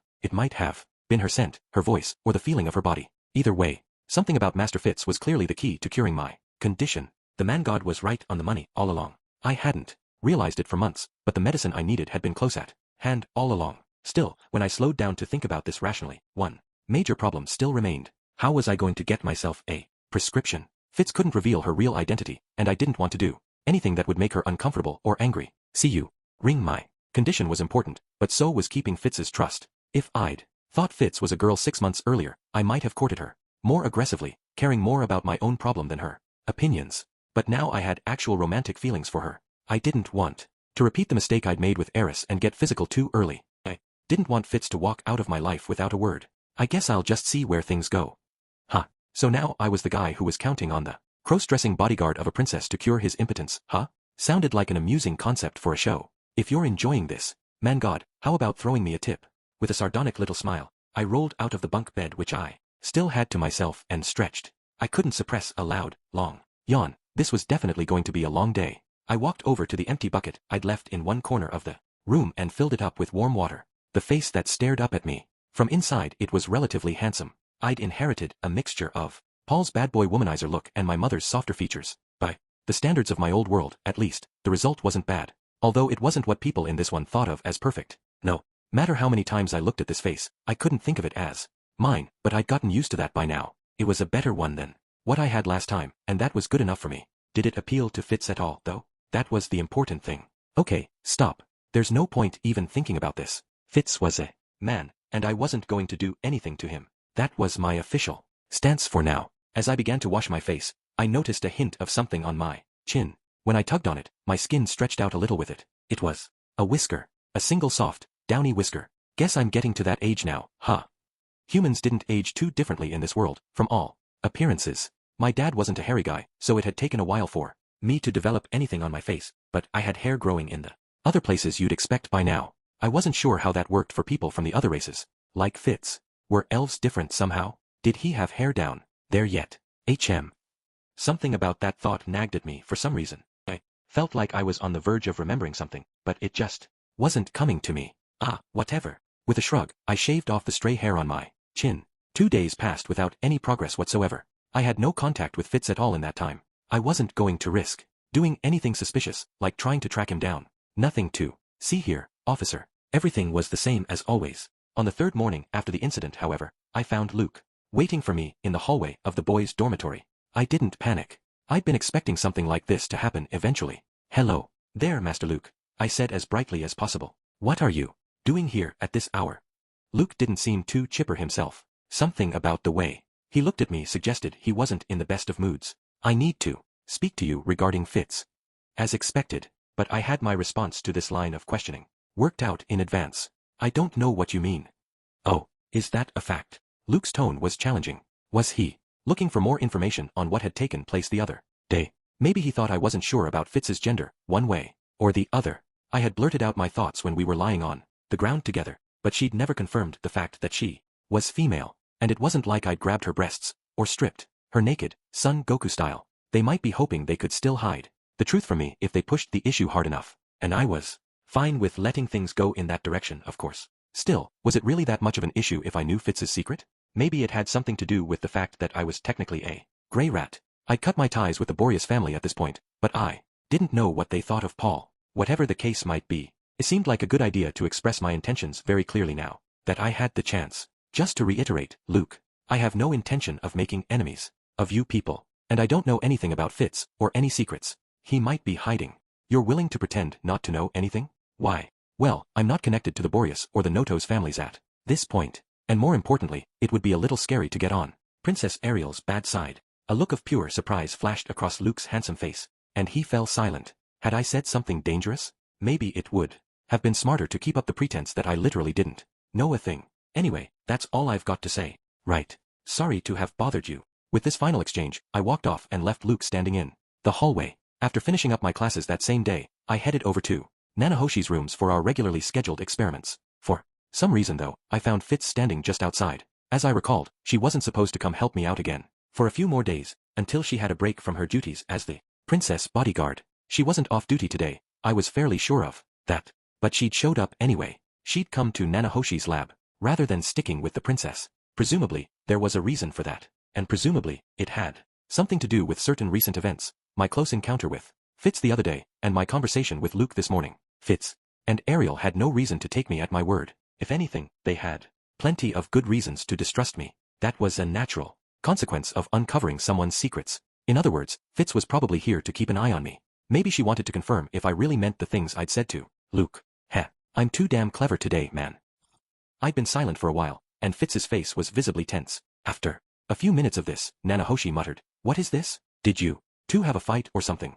While drawing up a new magic circle. And no, we didn't have a fight or anything. Fitz's response was hilariously awkward. He really was adorable when he got flustered. Still, it was obvious that he still doubted me. How were you supposed to earn someone's trust in a situation like this, anyway? Maybe I would have been better off just bending the knee and offering tribute to Ariel. All I could really think of was to buy him a nice box of pastries or something. But given how cautious they were about me right now, that might backfire badly. "Look, I don't really care either way," said Nanahoshi, her voice distinctly irritated. "Just don't drag me into your nonsense." The girl had a strict policy of avoiding trouble as long as she was stuck in this world. Fitz was deeply involved with Azuran royalty, and Nanahoshi clearly didn't want to get mixed up in any conflict between the two of us. Of course, if she went around talking that rudely to people, she'd probably make some trouble of her own eventually. But I was basically the only person she interacted with right now, so maybe it wasn't that big a deal. Well, whatever. If she didn't want to get involved in this world, that was her call.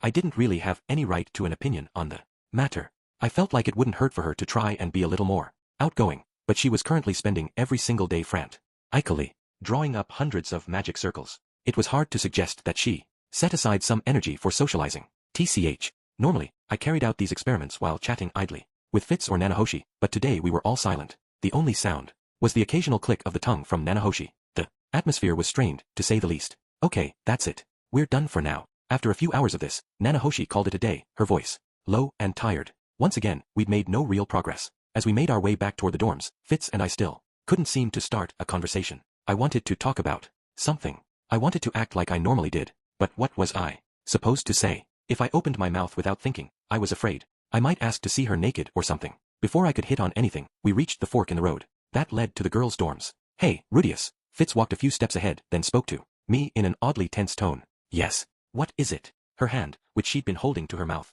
moved downward. She made it into a fist and squeezed it against her chest. He was obviously going to say something important. Maybe something about his gender. I braced myself as best I could. Sorry. It's nothing, actually. Bye.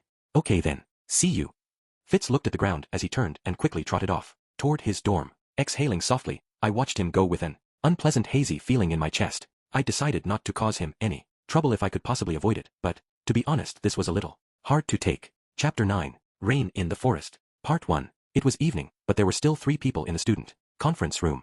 The first was a striking beauty who turned heads everywhere. She went, Ariel Anemoi Azura. The second was a sharp-faced but handsome young knight who charmed women with ease, Luke Noto's gray rat. So, what was it you wanted to discuss? Across the desk from them was a young man with white hair, wearing sunglasses and a male school uniform. His name was Fitz. He'd brought his hands to his belly and was fiddling with his fingers. Anxiously, Ariel looked at him for a long moment, but he didn't seem inclined to speak, so she continued. The other day, Rudius ran into us while we were out shopping. He found your actions rather suspicious, Fitz. Not long thereafter, he threw you to the floor in the library, after which you ran off, declaring yourself to be a man, or so the rumors have it. Rudius probably believes that to be a lie. He did get the chance to touch your body at some length, from the sound of things.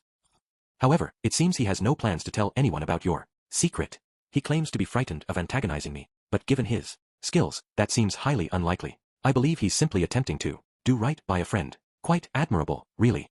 Ariel shot Fitz a sharp look. The question at this point is, what are you going to do? Fitz's shoulders twitched at Ariel's harsh tone, but he made no reply. I do think it's all right to take your time with this, Ariel continued. However, it's now been half a year since you made any progress at all. Can you blame me for wanting to say something? She waited for Fitz to reply. Thanks to the large sunglasses he wore, she couldn't see the look in his eyes, but she recognized the way he was fiddling with his fingertips. It was a telltale sign that he was overwhelmed, something he only did when he couldn't think of anything at all to say. If she let him keep going like this for much longer, he'd probably whimper something like I'm sorry or I need a little more time to try and postpone this conversation. And so, Ariel pressed on. I have to say, I've gotten rather sick of watching you dither about like this. This wasn't actually true. Ariel enjoyed watching Fitz squirm. She was a little jealous of his feelings for Rudius, but she certainly didn't oppose them. However, Rudius was spending less and less time with Fitz as a result of his new friendship with Silent, and Fitz was growing more melancholy by the day. That was rather painful for her to watch. I think it's about time you found the courage to tell him who you really are, Fitz, or rather, Sylphie. Fitz pressed his lips together tightly and raised his head to look at Ariel, and a moment later, he took off his large pair of sunglasses. The face underneath them was distinctly feminine. It would have been hard to mistake it for that of a boy. In fact, it was the face of Sylphiette, Rudius' childhood friend. Princess Ariel, she began, seemingly ready to speak her mind at last, but then stopped almost immediately, looking like she might burst into tears. This was enough to tell Ariel something she'd suspected vaguely for a long time. Sylphie, this is going to be the third time I've asked you this, but, right now, is there something that you want to do? There was. Yet Sylphie shook her head. What she wanted was impossible, for 2 different reasons. First of all, she was too afraid. She felt that Rudius might have forgotten her entirely. Secondly, she cared too much about the friends in front of her. If she chose to pursue this new goal, it might mean parting ways with Ariel. That would mean betraying her and Luke, these friends who'd fought at her side, struggling to survive and realize their objective. Together, these doubts kept Sylphie silent. But this time, Ariel didn't take no for an answer. Sylphie, you've saved my life many times, she said, her voice soft and gentle. If you hadn't fallen from the sky in the gardens of the Silver Palace, I would have died on the spot. It was you who protected me from the assassins who came for me when I slept, as well, and you fought for me, desperately outnumbered, at the Red WYRM's upper jaw. You've helped me countless times in the last few years. But I owed you that, Princess Ariel, and more. When I was teleported into the palace, I didn't have the first idea what was going on. If you hadn't helped me, Ariel shook her head slowly. Any debt you owed me was more then repaid when we fled the kingdom. Since then, we've been on equal footing. I've simply been manipulating you into serving me. You aren't manipulating me, Sylphie shouted, her eyes wide. I want to help you, because we're friends. In response, Ariel smiled in satisfaction and nodded slightly. I'm sure that's true, yes. And for the very same reason, I'd like to help you now. Because we're friends, aren't we? What?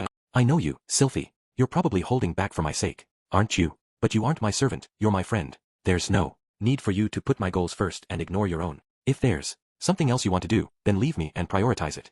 Ariel's kind words were enough to shake Sylphie's resolve, but even as her heart wavered, she managed to squeak out an objection. But that would mean betraying you. It most certainly would not, Ariel replied firmly. In fact, were I to hold you back, I would be betraying you. This claim might not have passed scrutiny if they were still in the kingdom of Azura. There, Ariel was a princess, and Sylphie merely the daughter of some nameless village hunter. She had earned herself the title of guardian mage, true, but they were still far from equal in rank. However, this was the kingdom of Rinoa, and Ariel was essentially in exile. Because of that, her words had the ring of truth. If she'd said something similar to Luke, he would no doubt have objected strongly. He took great pride in his role as Ariel's retainer, and would have begged her to give him orders, and to use him as she saw fit. Sylphie, on the other hand, hadn't sworn an oath of undying allegiance to Ariel, but she considered the princess a woman worthy of her service. She respected her so strongly that she would have sacrificed herself obediently if Ariel ordered her to do so. She couldn't quite manage to express these thoughts in this moment, though,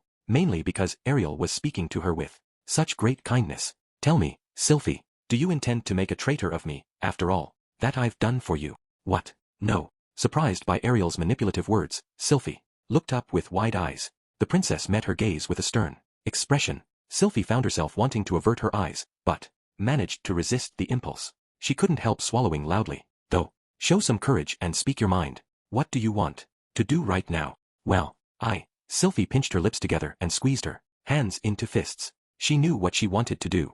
All she needed now was the courage to put her feelings into words. At some point, she'd lost that courage altogether. But now, as her good friend waited patiently, she managed to find it once again. I want to be with Rudy. Well done. Ariel smiled at her friend. For once, it wasn't artificial. This was her genuine smile, one she used only rarely. I'm glad you finally came out and said it. Pursue your own goals first. Sylphie, you can always come back to help me out once you're ready. There was kindness in Luke's eyes as well. She's right. Deal with your personal affairs before worrying about ours. He had somewhat conflicted feelings about this situation, in truth. But he was happy that his friend had finally voiced her real thoughts, and he wanted to trust Ariel's judgment. But I don't think I can take it if Rudy doesn't remember me.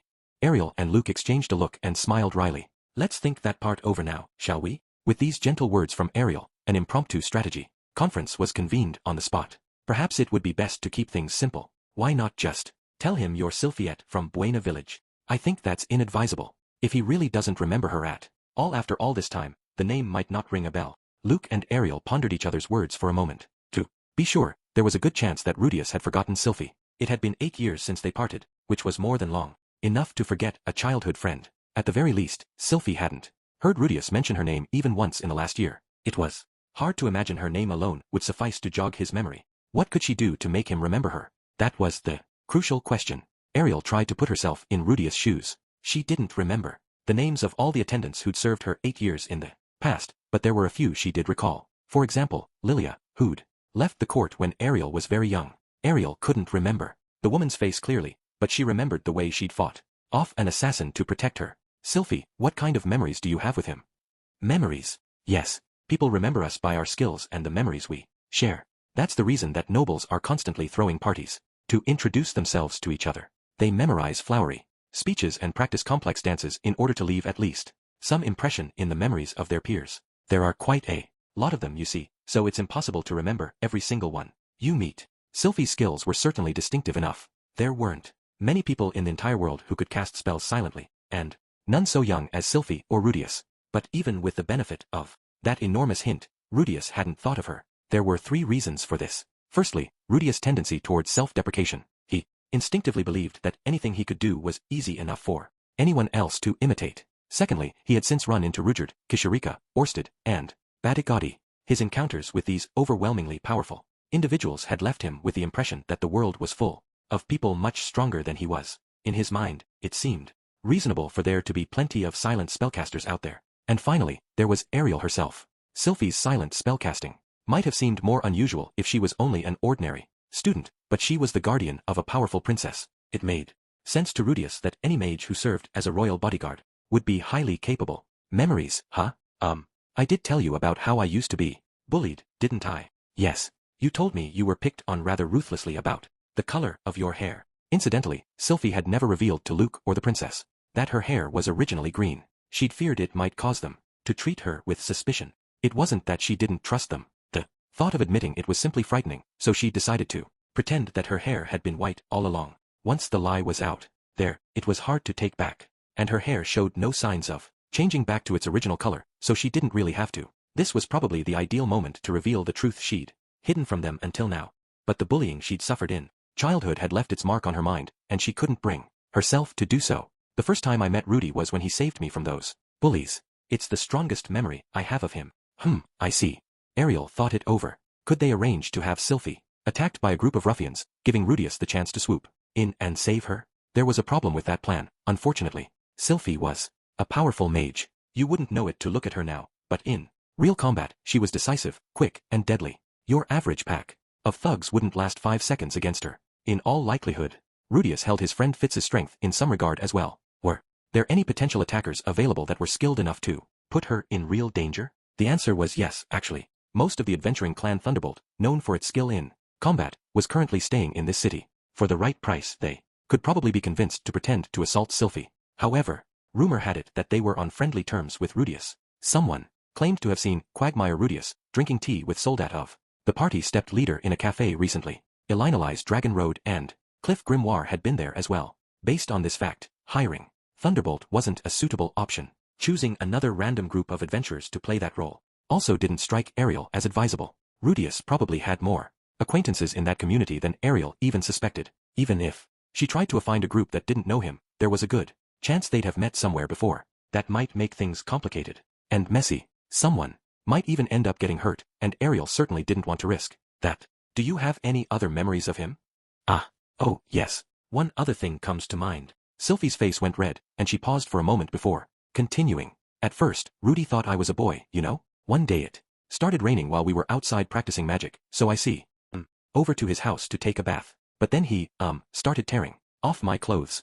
Halfway through her story, Sylphie glanced over at Luke. He promptly covered his ears with his hands. Say what you will about the man, but he could take a hint. And then he pulled down my panties and saw my private parts. That was how he realized I was a girl. Sylphie went on to explain how Rudius had been a little depressed for a while after that. Ariel had already heard the story of what happened after this incident. Actually, it seemed possible to her that these events had something to do with Rudius' decision to keep his silence about Fitz's gender. Even if he didn't remember Sylphie clearly, he'd learned a lesson then that still stuck with him. You didn't forcibly expose people's secrets. That's quite a nice story, said Ariel, smiling. On the inside, however, she was thinking this is it. They'd just have to create an identical situation and make Rudius undress Sylphie with his own hands. With excitement running high on both sides, she could hopefully overcome her anxiety and blurt out the truth. All right, let's go with that. Ariel had made up her mind, and there wasn't going to be any debate. Luke, take your hands off your ears. We're going to discuss our plan now. At this point, however, the princess remembered their second biggest problem, Sylphie's penchant for self-sabotage. If they didn't take some precautions, her cowardice would doom their plan to failure. Before we get into the details, though, there's one point I want to make sure we're clear on. Oh, okay. Sylphie, you told us that you want to be with Rudius, but I'd like to know what that means to you, specifically. Sylphie considered the question. What specifically did she want from Rudy? What did she want to do with him? She wanted to be at his side, at least. She'd been in love with him for quite some time, and those feelings had only grown since their reunion. But she sometimes indulged in some very specific fantasizing. Also, for example, she often daydreamed about what their life would be like after they got married. In these fantasies, the house they lived in was the one Rudy's family owned back in Buena Village, or at least one of the same size. The two of them shared the same bed, naturally. When she woke up every morning, Rudy was lying by her side. He greeted her with a good morning and a kiss, then got dressed and went off to do his morning training. Heading downstairs, Sylphie made breakfast. This was one of her jobs around the household. It wasn't anything too fancy, but Rudy always had a solid appetite, so she made plenty of food. By the time everything was ready, Rudy was back. He ate the food and said something like, delicious as always, once he finished. He didn't talk while he was eating, though. Sylphie just watched him pack it in, serving second helpings when he wanted one. Once breakfast was over, Rudy headed off to work. Sylphie handed him a lunchbox and waved goodbye, then headed off to meet up with Princess Ariel. They both had jobs, just like Rudy's parents. She hadn't come up with a specific job for Rudy, but it was just a fantasy, so that wasn't too important. When Sylvie finished her day at work and came back home, she ran into Rudy at the entrance. He smiled a little at the sight of her, brushed the snow off her shoulders, and pulled her in for a hug. Then they headed inside together and turned on the heating stove. Before too long, they had the bath ready. Once they cleaned themselves off and warmed up, it was time for dinner. While Sylvie worked on that, Rudy was making figurines by the stove or something. Dinner was a little different from breakfast. Rudy was much more talkative, for one thing. He told her all about his day and the things he'd seen at work. All of his stories were amazing. Too amazing for her to think up in advance. She giggled at his jokes and felt impressed by his accomplishments. Once the meal was over, they spent some quiet time together. On the sofa by the heating stove, Sylvie snuggled against Rudy, and he wrapped his arm around her shoulders. Sometimes they talked. Sometimes they didn't even say a word. Before too long, they started gazing into each other's eyes, and their faces drew closer. Their shadows would overlap as Rudy picked Sylvie up in his arms, turned off the stove, and carried her to the bedroom. Rudy's kind of a pervert sometimes, you know? He might say, "How many kids do you want?" or something like that. But then I'll say, "As many as you want to give me, Rudy." He'd probably just laugh and say, "That might be too many," then start taking off my clothes, and then I laugh too, and say, "Better get started then." He. He. Ahem. Gah. Snapped back to reality by a tactful throat clearing from Ariel, Sylvie shut off her internal monologue, flushed bright red, and looked at the floor while fiddling with her ears. "Now then," said Ariel gently, "take that fantasy of yours and imagine another woman in your place." Sylvie tried to picture Nanahoshi taking on the role of Rudius' wife. She imagined herself living in the house next door, watching them through the windows as they went about their day. But when Rudy and Nanahoshi noticed her, they smirked a little and shut the curtains. "You don't like that idea, do you?" "And no, not one bit." "Very well then." With a firm nod, Ariel looked Sylvie right in the eyes. "Whether this operation succeeds or fails is entirely dependent on your efforts, Sylvie." "All right." In case this wasn't enough, Ariel chose to hammer the point home. "I won't allow you to chicken out again. Not this time. If you come back and tell me that you couldn't find the courage to speak up when it counted, then I'll never help you with this again. In fact, I'll do worse than that. By my authority as Ariel Anemoi Azura, second Princess of the Kingdom of Azura, I'll forbid you to ever contact Rudius Grey Rat again." Sylvie swallowed loudly. She understood, of course, that Ariel was only trying to push her forward. This was less a literal threat than an order to approach this very, very seriously. Seeing the tension on Sylvie's face, Ariel slowly said her final words on the matter. "Give this everything you've got." Yes ma'am." "Very good." Ariel nodded deeply one more time, and proceeded to outline her plan. "Sylvie, we wasted no time putting our operation into action. It was lunchtime on a school day, and I was on the first floor of the dining hall. The room was packed full of common students, ex-adventurers, beastfolk, demons, and all sorts of other people. The noble-born students tended to mock this group ruthlessly at every chance they got, but most of their insults were based on nothing more than prejudice. Princess Ariel found that attitude absurd. She liked to point out that only 400 years ago, some of the very tribes they mocked so freely had nearly driven humanity to total defeat. Not that any of that was too relevant right now. I spotted Rudy sitting at the very back table, chatting casually with a small group of friends. He was with Zenoba, King Badagati, and Julie, who sat at the far end of their table holding a cup in both hands, and shooting glances at the other three. "Do explain, Sir Batty. What are the most crucial qualities of a figurine, in your estimation?" "They must be cuter than the real thing, and more importantly, they must be sexy enough to excite all those who see them." "Ah yes, the erotic element. Your tastes are truly refined, Your Majesty. Here, have another drink." Badagati was guzzling down large amounts of beer. His dark skin looked slightly flushed. Rudy and Zenoba watched with big smiles on their faces, regularly refilling their mugs. This was strange. This dining hall didn't even serve alcohol. Had they gone out to buy some beforehand? "Incidentally, Sir Batty, what would you think about me making a figure of Empress Kishirika? A very sexy one, of course. You wish to depict my fiancée? But you don't even know what she looks like fully grown, boy." "That's exactly the point though. Once she's back to normal, you won't get to see the charming miniature version of her any longer. That's why we need to preserve her current appearance for posterity." "I see. You may have a point there. The woman's a bit careless at times though, and she's been known to get herself killed rather abruptly. I'd expect she'll be back in her smaller form sooner or later. But surely the decor of your castle would be much improved by a display of Empress Kishirika at various ages." "You're a human, boy. You won't live long enough to see her at all her ages. That's the problem, all right. If we're going to make that dream come true, I'll have to pass on my figurine making techniques to future generations. And that's why I could really use your support. Your Majesty." "Ihihi. Bwahahaha. For all your power, you play the role of a wheedling salesman oddly well. I approve of your naked greed, boy. What is that you desire, then? Money? Men? Oh, nothing like that.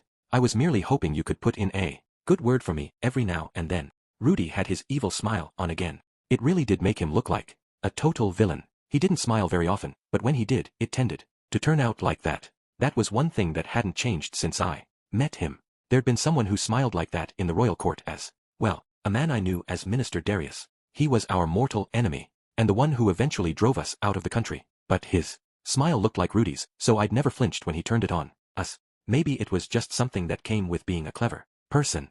Rudy and Zenoba seemed really devoted to their hobby of using earth magic to make little sculptures of people. It was hard for me to comment on the quality of their work, but at the very least, the figurines were really detailed and precise. When Rudy showed me a red WYRM sculpture they were working on, I'd been seriously impressed. They were also training Julie, who'd proven to be a talented young dwarf, to help them out, and now they were trying to rope a demon king into the business as well. It was obvious they were really serious about this project. I did want to join in and help them out, since I was a pretty good mage myself, but that wasn't an option. I had to save my mana for protecting Princess Ariel. Hello, Rudius. Oh, hello there, Master Fitz. When I called out to him, Rudy looked up at me with a pleased expression. I'd been acting a little strangely around him recently, but it didn't seem like he was wary of me or anything. Honestly, he could be kind of oblivious sometimes. Still, it felt like proof that he trusted me completely. That did make me happy. What can I do for you?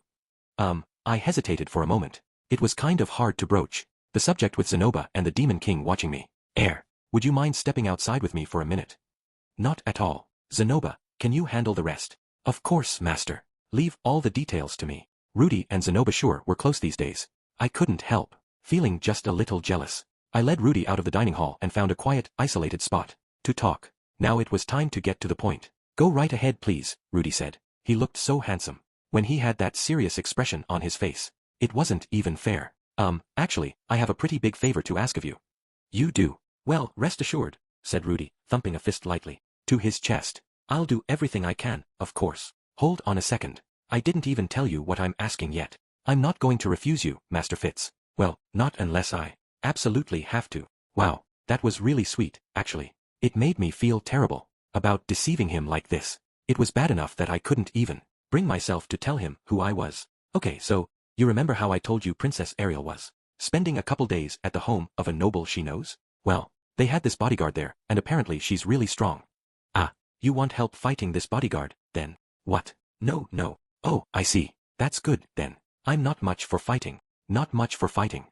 Is that supposed to be a joke? Should I be laughing right now? Let's just move on. Princess Ariel started to get annoyed by how much this noble boasted about this bodyguard. She insisted that her Fitz was even stronger. Aha, got it. So then the noble tells her, my bodyguard braved the forest of hail with a party of only 4, and brought back the flower that grows in its depths. In this really boastful tone, Rudy put a hand on his chin and nodded thoughtfully. A flower that grows deep inside the forest of hail. She must mean the freeze fringe, right? Its petals can be used to make a powerful tonic, but it's well known for only growing there, and only in the winter. Wow, that's our Rudy. He knew that off the top of his head? Was a good thing we'd taken the time to do our research and pick a plant that actually existed. The forest of hail is dangerous in the winter, Rudy continued, but if you head in there with a party of 4 A-ranked adventurers, it's not that impressive an accomplishment. As long as everyone moves carefully, you could get the flower and get out without putting yourself in too much risk. He went on to rattle off the names of the various monsters that resided in the forest of hail: snow hornets, white cougars, mustard, tree ants, and so on. I was a little stunned by how easily he pulled this information out of nowhere. How did he have all of this memorized?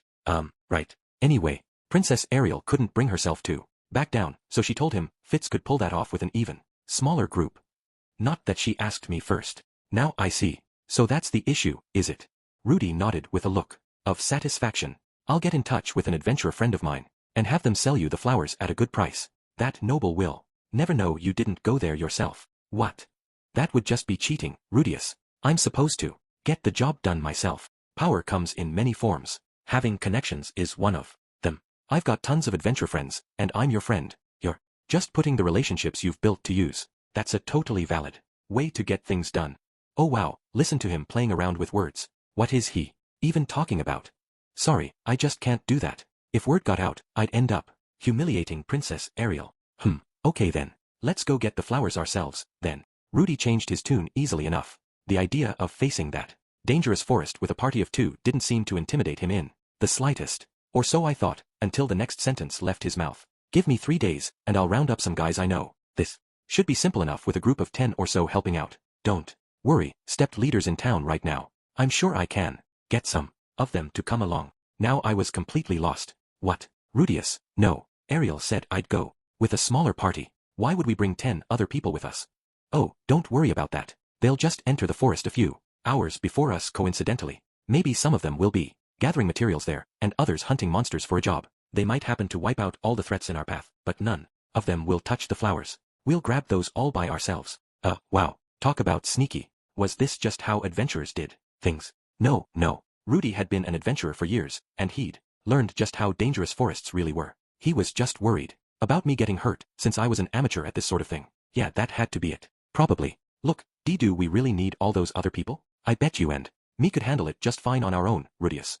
Oh, wait. Are you just asking me to be your bodyguard, Master Fitz? Wasn't that what I said at the start? Maybe not, actually. Why yeah, that's right. Can you help me out, Rudius? Rudy put one hand on his chin and thought for just a moment, before nodding. Okay then, you've helped me out in all sorts of ways, Master Fitz. It wouldn't be right of me to turn you down. Thanks, Rudius. I was a little nervous about going out there alone. Despite a few close shaves, I'd managed to get past the first hurdle. Honestly though, it felt like he'd come up with a new plan. Every time I opened my mouth, Rudy really was something else. The operation moved on to its second phase. Rudy and I would be heading into the Forest of Hail. It was located about 3 days. Travel north of Sharia, ending right on the border with Bashrant. I set out in my normal traveling gear, but Rudy showed up, heavily equipped.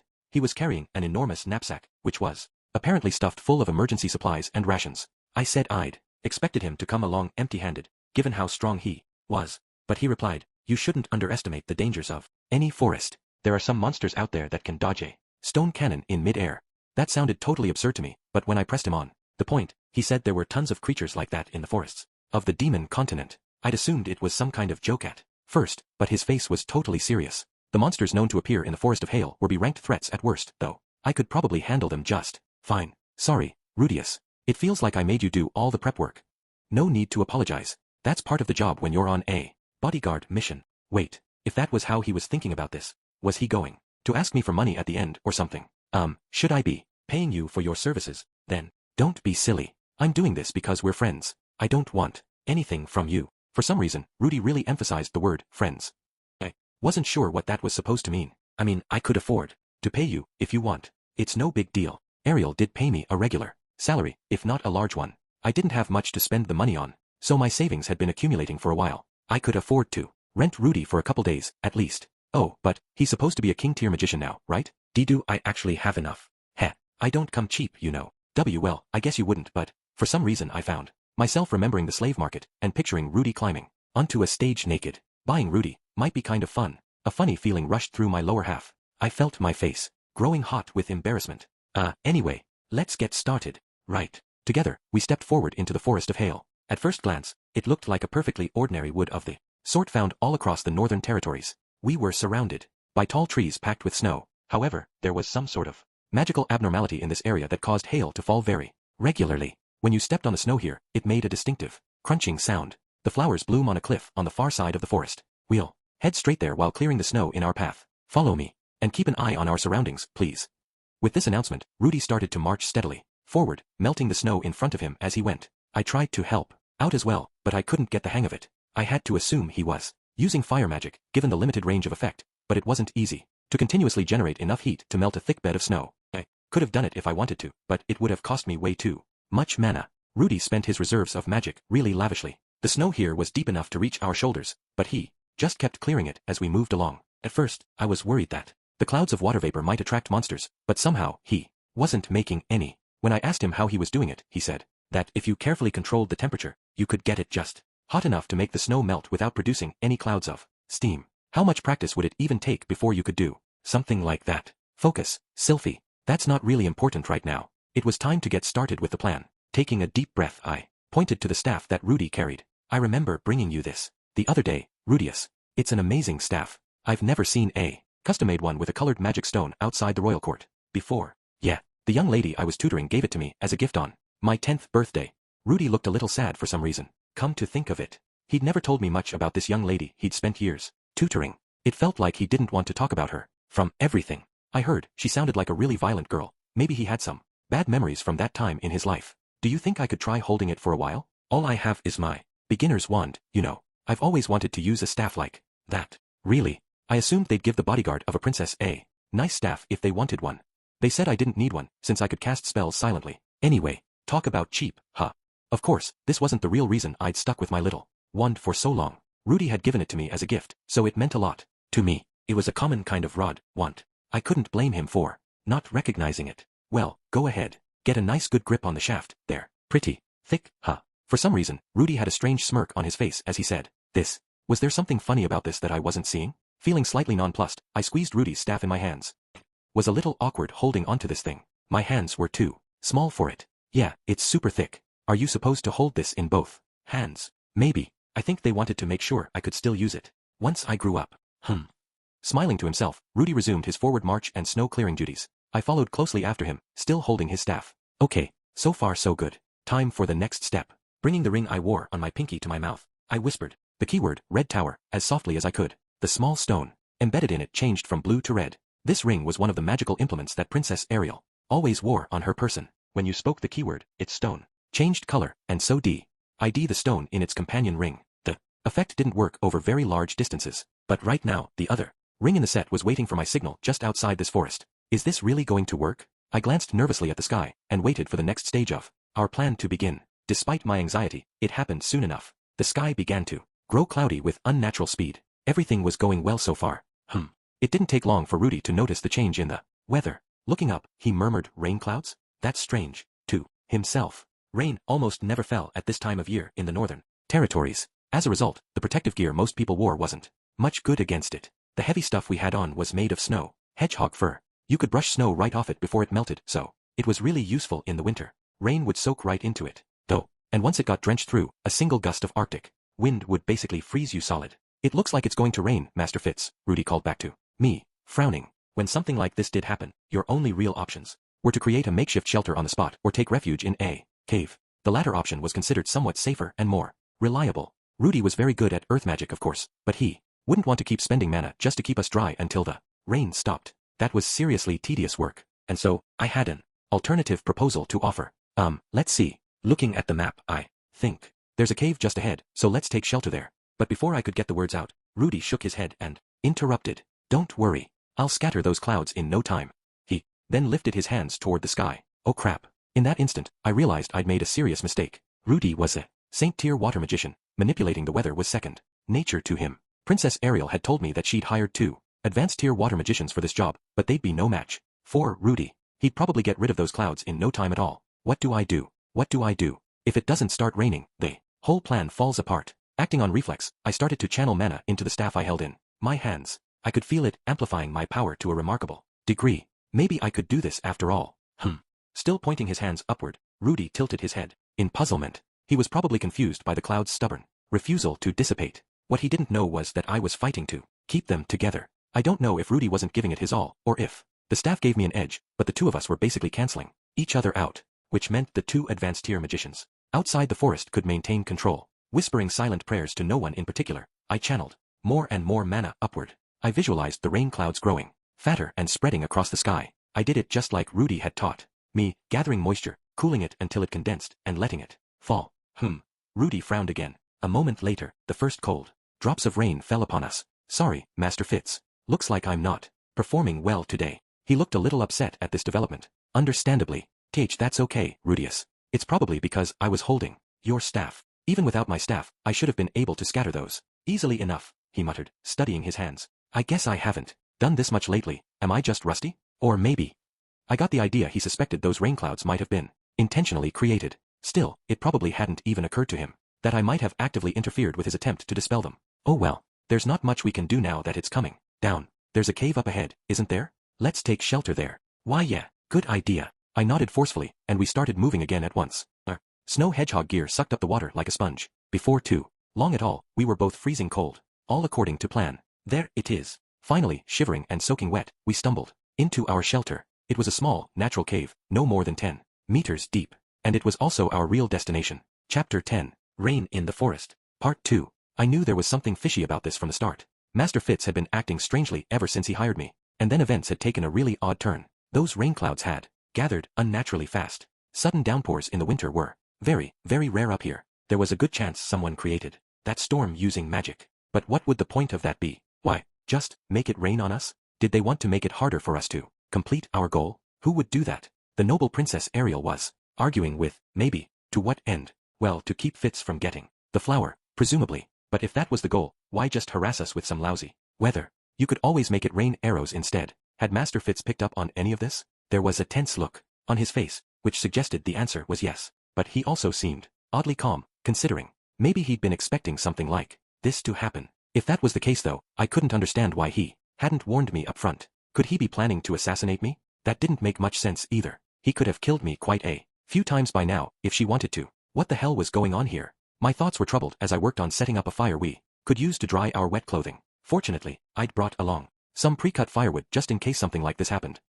Was possible to keep a fire going using nothing but magic, of course. But it would be immediately extinguished if I had to turn my attention to some passing monster. That could be dangerous, since it would deprive us of our main source of light, and I'd have to get a new one going afterward. It was smarter to just carry the basics with you. Okay, I'm going to get the fire going. Once the wood was all laid out, I set it alight. As soon as I was sure it was burning steadily, I took off my outer coat. The thing was absolutely soaked through. The outside was coated in a thin layer of frost. I'd been wearing my old gray robe underneath, but it was sopping wet as well. From the feel of things, I was drenched to my underwear. At least I'd brought a spare set of those so I could prioritize drying out my other clothes. Using a mixture of wind and water magic, I carefully evaporated the excess moisture in them. I couldn't force the water out completely though. It would severely damage the fabric if I tried. Once I'd done what I could, I made a simple drying rack using earth magic and hung up everything except my underwear to dry. I turned to the fire and moved in close, but it was still freezing in the cave. I used magic to seal the cave's entrance. Of course, completely closing us in here would be a good way to die of carbon monoxide poisoning, so I opened a ventilation hole in the ceiling to let the smoke escape. I'd made things slightly more comfortable, at least. Now the question was what to do about my underwear. It might be a little awkward to strip totally naked right in front of Fitz. I shot a glance over at him, and found him hugging his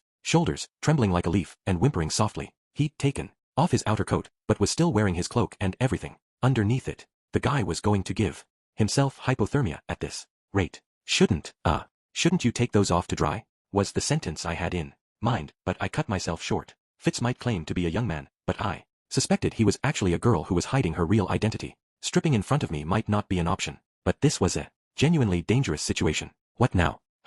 Master Fitz. What is it, Rudius? He answered me a little too loudly. Clearly, he'd also realized the dilemma he was in. This was not good at all. I needed to give him some way out. You know, a girl I know told me that elves have a rule against letting people from a different race see them naked. Why don't I turn around and cover my eyes? You just take those clothes off, dry them with magic, and tell me when you're done.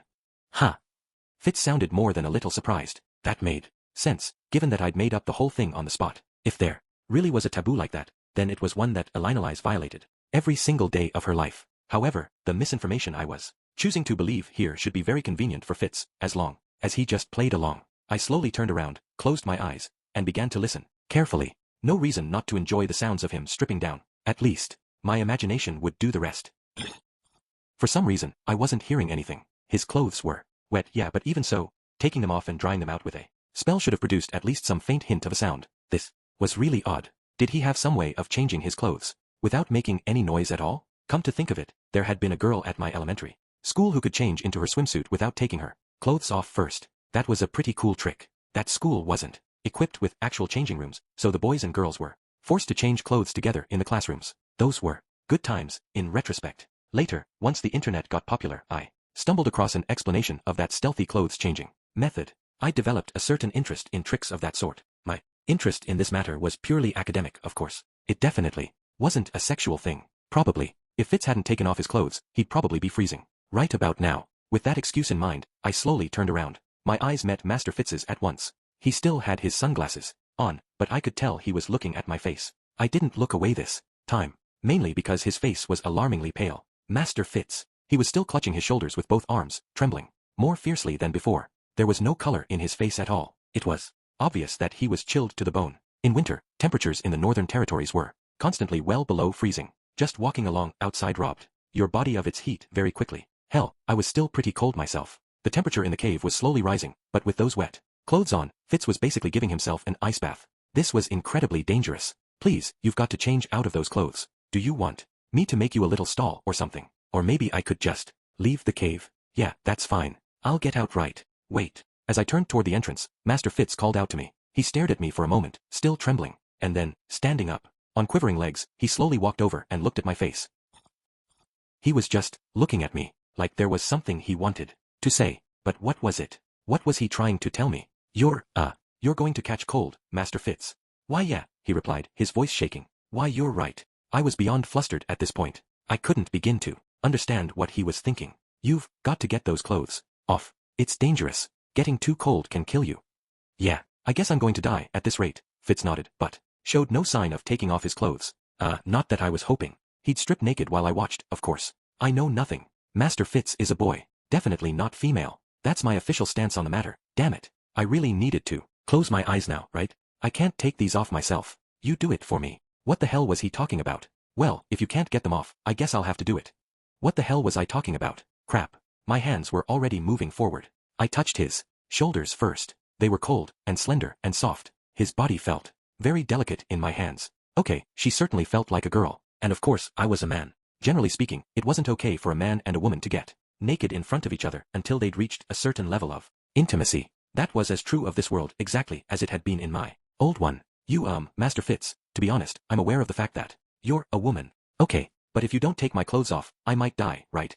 Alright. This did not compute. I couldn't figure out her thought process. Here. She was obviously plotting something, though. Could this be some sort of blackmail scam? Like, I'd take off her clothes, and then some scary guy would pop into the cave, tell me that I'd learned too much, and carry me off to an Azuran laboratory to be dissected? Not that I'd have any room to complain, given that I was about to experiment on Fitz myself. My hands, which had acquired a mind of their own at some point, slipped Fitz's thick front button cloak off. This revealed the drenched white shirt beneath. Not to repeat myself, but this was a white shirt. As you may know, shirts of that color are prone to becoming transparent when wet. This meant that I could see Fitz's underwear, specifically, something that looked like a sports bra. The contents appeared modest, but with the wet bra clinging tightly to her skin, there was no denying they were there. Fitz had natural padding of the kind that tends to captivate the masculine mind. Master Fitz. What's the matter, Rudy? When I heard that familiar nickname, I felt an old memory rising slowly toward the surface of my mind. I'd experienced something similar to this before. Something very similar to this. Pardon me, then.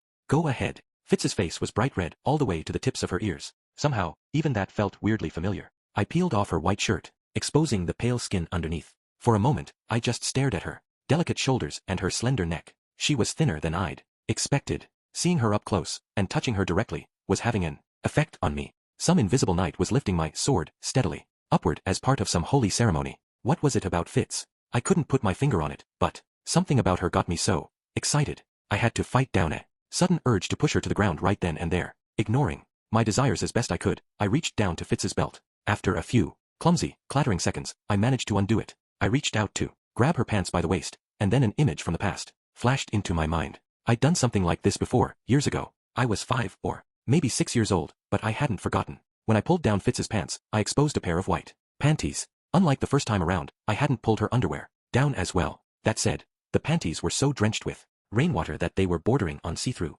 Was I seeing things, or was that a smooth curve down there?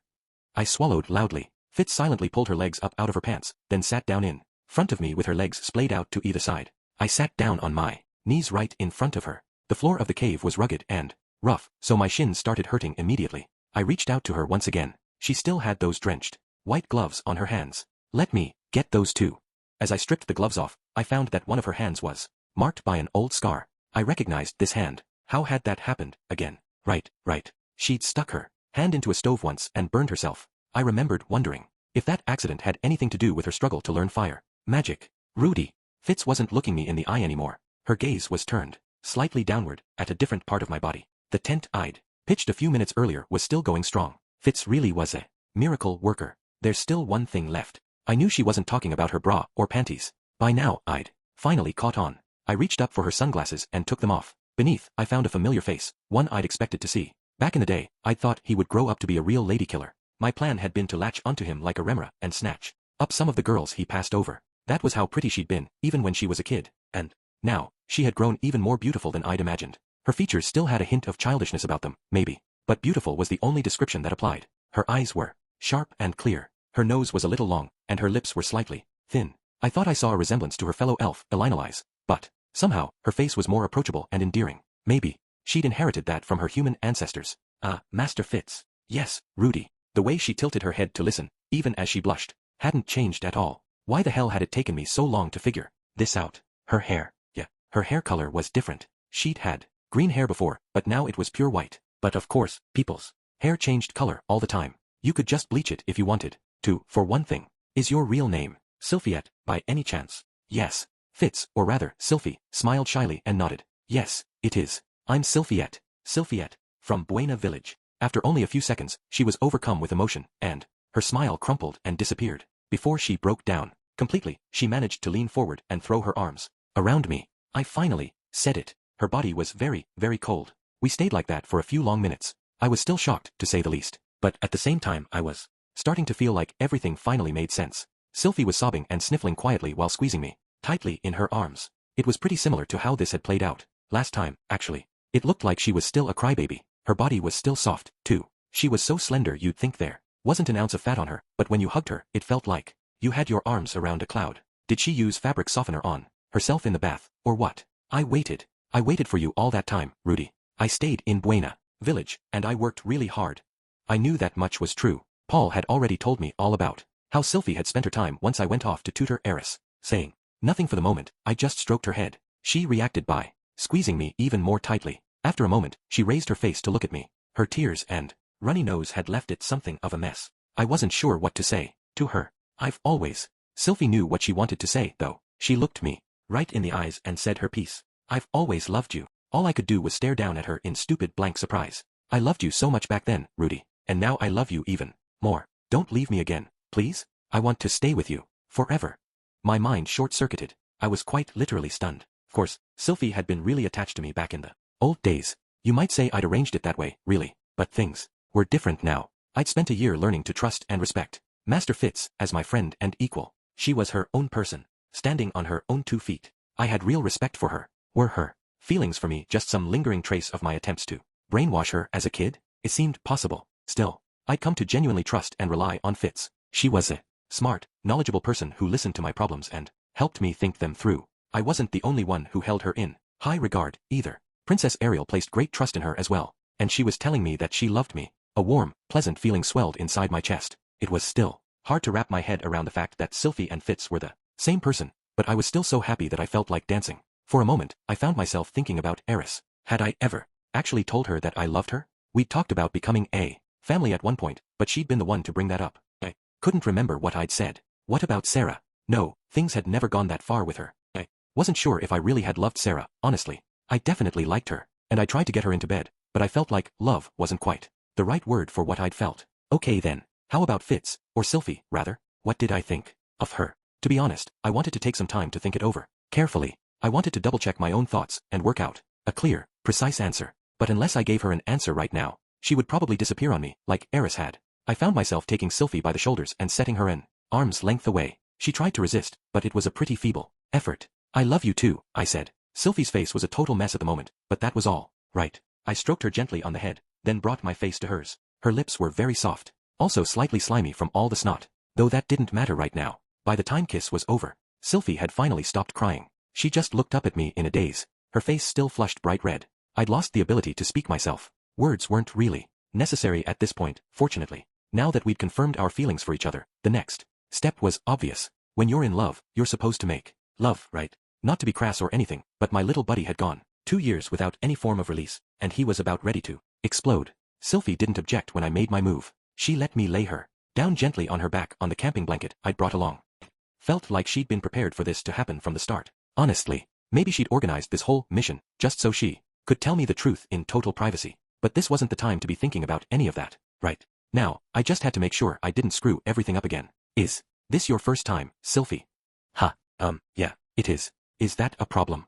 Of course not. Far from it, really. Still, that did mean I had to be careful with her. If I messed this up, things might turn out just like last time. I didn't want to feel that way ever again. It was bad enough getting dumped by Eris, and Sarah, for that matter. I couldn't screw this up. I just couldn't. Slowly, carefully, I reached down touch Sylphie, Rudy, and realized that my tent had collapsed. An hour passed before we finally gave up. The rain had stopped by now, thanks to all the time we'd spent Pressed up against each other, our bodies had warmed significantly. Our clothes were very nearly dried out, as well. At the moment, though, I mostly felt like crying. I was painfully depressed by my inability to perform at such a crucial moment. How many times had I felt this particular variety of agony, anyway? Never seemed to get any less awful. And this time around, I wasn't dealing with some girl from a brothel or an adventurer I'd hit it off with in. It was someone I actually loved. Someone who I had a special connection with. I was terrified Sylphie might turn to look at me with disappointment on her face, heave a long sigh, and then walk right out of my life. And so, I just lay there, trembling slightly as I held her hand. Sylphie didn't go anywhere, though. She seemed shocked by this turn of events as well, if not quite as devastated as me. There was an awkward little half-smile on her face. It's not your fault, Rudy. My breasts are pretty small, aren't they? I know I'm not really sexy or anything. Don't be ridiculous, Sylphie. You're beautiful. The thing is, it's been like this with me for 3 years now, actually. Rudy. I told her the story. The whole long, humiliating story, starting with the day 3 years ago when I'd slept with someone for the first time. I even admitted that I'd come to the University of Magic in hopes of finding a cure for my condition, and that I'd had no luck so far. Embarrassing you was the last thing I wanted to do, Sylphie. Please accept my sincerest apologies. I ended up groveling in apology. There was nothing at all wrong with her body, of course. Her breasts were on the small side, yes, but she was wonderfully slender and beautifully proportioned. She was the definition of a petite beauty, and I was a big fan of petite beauties. I mean, she was the only girl who'd even gotten me ready to go in the last 3 years. Of course this wasn't her fault. I was just a useless coward. Don't talk like that, Rudy. I'm not embarrassed, okay? Come on, go back to normal. Sylphie's voice was pleading and a little sad. That just made me feel even more pathetic. I'd love to go back to normal, of course, but there seems to be nothing I can do about this, I'm afraid. No, she said, a tear trickling down her face. I just meant, you can stop apologizing to me so formally. Oh, right. My bad. I just got kind of flustered. God, I just can't stop screwing this up. I'd been bowing and scraping by default for a while now. I tended to slip back into that mode automatically when I wasn't thinking straight. Still, is it that weird for me to be a little formal with you? I mean, I've been calling you Master Fitz for months now. Yeah, I guess. But when you talk like that, it kind of feels like you're keeping people at a distance. Really? This was the first I'd heard of it. Had Eris and Rudyard felt the same way? What about Zenoba? Well, I tended to boss him around more than anything. From now on, I want you to be more casual with me. As you wish. Okay, that's not casual. Come on. You can't cut me a break on one little as you wish. He. Well, maybe I'll make an exception. This conversation seemed to be improving the mood slightly, at least. Still, it was a while since I'd consciously been casual with anyone. After coming to this world, I'd mostly gone with polite to a fault. I did spend a few years of bantering with Soldat and company, but then I'd landed at the school and gone right back to the bowing and the scraping. Come to think of it though, there was one other exception. Back in Buena Village, I'd been pretty relaxed around my cute little friend Sylphie. In that case, maybe casual was just the norm for us. For a while we just sat cuddled up against each other in our underwear, saying nothing in particular, listening to the crackling of the fire. When I turned my neck just a little, I could look right down at Sylphie's collarbone. Her bra was slightly loose, so when I glanced down from that angle, I sometimes caught a glimpse of a pretty little pink something or other. After a little while though, I broke the pleasant silence. So, anyway, can I ask why you were cross-dressing all this time, Sylphie? What happened to you after the displacement incident? I wanted to know why she was Princess Ariel's bodyguard, why she'd dyed her hair white, and why she was hiding her identity. I didn't know if it was okay for me to ask those questions, but it seemed worthwhile to try. Oh, right. Where do I even start? Slowly, Sylphie began to walk me through her story. She began with her training at Buena Village, and her attempts to find out where I was from Zenith and Lilia. They'd ended up thoroughly training her in healing magic and etiquette, respectively. She also mentioned making me the pendant I still wore to this day. So you made this yourself, huh? Why do you even have that, Rudy? I'd been hiding the pendant in question inside my clothes for years now. Sylphie had obviously noticed it when I took my clothes off earlier. Lilia gave it to me when I found her, but she didn't say anything about you making it for me, Sylphie. Well, she probably thought I might be dead. Ah, I see. Some people might be okay with carrying around a memento of a dead friend, but others might just be sad and uncomfortable. Mind if I continue my story? Sorry about that. Go right ahead. After the displacement incident, Sylphie's life had taken a sharp turn for the stormy and dramatic. She was ejected above a garden in the royal palace with a dangerous monster right below her. After saving Princess Ariel's life by sheer coincidence, she was granted her present role as her guardian mage as a reward. Somehow, her hair had lost its original color when she was teleported, and the people of the royal capital were so different from what she was used to in their outlook and ambitions that every day left her with a stomachache. She'd been forced to fend off assassins sent to kill Ariel, as the members of the royal family and their supporters struggled for power. Eventually, they'd been driven from the capital and set off on a journey none of them were ready for. There had been betrayals, deceptions, and moments of desperate danger. But eventually, They'd reached the Renoa University of Magic, where they began to plot their comeback, at which point I showed up. I know it's not your fault, Rudy, but when you introduced yourself to me like a stranger, it was kind of a shock. I'm sorry about that. But you know, if you'd just told me who you were a little earlier, this wouldn't have taken nearly so long. Yeah, why you're right, I guess. Sorry, it's my fault for not saying anything, huh? I'm really sorry about that. Suddenly, tears were rolling down Sylphie's face. She'd been in anguish over this for some time now, from the looks of things. Wasn't like she'd withheld the truth just to mess with me or anything. I hadn't meant to criticize her. Hey, I'm sorry too. I had a whole year to figure it out, and I didn't even realize. Based on Sylphie's story, she'd been hiding her identity for a reason, and seemed to think I'd forgotten her entirely. And if I had forgotten her, there was a risk I'd tell someone the truth about her if she opened up to me. I did have connections to T.H.E. Boreas' family. After all, there was a possibility I might even turn out to be an enemy. Keeping quiet was probably the smart call. Also, I hadn't really given any indication that I was looking for Sylphie at any point in the last year. If she thought I wasn't even worried about her, you really couldn't blame her for hesitating, right? Yeah, you couldn't. All sorts of circumstances had gotten in the way, and in the end, she'd opened up to me. That was what really counted. I wrapped my arms around Sylphie's shoulders and she leaned her head against me. Her body was still a little chilly. I decided to keep her pressed up against me until that improved. I just couldn't work up the courage, Rudy, and I guess there was a part of me that kind of liked things the way they were. Yeah, it wasn't half bad being friends with Master Fitz, I've got to say. However, she'd apparently started to get worried. There were a few pretty girls in my life these days, and she thought one of them was going to snatch me away unless she acted fast. Thanks to my condition, that scenario felt kind of unlikely. But you never know. Say Nanahoshi had found me some magical cure or something. I would have been very grateful to her, right? Maybe our relationship would have evolved in some unexpected ways. In any case, Sylphie had decided to risk everything on one major operation. I'd proven to be oblivious, and routinely sabotaged her plans by trying to be thoughtful. For her part, she tended to chicken out at the last moment, anyway. But this time, she was going to back herself into a corner, and then slap me in the face with the truth, until I finally figured it out. You really are oblivious, Rudy. Yeah, guilty as charged. I'd once sworn a silent oath to act like a clueless protagonist, but after this, I couldn't make fun of those guys anymore. Sometimes, when there's a lot of complicating factors involved, it really can be hard to realize someone's into you. If I'd been a little hornier from the start, maybe I would have read the signals coming from her more clearly. Did all those dumbass harem protagonists just need a Viagra prescription too? That would explain a lot, actually. So I guess I ended walking right into your trap, huh? Yeah, sorry. I feel a little bad about tricking you like that. It's fine. I don't think it would have worked unless you took things that far. At the rate things were going, I would have kept on pretending. Fitz was a man indefinitely, assuming I was doing her a favor. And to be honest, I wasn't sure how well I'd remembered my old friend Sylphie before she gave me that helpful reminder. By the way, does Princess Ariel know you're doing this? Oh, absolutely. She planned the whole thing. Did she really? Yeah. That was a relief, then. If Sylphie had acted on her own, it might have been safer to continue pretending that I didn't know the truth, although the Fitz character wasn't going to go away in either case. She was kind of worried about this whole thing though. She could never figure out what your objectives were, or what you were thinking. I don't think she had any idea you came here because of your, problem. There were rumors about my condition going around, but from the sound of things, she'd probably dismissed them out of hand. Truth can be stranger than fiction sometimes.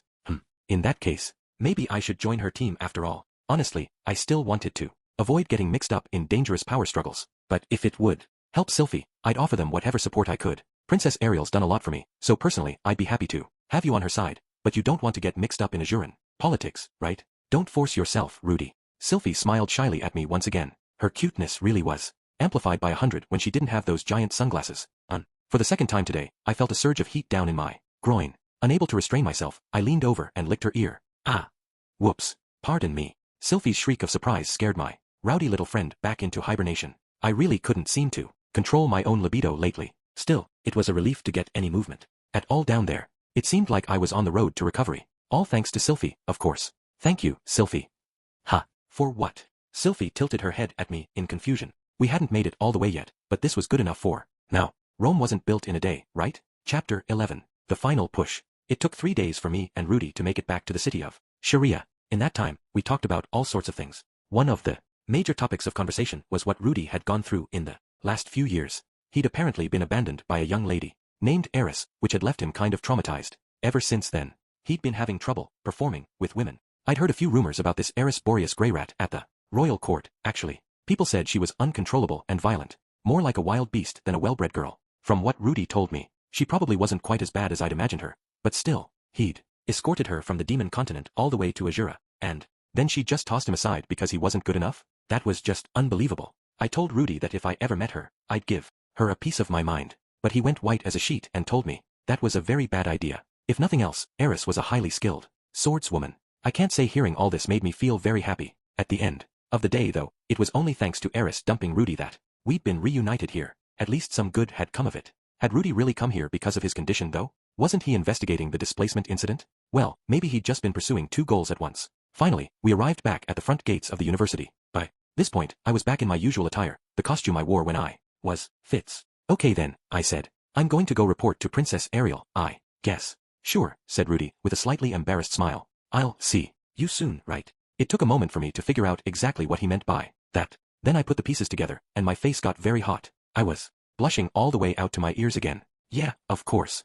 The two of us were officially dating now, weren't we? That made me really happy. My body felt almost weightless. I'd never known what people meant when they talked about walking on air before, but now I understood. I headed straight over to the student council room to give Princess Ariel an update on the situation. It was lunchtime now, so she'd almost certainly be there. I thought about all sorts of stuff as I walked. There were so many things I'd always wanted to do with Rudy, like go shopping in the city together, for example. I'd have to be dressed up as a boy for that, though. People might give Rudy some funny looks. Still, that didn't really matter, right? Not as long as we loved each other. Then again, boys tended to think about love in a really physical way, didn't they? Luke always said, if you're not sleeping together, you'll eventually drift apart. Rudy didn't seem too interested in my body, though. What am I supposed to do about that? When I stepped into the student council room, Princess Ariel took one look at my face and sighed. It didn't work after all, I see. Princess Ariel. It seemed like a perfect plan at first, but in retrospect, even if there was some risk of you freezing to death, it was silly to expect that he'd tear the clothing off a friend. She seemed to have jumped to the wrong conclusion for some reason. That part had gone just fine, actually. It's all right, Sylphie, interjected Luke. Just tell us exactly what happened as calmly as you can. Okay. The plan you came up with actually worked really well, Princess Ariel. Princess Ariel twitched an eyebrow upward in surprise, but managed to keep her voice steady. Is that so? I must say, you don't look particularly overjoyed. Yeah, about that. I'm sorry. You can explain that later. Start your report, please. Oh, right. Trying to calm myself down a little, I described the outcome of our operation step by step. Things had gone exactly as planned for the most part, really. We'd taken shelter in the cave and told each other how we felt next to the fire. In hindsight, it almost sounded like something out of a dream. I could tell I was blushing again. Princess Ariel looked at me with growing confusion though. She was obviously wondering what the problem was. So anyway, Rudy got a little depressed after that. He said he came to the university to find a cure for his condition, actually. Wait, what? He was looking for a way to cure his, impotence. I see. Pardon me. I was a little startled, that's all. Princess Ariel had pressed a hand to her mouth, a disbelieving expression on her face. I could tell what she was thinking. I'd heard the rumors, but never thought they might be true. Why would you enroll at the University of Magic for such a reason? This is a place to learn magic, not a medical facility. I must say, I'm a bit disappointed in this Rudius. A man's got to perform when it counts, doesn't he? I thought he was oblivious, but I hadn't expected him to embarrass a lady in this way, especially one who was brave enough to make the first move. Princess Ariel's words were harsh, but she was probably just trying to keep herself cool and in control. She knew I'd get angry. Once I did, she could slip into a soothing, apologetic tone and move the conversation forward without revealing her confusion. It was a trick she used very frequently. But to my surprise, Luke stepped in to object before I could say a word. Princess Ariel, I think you're being quite unfair. Times, man simply can't help these things. Rudius didn't make a conscious choice to spurn Sylphie. In fact, I think this explains why he's been so hesitant up until now. Luke. I'd wondered why he always looked so insecure. Poor man. He must have come here out of sheer desperation, with no idea where to turn for help. Luke could be frivolous and even rude sometimes, but he almost never talked back to Princess Ariel. Sometimes he offered her his advice, but he wasn't the type to flatly dismiss his liege's opinions in this way. I couldn't remember him ever speaking to her this firmly before. In fact, the princess seemed a little taken aback. My apologies. I suppose I went a bit too far. It's all right, Princess Ariel. I wouldn't expect a woman to understand these things. With a small nod, Luke turned to face me. Sylphie, do you want to cure Rudius' condition? Yeah, of course. I'd been worrying about myself this whole time, but come to think of it, Rudy had been obviously depressed by the situation. He'd started talking to me really formally, and I'd seen something that looked like fear in his eyes. His hands had been trembling, and not from the cold. Rudy took what happened really hard. If there's anything I can do to help, I'll do it. Even if it's difficult. Sure, I'll do anything it takes. A long time ago, Rudy had rescued me from a really miserable situation. I wanted to repay that favor in kind, if I possibly could. Very well then. Wait here, will you? There's something I need to give you. Please excuse me for a moment, Princess Ariel. Without any further explanations, Luke strode quickly out of the student council room. Princess Ariel furrowed her brow slightly as she watched him go. I am sorry, Sylphie. I shouldn't have said that about Rudius. It's all right, I'm not upset. I'm a little surprised, Luke argued. With you like that though. He doesn't do that very often. On top of that, I hadn't expected Luke to stand up for Rudy. I had the impression that he didn't like him very much, and he didn't seem like the type to take the man's side in a situation like this. In any case, this does sound like a rather serious obstacle. Yeah, what should I do, Princess Ariel? Well, Luke seems to have a plan of some sort in mind, but I do know of a few cures for impotence myself, as it happens.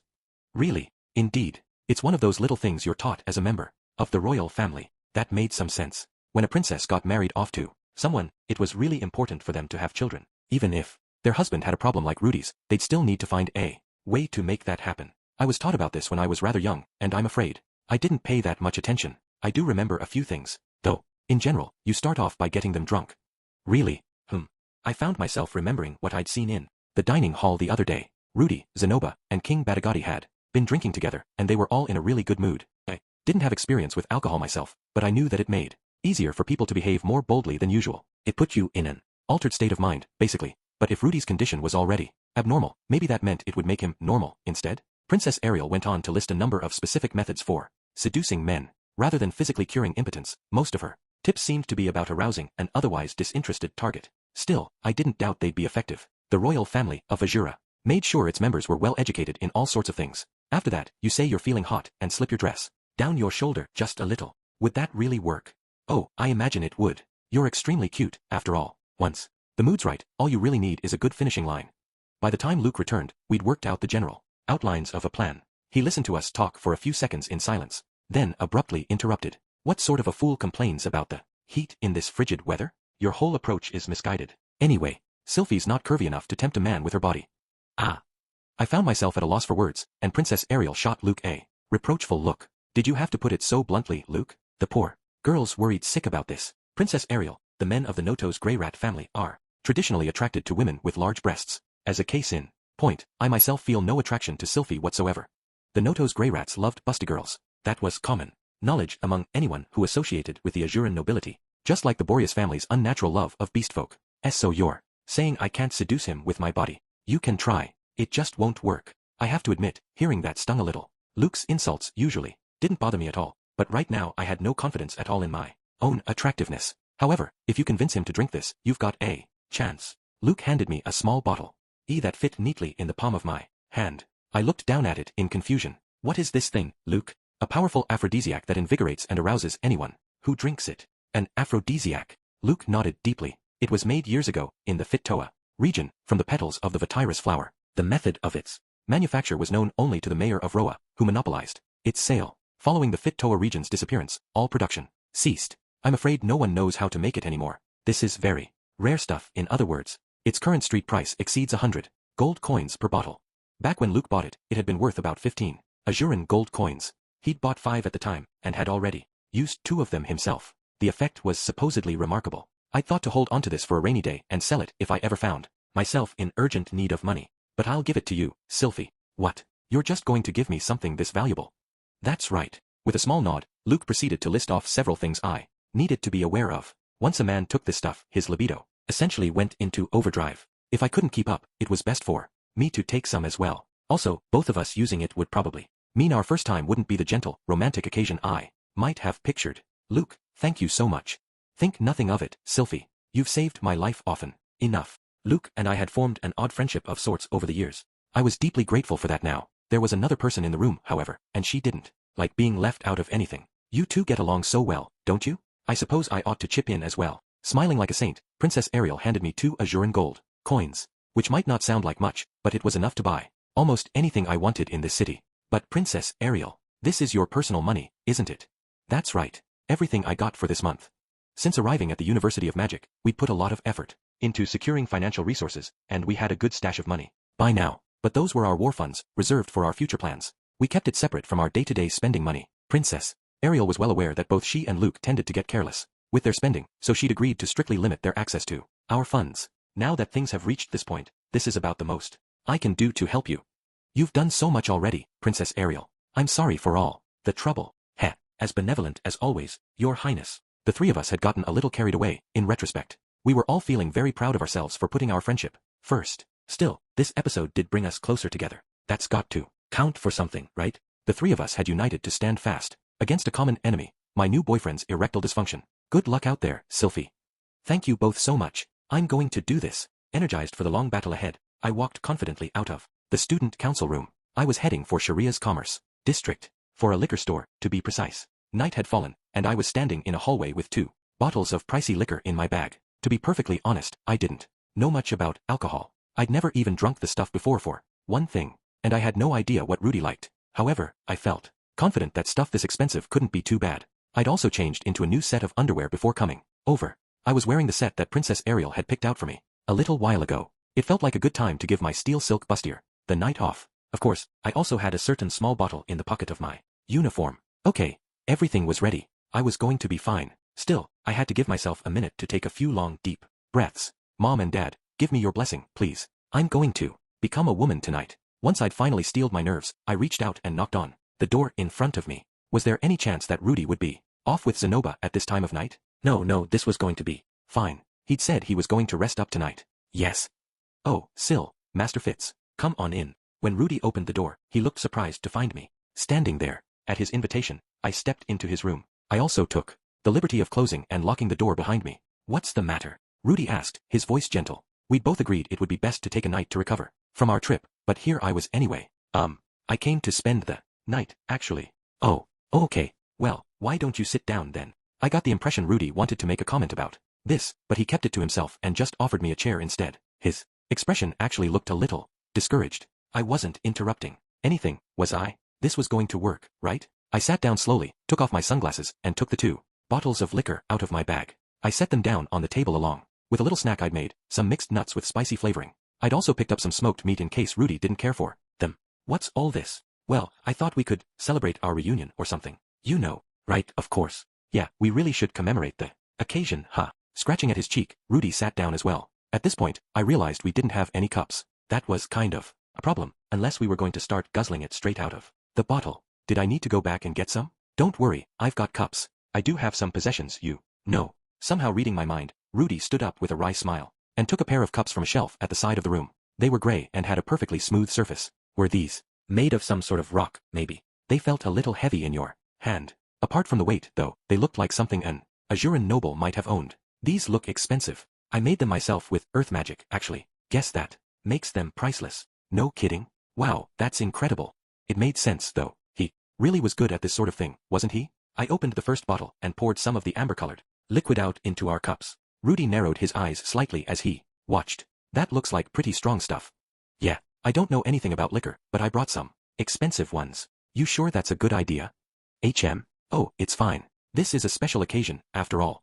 Was he worried about how much I'd spent on these? I'd have to keep it to myself that Princess Ariel had given me the money for them. Knowing Rudy, he'd probably feel like he owed her something. In any case, I poured the drinks and put out our snacks. So far, so good. The aphrodisiac was supposed to come out later in the evening, right? Well then, let's have a toast to the reunion of 2 old friends from Buena Village, and to our future together, Sylphie. Cheers. Oh, our future together? Honestly, sometimes Rudy said the most embarrassing things out of nowhere. Feeling myself blushing again, I took a big gulp from my cup and promptly choked on it. What was this stuff? My throat was on fire. Are you all right? Maybe we should have watered it down after all. Watered it down? When you're drinking something this strong, people usually dilute it a little by tea to make it easier to drink. Wait, really? Nobody bothered mentioning that to me. Rudy had a slightly amused smile on his face, which ticked me off a little. Well, how would I know that? I've never even tried this stuff before. Hey, I'm not laughing at you or anything. Hold on just a second. Okay. Rudy moved the majority of the liquid in my cup over to his, then summoned some steaming hot water into mine using magic. Go ahead, try that. Slightly reluctant, I took a tentative sip. The painfully strong smell that had lingered in the back of my nose was washed away, replaced by a gentler and more pleasant aroma. This was actually pretty good. That reminds me, that hot water trick was the reason I started learning magic from you, wasn't it? Was it? What, did you forget? One of those bullies had thrown mud on me in the street, and you washed it off. That really brought me back. Even as a child, Rudy could silently cast combined magic without even thinking twice about it. I still couldn't pull that off the way he could. I had to use different spells in quick succession to produce a similar effect. Oh, right. Wow, that brings back some memories. Yeah. That got us started reminiscing about the good old days. My memories of Buena Village were beginning to grow a little fuzzy, but when we started talking about the subject, lots of things came back to me. We could never go back to that period of our lives again. For one thing, Buena Village was gone for good. That hill we'd played on was still there, but the tree had disappeared. They had been good times, though. I spent my days playing and practicing magic without a care in the world, and the progress I made day by day always left me overjoyed. I still got excited when I managed to improve my skills, or learn something new, though these days I was usually thinking about how I could put a spell to use in battle. I really miss those days. The longer we talked, the more mellow I felt. Was this what it felt like to get drunk? Oh, wait. Before I forget. Snapping out of my nostalgic haze, I took the little bottle out of my breast pocket and slowly placed it on the table. Rudy tilted his head quizzically. What's this? Well, it's a special kind of medicine for your problem. I've been really unsure about the best way to get Rudy to drink the aphrodisiac. I could have mixed it into his drink without him noticing, but that felt like a pretty nasty trick to play on someone you cared about. Then again, coming out and admitting I'd brought an aphrodisiac might cause him to misunderstand some things. I didn't like that idea very much either, so I decided to call it medicine. That wasn't exactly a lie, either. Really? I feel like I've seen this stuff somewhere before. Yeah, really. I was hoping you'd give it a try, Rudy. Rudy smiled a little sadly at this. It was obvious he wasn't optimistic. He'd probably tried many supposed cures, none of which had ever worked. Still, he took a swig from the bottle without a word, draining 2/3 of its contents at once. I was a little amazed how readily he'd swallowed all that dangerous-looking pink liquid just on my word. What if it had been poison or something? Oh, I'd forgotten to tell him how much to take. It's okay to take this stuff with alcohol, right? Asked Rudy. They said it was fine to mix it in a drink, even. It takes effect really quickly from what I hear. I was already taking off my cloak as I spoke these words. That left me wearing nothing but my shirt and bra up top. I felt a little chilly, honestly. According to Luke, I didn't need to bother showing off my shoulder as long as he could see my neck and my breasts. Clearly, if it does start working, well, you don't have to hold back. Okay. Rudy's eyebrows twitched at that. His gaze was fixed on my upper body. It was kind of embarrassing when he stared at me this openly, but I guess I was seducing him, wasn't I? Hopefully, I wasn't coming off as totally shameless. It was going to be okay, right? He wouldn't mind, would he? I felt like I was getting more nervous than he was. I'd been hoping that the alcohol would give me a little more courage than this. Honestly, maybe I needed to commit myself more fully. Okay then. With a small nod, I reached out for the little bottle of aphrodisiac. What? Are you taking some too, Sylphie? Rudy asked, understandably confused. Instead of answering, I drained all the pink liquid that remained inside. It was thick and slightly bitter, but I washed it down with a little alcohol and swallowed hard. Almost instantly, I could feel a strange warmth growing down around the pit of my stomach. Trying to distract myself, I reached out for the bowl of nuts. After eating 3 handfuls, I took another swig of liquor. My first glass was empty now. You shouldn't drink too quickly, Sylphie. You might make yourself sick. Yeah, I know. I'm just kind of nervous, that's all. Ah, right. I guess it is your first time drinking. Rudy sipped steadily at his own drink as we spoke. He hadn't watered down his glass, so he wasn't gulping it down the way I was. After a few moments, he reached for the bottle and poured me a little more, diluting it with hot water just like before. For a while after that, the two of us ate and drank in silence. The smoked meat turned out to be too salty and not particularly good, but for some reason I couldn't stop nibbling at it. After a while, my whole body started to get hot. The area just above my thighs, in particular, was practically throbbing. The stuff sure seemed to be working. Was it doing anything for Rudy, though? He looked the same as ever. Just as handsome as always. Maybe more handsome than always, in fact. My eyes kept finding parts of him I didn't usually pay much attention to. His neck, his mouth. I was starting to get in a kind of naughty mood. Was it just my imagination, or was Rudy's face getting redder? Our eyes met. Rudy was staring straight at me. It was an intense stare, too. He hadn't looked away from my eyes for a while now. I could hear him breathing roughly. Wait, no, that was me, wasn't it? How embarrassing. But it wasn't exactly my fault, was it? I'd taken that aphrodisiac, and my head was spinning from the liquor. That meant it wasn't my fault. Yeah, not my fault. I felt so hot. I undid the top button of my shirt, exposing more skin to the air. I thought it was kind of chilly in here at first, but now I was burning up. Rudy was staring at my breasts now, but I didn't feel embarrassed anymore. I took another swig from my cup. Hot liquid slid down into my stomach, spreading even more warmth throughout my body. I was all done with my second glass. I reached out for the bottle, only to be intercepted. Oh.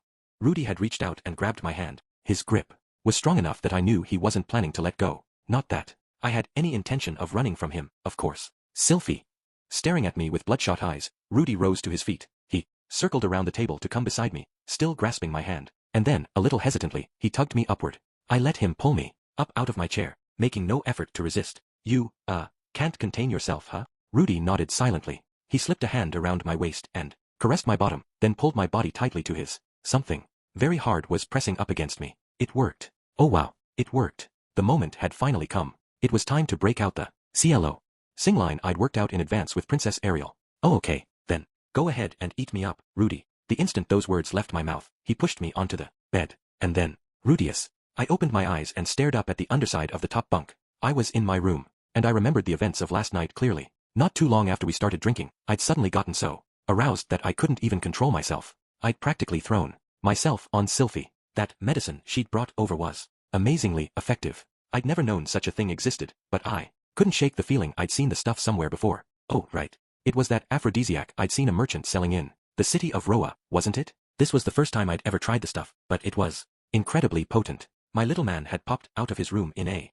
frenzy to go on a total ram. By the time the madness finally ended, I was so drained I felt like I might melt into a puddle. Clearly, there was a reason that stuff had been going for 10 gold coins back then. As impressed as I was, though, I also found myself struggling to hold back a wave of fear and anxiety. I'd acted like a madman last night, yes, but I did remember everything I'd done. To be honest, I'd been really rough with Sylphie. She'd tried very hard to keep up with me, but she'd obviously been in some pain. It was her first time, after all. She never complained or even asked me to slow down though. It was obvious she was pushing herself, but she just kept saying I'm fine, I love you, and it feels good on a running loop. I hadn't paid any attention to her body language. I hadn't spared a thought for how she was feeling.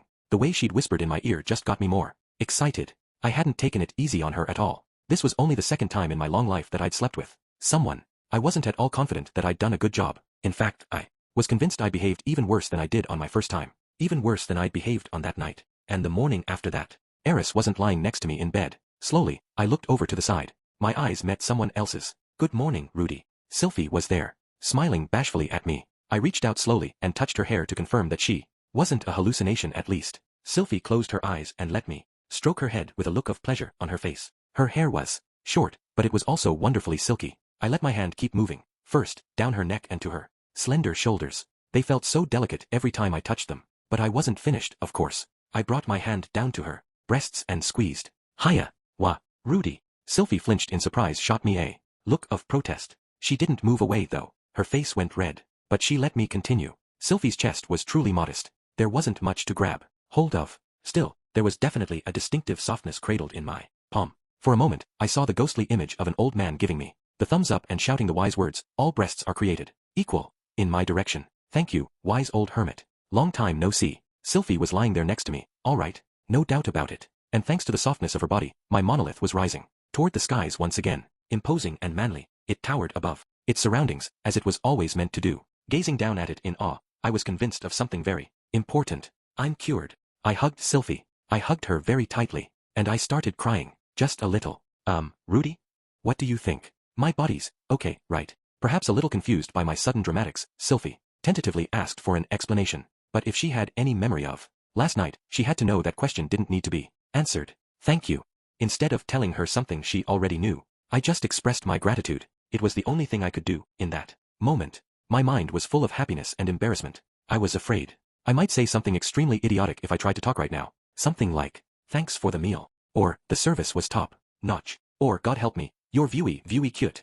I didn't want to make a total fool of myself, so instead I just hugged her tightly to express my gratitude. At long last, my struggle had come to an end. Side story. Sylphiette. Part 0. That night, I dreamed about the past, about Rudy's arrival at the university. It was my third year at the Renoa University of Magic. Linnea and Persina had settled down after their defeat, and Princess Ariel had secured the position of student council president. Those successes had attracted many new supporters to our camp. Everything was going relatively smoothly. By this point, we'd recruited as many of the school's influential students and faculty as we could. We decided to start luring powerful potential allies to the University of Magic, where we could then attempt to secure their cooperation. And as we worked on this, we stumbled across something totally unexpected. Specifically, our research led us to a person known as Quagmire. Rudius. I knew immediately that it had to be Rudy. Quagmire was described as a young magician who'd quickly worked his way up to the A rank in the Adventurers Guild. He'd only been in this region for a few years, but word of his exploits had already spread throughout the magic nations. His specialty was earth magic.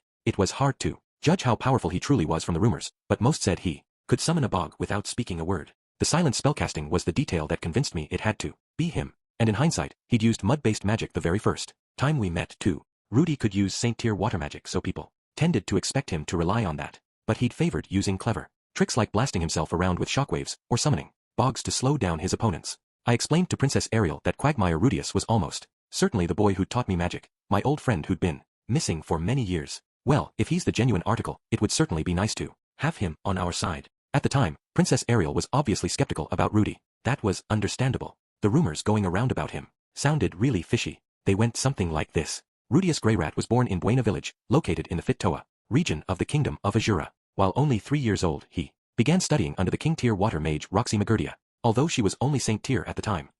At the age of 5, he became a Saint-tier water magician in his own right. 7. He took a position as the tutor of Eris Boreas Greyrat, the daughter of the mayor of the citadel of Roa. Over the next few years, he transformed this wild, uncontrollable child into a respectable young lady. After this, he went missing in the displacement incident. Back in the day, I probably wouldn't have raised an eyebrow at any of this. But now, after the time I'd spent living in the Silver Palace and studying at the University of Magic, I had to admit, it sounded bizarre, even fictional. Of course, I knew that Rudy really had studied under Roxy, and that he respected her deeply. I'd never met Roxy myself, but I knew she'd spent some time in Buena Village. In fact, the wand I carried was something she'd given to Rudy. The part about him becoming a tutor at the age of 7 made sense, too. That would have been right.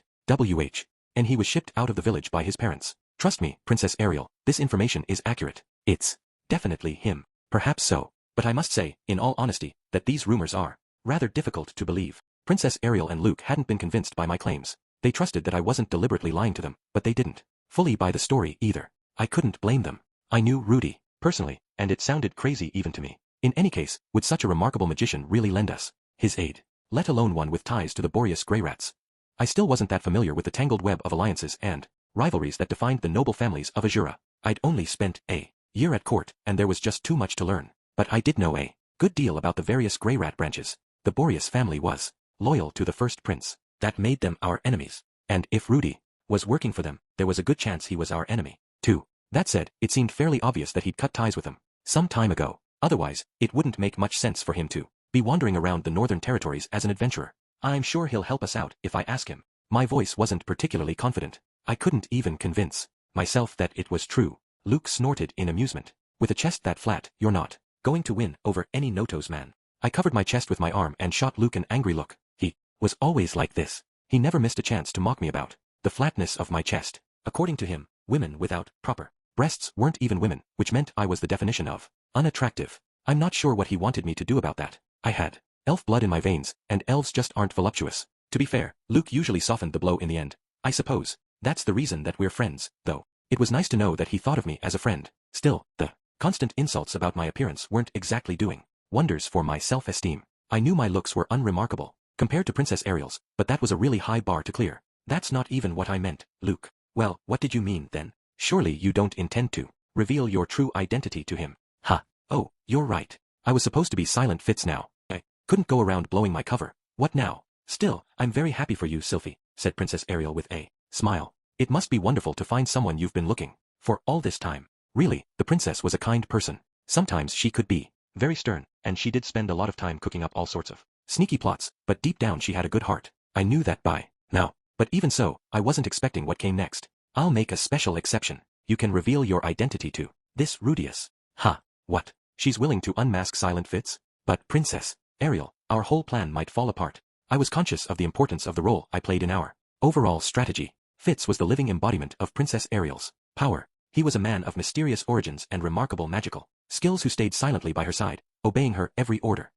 Added greatly to her mystique, and made her seem much more intimidating. Over the last few years, I'd come to realize that I was powerful enough to beat an average magician or swordsman handily. I suppose Rudy had trained me well. I wasn't yet at the king or imperial tier, let alone that of the 7 great powers, but I could probably hold my own against a sword saint. I was no match for the king tier warriors some of the other contenders for the throne could call on, but right now I was the strongest weapon in the arsenal of Princess Ariel's faction. There were a good number of people at the university who decided to support her because she'd won the loyalty of someone as strong as Fitz. If word got out that I was actually just a common girl from a backwoods village, those people might very well break away from our camp. My abilities were still real either way, of course.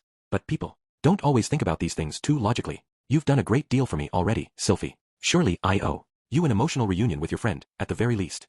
But, should that somehow result in all our plans falling to pieces, I'm willing to accept that outcome, Ariel interrupted, her voice firm and decisive. And in any case, if we're going to cajole this young man to our side, who better to recruit him than his childhood friend? Thank you, Princess Ariel. I hesitated for a moment, but ended up simply expressing my gratitude. The princess was obviously angling for some personal profit here as well, but that didn't bother me at this point. What was Rudy going to think when he saw me now, all grown up? I was already looking forward to it. Our plan to lure Rudy to the university went very smoothly. We passed our information on him to the administration, lightly hinting that it might be a good idea to recruit him. Vice Principal Genius took care of the rest without any further nudging. A few months later, the day I'd been waiting for finally arrived. I was in a practical skills class in the training hall when the vice principal walked in with someone right behind him. When I saw who it was, I very nearly shouted out in joy. It's Rudy. It's really Rudy. There was no doubt about it. His face looked a little gloomier than before, but it was definitely Rudy. There was no mistaking him. Oh wow, he's so handsome. You could still see traces of the boy I'd known back home,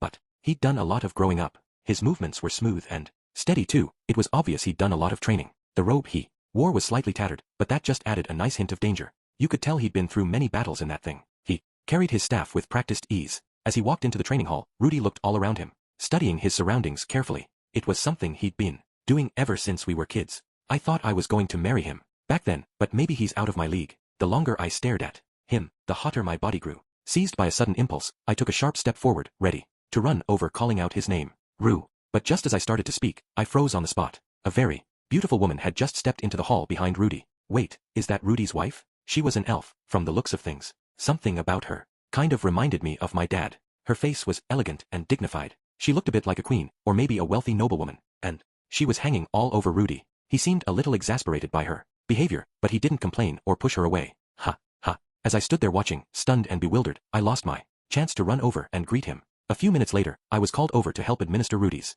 entrance exam. I guess they wanted to verify that he really could cast spells silently. By this point, I'd managed to calm down somewhat. It wasn't strange that Rudy had a gorgeous woman in his life, given how handsome he'd become. That was what I kept telling myself. It didn't matter if he was married now. It really didn't. The two of us were just friends, after all. Why would it be a problem? I'd have to congratulate him. Well, not right away, of course. First we could take some time to celebrate that we were both alive. Holding these thoughts firmly in my mind, I braced myself for my first conversation with Rudy in many years. It's a pleasure to meet you. My name is Rudius Grey Rat. I froze in place. A pleasure to meet me? What? No way. Hold on. Did he forget about me? Provided everything goes smoothly, I'll be a first year starting next semester. If you find me lacking in any way, I hope you'll help guide and encourage me along. After a few totally bewildered moments, I finally remembered I was wearing a large pair of sunglasses, had white hair now, and was dressed up like a boy. On top of all that, 8 years had passed since the two of us were parted. I'd grown much taller over that time. Would be silly to expect him to recognize me immediately. I'd gotten too far inside my own head. I'd recognized him, so I just assumed he'd recognize me. I hadn't been thinking straight. Plain and simple. All I had to do was take off my sunglasses and tell him who I really was. Princess Ariel had already given me permission. I couldn't do it in public, but I could always call him somewhere private later. But even as I was thinking this, another thought flashed through my mind. A very ugly one. Rudy doesn't remember me anymore, does he? Once I allowed myself to think this, my fate was sealed. My sunglasses weren't going anywhere. What if I showed him my face, told him my name, and he still said, "Sorry, who are you again?" The thought of that was too painful to bear. Oh, why yes. I stuttered, awkwardly. All the things I'd planned to tell Rudy were gone, scattered to the wind. I didn't even know what I should say to him anymore. And before I had the chance to gather my thoughts, the exam got underway. I lost our duel. Rudy totally crushed me. He started by binding my magic with some spell I'd never seen before. As I stood there helpless, he fired off an unbelievably powerful stone cannon spell that grazed my cheek. He could have hit me if he wanted to, of course. He took it easy on me. All the progress I'd made as a magician felt completely irrelevant. Rudy had moved far, far ahead of me. How did you do that just now? It was the only thing I could even manage to ask him. It's called disturb magic. You don't know of it. I'd never even heard of it. It was probably some obscure secret spell passed down among the members of a specific tribe or something. I doubted else anyone in the university would recognize the name. Rudy's amazing. I'd known that from the start, of course, but he'd really driven it home. I couldn't help feeling a little awed by him. I'd worked my butt off for years to get where I was, but he'd somehow grown far more than I had. As I stared at Rudy, he slowly bowed to me. "Thank you, sir, for purposefully losing so I could look good in front of everyone else." Now I was even more confused than before. Rudy wasn't making any sense at all. I hadn't stood a chance against him, and he had to know that. What was he talking about? Totally nonplussed, I shook Rudy's hand when he offered it to me. It didn't feel like a magician's hand, more like that of a swordsman. There were calluses on it where blisters had formed and broken. Rudy had probably spent more time with a sword in his hand than Luke, even. And he wasn't even a swordsman. Even in my state of confusion, I felt my heart beating harder than before. Rudy's warmth was spreading through my hand, and it made me irrationally happy. He kept right on saying things that made no sense though. I'll be sure to thank you properly later. What was he talking about? I really didn't understand. Feeling myself begin to blush, I just nodded. Once he left, I remembered that he hadn't recognized me all over again. I had to take some time to cry. A month later, I saw Rudy at the entrance ceremony. He looked even sharper than before, now that he was wearing our school uniform. When our eyes met, my heart skipped a beat. Still, he'd enrolled here as a special student. There probably wasn't much left for him to learn here, so I figured we wouldn't run into each other very often. After the entrance exam, I discussed the matter with the others, and we'd decided that I shouldn't approach Rudy too aggressively if he didn't remember me. Princess Ariel and Luke said all sorts of things to justify their opinion on this, but they mostly just seemed upset that Rudy had forgotten me. That cheered me a little. I could tell they cared about me as a friend. Ultimately, the princess said she'd leave the matter up to me. Seemed we wouldn't be recruiting him to our cause immediately, but we could always wage a slower campaign to win him over, as we had with many others. She added that Fitz, as a fellow silent spellcaster, was best suited to the job of recruiting him. In hindsight, I think she was well aware that I had feelings for Rudy. How should I even start talking to him, though? For the rest of the day following the ceremony, I thought it over. While sitting through classes with Princess Ariel, the princess was expected to be an exemplar for the other students, so she had to maintain superb grades. Sometimes it's tough being on top. They taught combined magic very differently here, for some reason. Rudy had supposedly learned it from his master Roxy, who'd studied at this school, so I'd expected the methods of instruction to be familiar. I felt like they made it really complicated. Still, I had Rudy's teachings to fall back on, so I usually figured things out sooner or later. Princess Ariel and Luke, on the other hand, were struggling. I did my best to help, but when I tried to explain things the way Rudy had, it often just confused them more. Fitz, could you go bring me anything that might help with the next class? When my explanations weren't enough, Princess Ariel often asked me to stop by the library to look for helpful reference material. The library here was its own building, and there wasn't that much time before our next class. Still, I'd been visiting it for 3 years now, so I had a good idea where to find books on any particular subject. It only took me a moment to picture where I'd find the material she needed. Once I made it over there, I moved quickly through the aisles, grabbing one book after another. At this rate, I'd be back in no time. But then I saw a certain someone standing in front of a nearby bookshelf and let out a small gasp of surprise. Oh, Rudy was in the library too. I'd been thinking about finding an excuse to go see him in the next few days, but now I'd bumped into him by sheer coincidence. What do I say? Just as I was starting to panic, Rudy glanced over and noticed me, and a moment later, he bowed his head deeply. I apologize for the other day. It was my shallow actions that caused you to lose face. I planned to bring you a box of sweets, but unfortunately, as a new student, I've been busy with so many things. And no, it's fine. Please don't bow. Apparently, Rudy was under the impression that I was upset with him. That was a surprise, but it did explain why he'd made up that nonsense after the exam. Come to think of it, he had kind of embarrassed me in public, hadn't he? Yeah, maybe that had something to do with why Princess Ariel had seemed so upset earlier too. I'd gone in assuming that I didn't stand a chance against Rudy, although I hadn't expected him to beat me that soundly. But Princess Ariel and Luke were probably a bit unhappy that I'd lost it all. That wasn't important right now though. I'd have to think about it later. Rudy, Rudius, was it? What are you doing here? Just a bit of research. Into what? The displacement incident. Those words brought me up short for a moment. Was there any chance he'd been thinking something along the same lines as me? The displacement incident? Why? I lived in Azura Kingdom's Fit-Toa region, and I was teleported to the Demon Continent after the incident. The Demon Continent? Once again, I found myself too startled for words. I'd heard about the Demon Continent, of course. It was supposedly a terribly harsh place where every single monster was D-ranked or tougher. Some devoted swordsmen sometimes traveled there to train themselves, but most never returned. The people who landed there during the displacement incident were said to have no chance of survival, but Rudy had made his way back in one piece. Yes, it took 3 years for me to return home. My family has all been found since, but there's still one acquaintance of mine that's missing. This seemed like a good opportunity to do a little research. Is that why you came to this school? That's right. That was incredible. Honestly incredible. I see. You really are amazing, after all. He'd spent 3 long years making it back from the Demon Continent, and then, instead of breathing a big sigh of relief, he went searching for other people, which was impressive in itself. But when the university reached out to him, he jumped at the invitation as a chance to learn more about the incident. Talk about determination. If I'd been in his shoes, I would have collapsed in exhaustion the moment I made it back home and spent the next couple years hanging around a refugee camp. And what, might I ask, are you doing here? The question snapped me out of my reverie. I'd forgotten all about the reference books I was supposed to be bringing back to Princess Ariel. I wanted to keep talking to Rudy, honestly, but I couldn't just leave her hanging. Class was going to start soon. Oh yeah, I'm carrying some documents with me. I have to go. Now, I'll see you again, Rudius. Yeah, sure, see you. As I turned away to check out the material I'd gathered, something suddenly occurred to me. This library was really big and had tons of books in it, but there were relatively few that had information relevant to the teleportation incident. Rudy might be brilliant, but tracking down the stuff he was looking for would probably take him a while. Oh, right. You should read a book by Animus that's about teleportation, called An Exploratory Account of the Teleportation Labyrinth. It's creative nonfiction, but easy to read.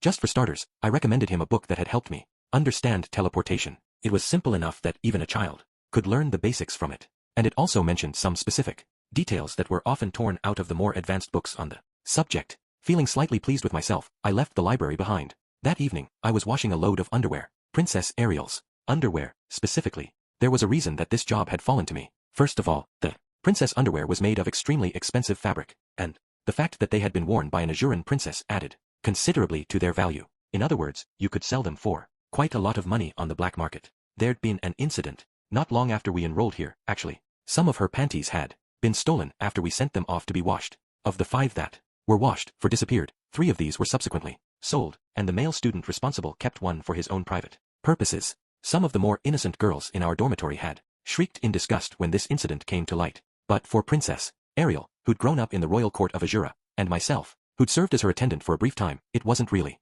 shocking. There had been many people in that place who did far more depraved things on a regular basis. That didn't mean the situation wasn't unpleasant, though, since then, doing the princess laundry had become one of my official duties. She'd hesitated slightly to push the job on me, but I could wash my own clothes at the same time, so it wasn't much of an inconvenience. Incidentally, in order to disguise my gender, I now wore the exact same panties as the princess, only in a different color. I finished up the day's washing and headed to the balcony to put out the underwear to dry. The rest could wait, but we wanted these ready for tomorrow. But just as I was starting to hang them on the clothesline, I happened to glance down at the road below and saw something that made me blink in surprise. There was a male student walking along the path, even though the sun had set. The dormitory rules were very strict on this. Men weren't allowed to walk this way after dark. Nobody wanted their panties stolen, and although it wasn't that time of year yet, there was also the mating season to consider. What was this boy thinking, coming here at this hour? Maybe he was just taking a shortcut back to his own dorm, but even if that was the case, he'd probably be surrounded by the self-defense committee from the first floor soon enough. Should I tip them off right now? Actually, the first person who spotted a boy at this hour was supposed to let everyone else know. I wasn't supposed to talk out loud if I could help it, though. Wait a second, am I seeing things? As the boy drew closer, I realized it was Rudy. What's he doing here?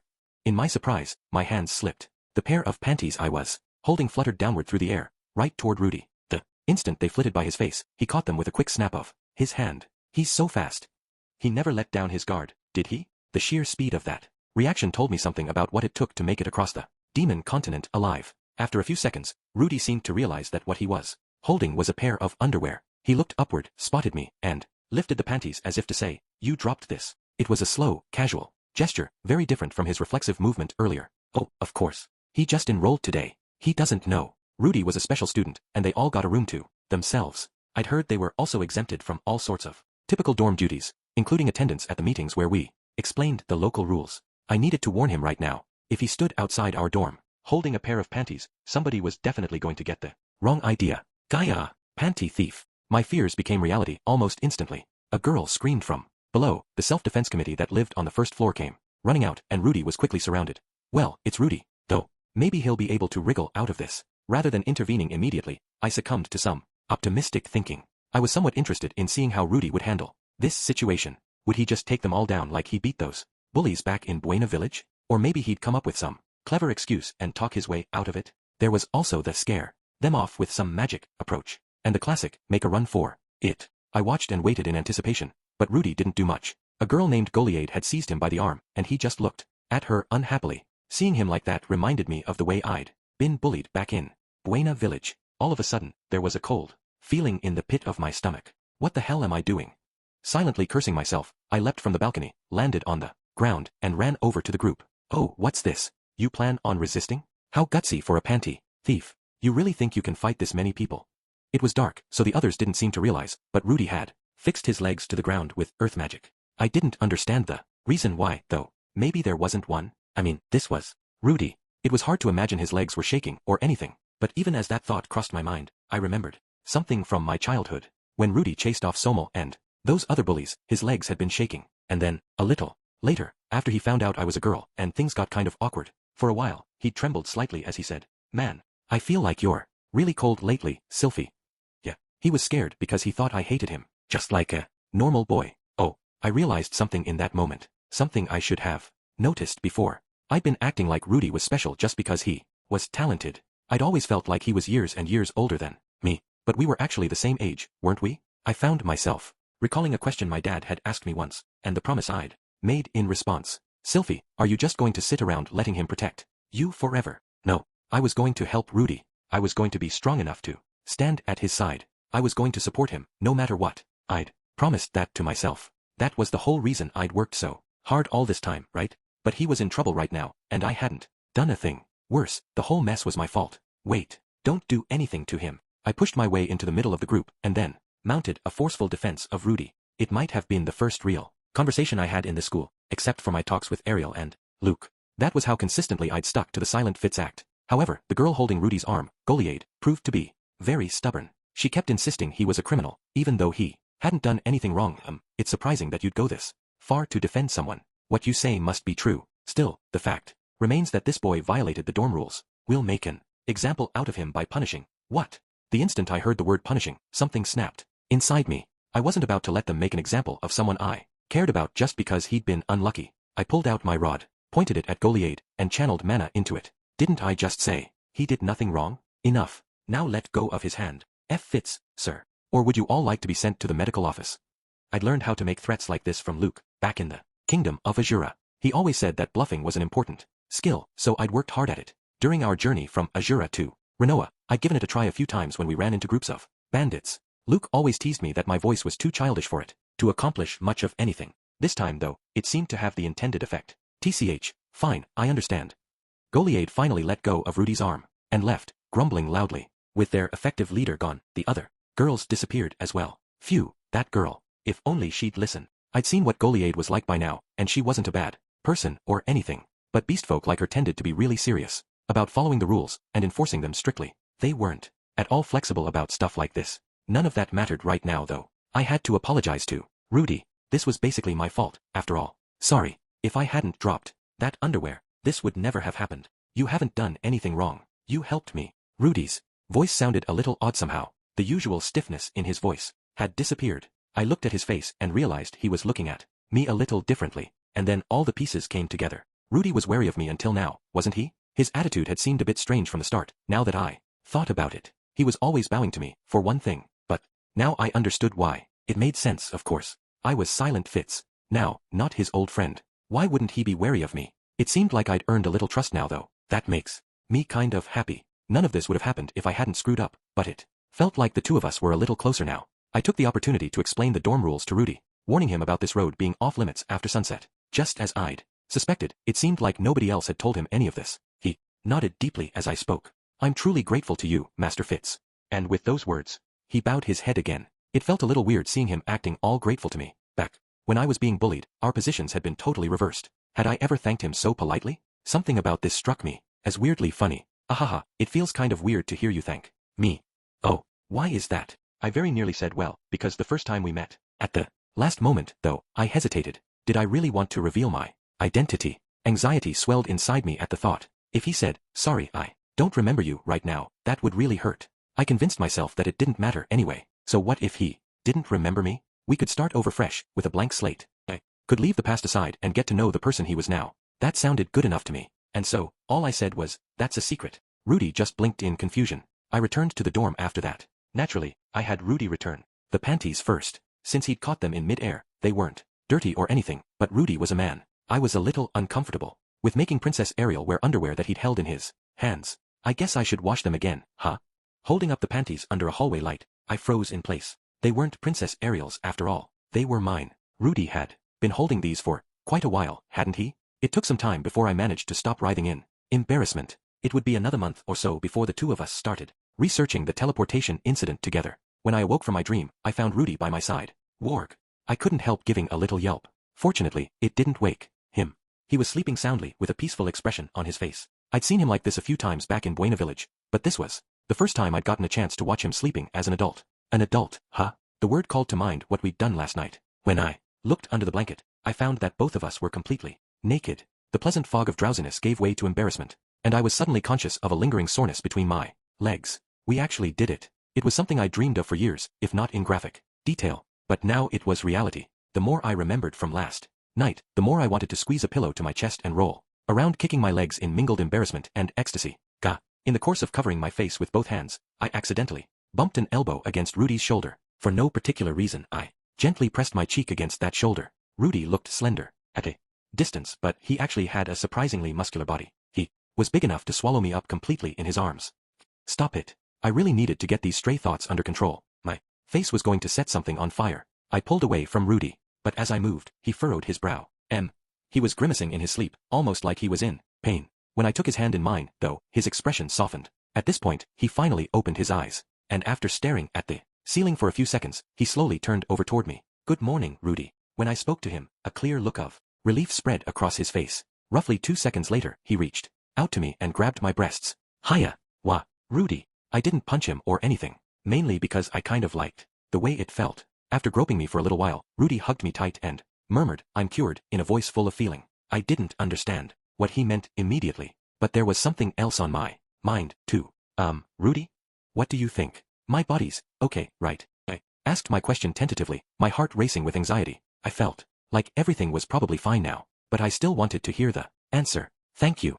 That was all Rudy said. I didn't understand why he'd thanked me in the cave, but now I did. This time, I'd been able to help him out. Maybe I wasn't his equal, in some respects, but I'd still managed to support him. You're welcome. The dream I'd been chasing all these years had finally come true. From now on, Rudy and I were a team. Extra chapter. The Mad Dog Rages. The place known only as the Sword Sanctum lay to the far north, in a harsh and unforgiving region covered in snow the whole year round. This was where the first sword god had chosen to establish his school, and where he'd spent his final years training his students. In modern times, it was a destination of choice for many swordsmen and women, and a place from which many new talents emerged. Anyone who truly wished to study the sword was encouraged to make at least one pilgrimage here. Young masters in the making were continually gathering here in great numbers. Many were youths who'd first revealed their talents with the blade in their teenage years. At present, there were 3 true prodigies staying at the Sword Sanctum whose talents outshone even their gifted peers. First of all, there was the daughter of the current sword god, Nina Fallion. Nina was currently 18 years old, but even at 16 she'd been called a peerless talent.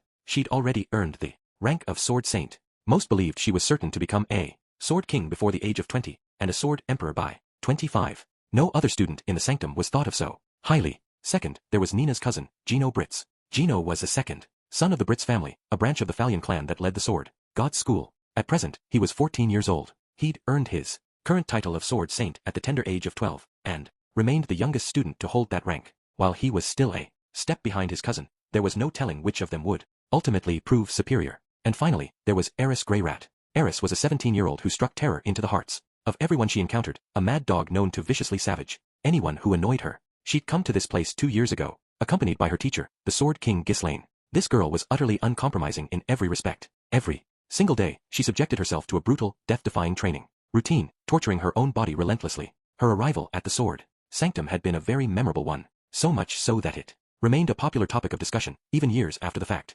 Roughly 2 years ago, Eris followed Ian Ghislaine's wake as they stepped into the Sword Sanctum's ephemeral hall for their audience with the Sword God. The hall was lined with high-ranking students of the Sword God style, all Sword Saints or better. Nina and Gino were among them. Ignoring the others who surrounded her, Eris did not bow her head as she approached the Sword God, much less kneel. I'm not interested in a lightweight like you.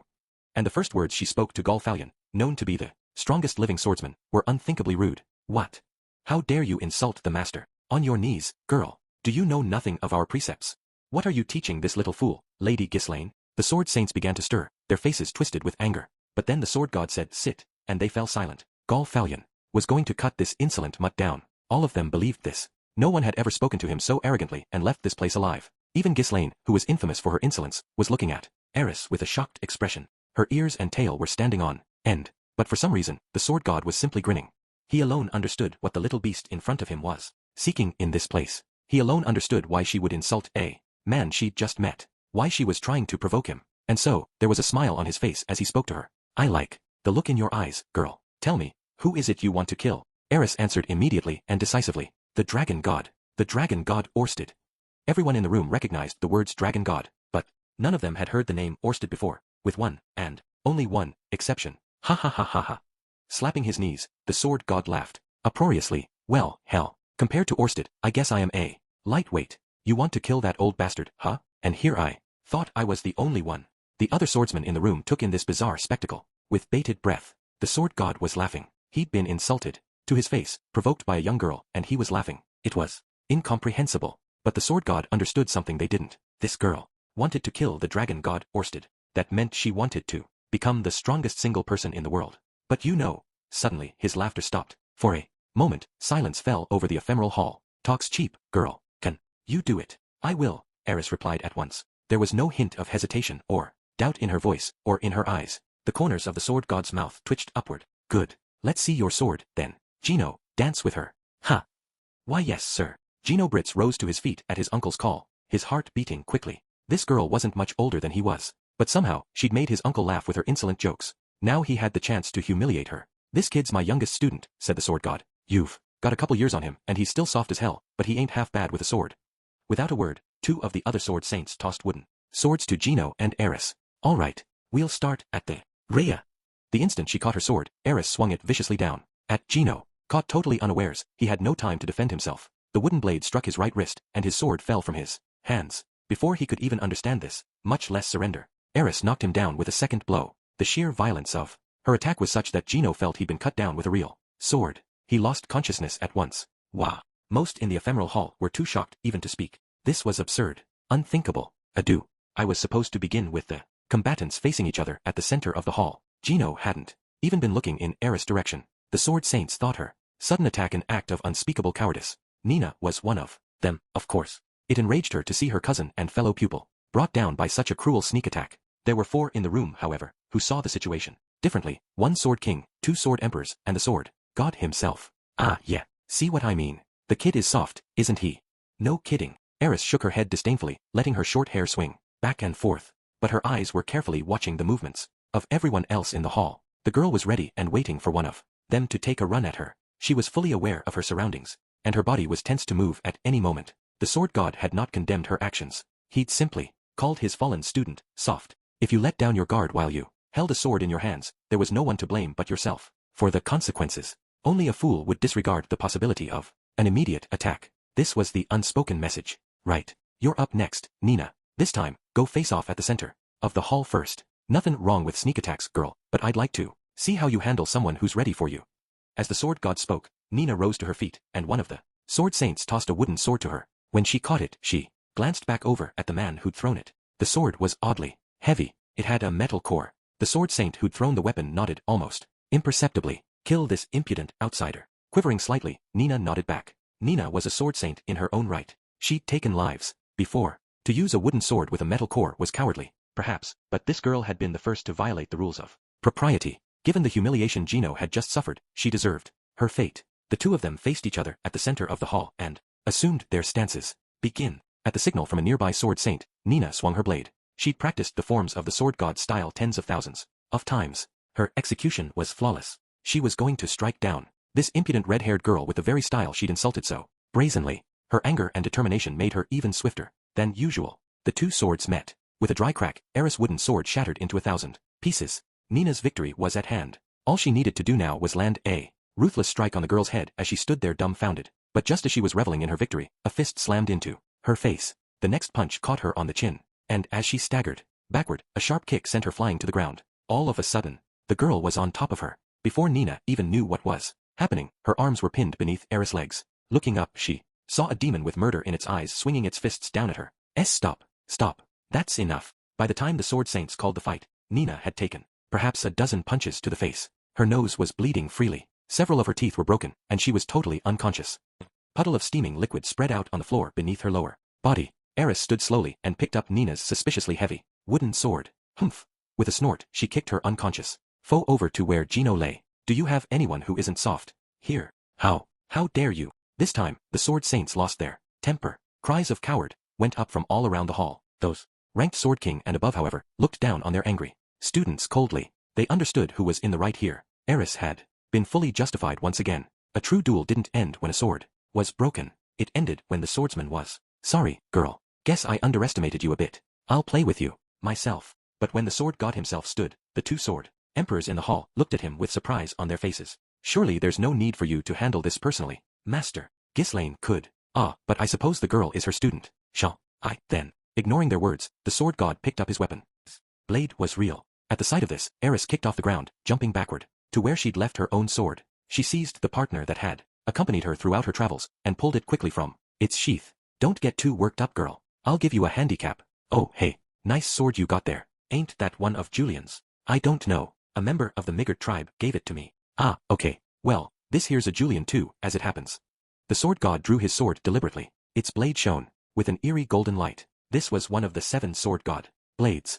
It was also one of the 48 magic swords created by Julian Harisco, a legendary craftsman of the demon realm, from the bones of the king dragon Kajikut. It was known as Windpipe. The sword god held it loosely in his hand, letting it dangle downward. The sword saints watched with bated breath. The sword god almost never held a naked sword, except in his mock duels with the sword emperors. After a moment, the sword god casually murmured 3 words. Okay, let's go. All but simultaneously, Eris was sent flying through the air. Her body crashed through the doors at the entrance to the ephemeral hall and kept going, landing in a massive pile of snow outside. The sword god stood where she had been, perfectly still, his sword fully extended. No one in the room had seen him move. Splendid. Astonishing. Splendid, master. The sword saints all around him complimented his skill effusively. This wasn't his sword's power. It was his own overwhelming battle aura that had sent Eris flying through the air. All of them believed that the brazen interloper was finally dead. Ugh, guh.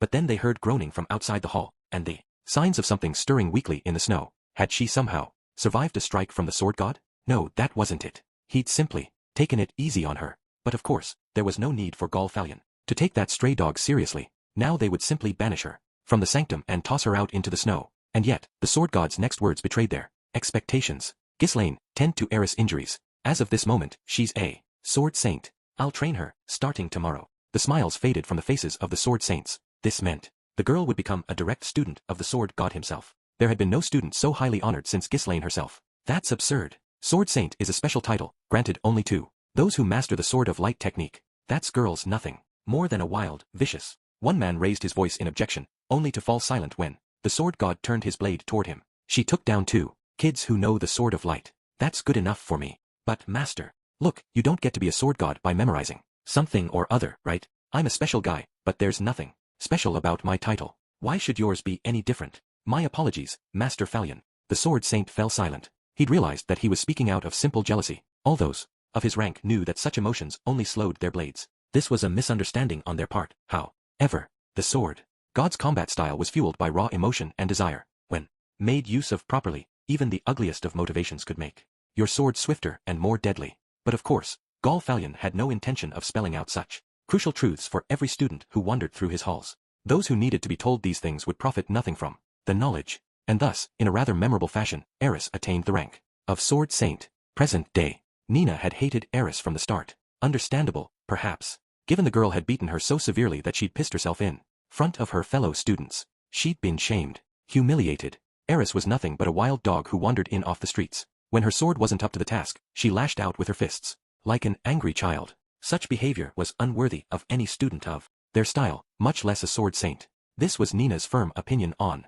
the matter, and she shared it freely with anyone who would listen. For nearly 2 years, she'd barely spoken to Eris herself. In fact, she'd worked with Gino to ensure that none of the younger students would give her the time of day. However, Eris spent most of her time training single-mindedly with the Sword King Ghislaine. Anyway, the two of them even shared a sleeping chamber. She had no connection to Nina or the others, and no need to speak with them. She certainly didn't make any effort to do so. The only words they exchanged were sardonic insults when they were paired off against each other during the monthly general training sessions that all the in-house students were obligated to attend. The two of them were evenly matched in these contests. Nina, at least, believed she won more than she lost, as long as there were proper rules in place, where a dropped or damaged sword meant the duel was over. She thought herself superior to Eris. It would take a little longer for her to realize that these very thoughts were the softness her uncle had identified in her. For now, she was still lacking in real experience. Eris and Nina were rivals in the eyes of those around them, but as far as Eris was concerned, Nina wasn't even worth thinking about. One day in the late summer, Nina was speaking with a few girls around her age. The topic had turned to romance, which students they thought were handsome, and which of the girls had spent their first night in bed with someone. Nina had devoted her life to the sword from the very beginning. It was hard for her to imagine ever pursuing a relationship with anyone. She always found these conversations awkward. The only boy she was even close to was her younger cousin Gino, but they'd essentially been raised as siblings. The idea of taking him as a romantic partner just made her feel uncomfortable. She was going to keep living for her sword. If she let herself get distracted from her purpose, Eris would surely leave her in the dust, and there was nothing she hated more than losing to that girl. By sheer coincidence, Eris happened to pass by as their conversation was ongoing. There was steam rising from her body. She'd obviously been training hard while they chattered away out here. Nina felt a twinge of anxiety about this, and so, she called out to her reflexively, "Humph. Do you ever do anything except train? You'll be a virgin until the day you die, I'm sure. Too bad your sword can't keep you warm at night." These were big words from someone who had no experience herself. But Nina had chosen these words precisely because they would have hurt her deeply. She assumed they would have the same effect on Eris. Heh. To her surprise, however, Eris simply snorted with laughter. The smug look on her face made Nina blanch. What? Sorry, but I'm not a virgin. Her voice was slightly proud, and there was a hint of a blush on her face. Nina and the other girls knew at once that she wasn't merely bluffing. What? You can't be serious. Who was it? Who would sleep with you? Unable to disguise her shock, Nina pressed Eris for the details in a flustered tone of voice. A guy I knew since we were young. Normally, Eris barely spoke a word to anyone, but on the topic of this young man, she could babble on at some length. She spoke of how they'd grown up together, and how they'd traveled from the demon continent back to their homeland. She spoke of how they'd met the dragon god, who he'd managed to land a blow on, and she spoke of how they'd spent a night together. She explained that she wanted to be stronger for his sake. It was a heartfelt tale, delivered with the passion of a girl happily in love. It left Nina utterly stunned. She'd been defeated. Totally defeated. They were evenly matched in their skill with the sword, perhaps. But she was older than Eris, and Eris had a boyfriend. The only defense remaining to her was to deny his existence entirely. You're full of it, Eris. Father says the dragon god is protected by some sort of holy dragon aura. An ordinary spell can't even scratch him. You made this up. This man doesn't even exist. Does he? Admit it right now, before you really embarrass yourself. I'm not lying, and Rudius isn't ordinary. That's why I'm not fit to be with him right now, you know? I've got to get way stronger.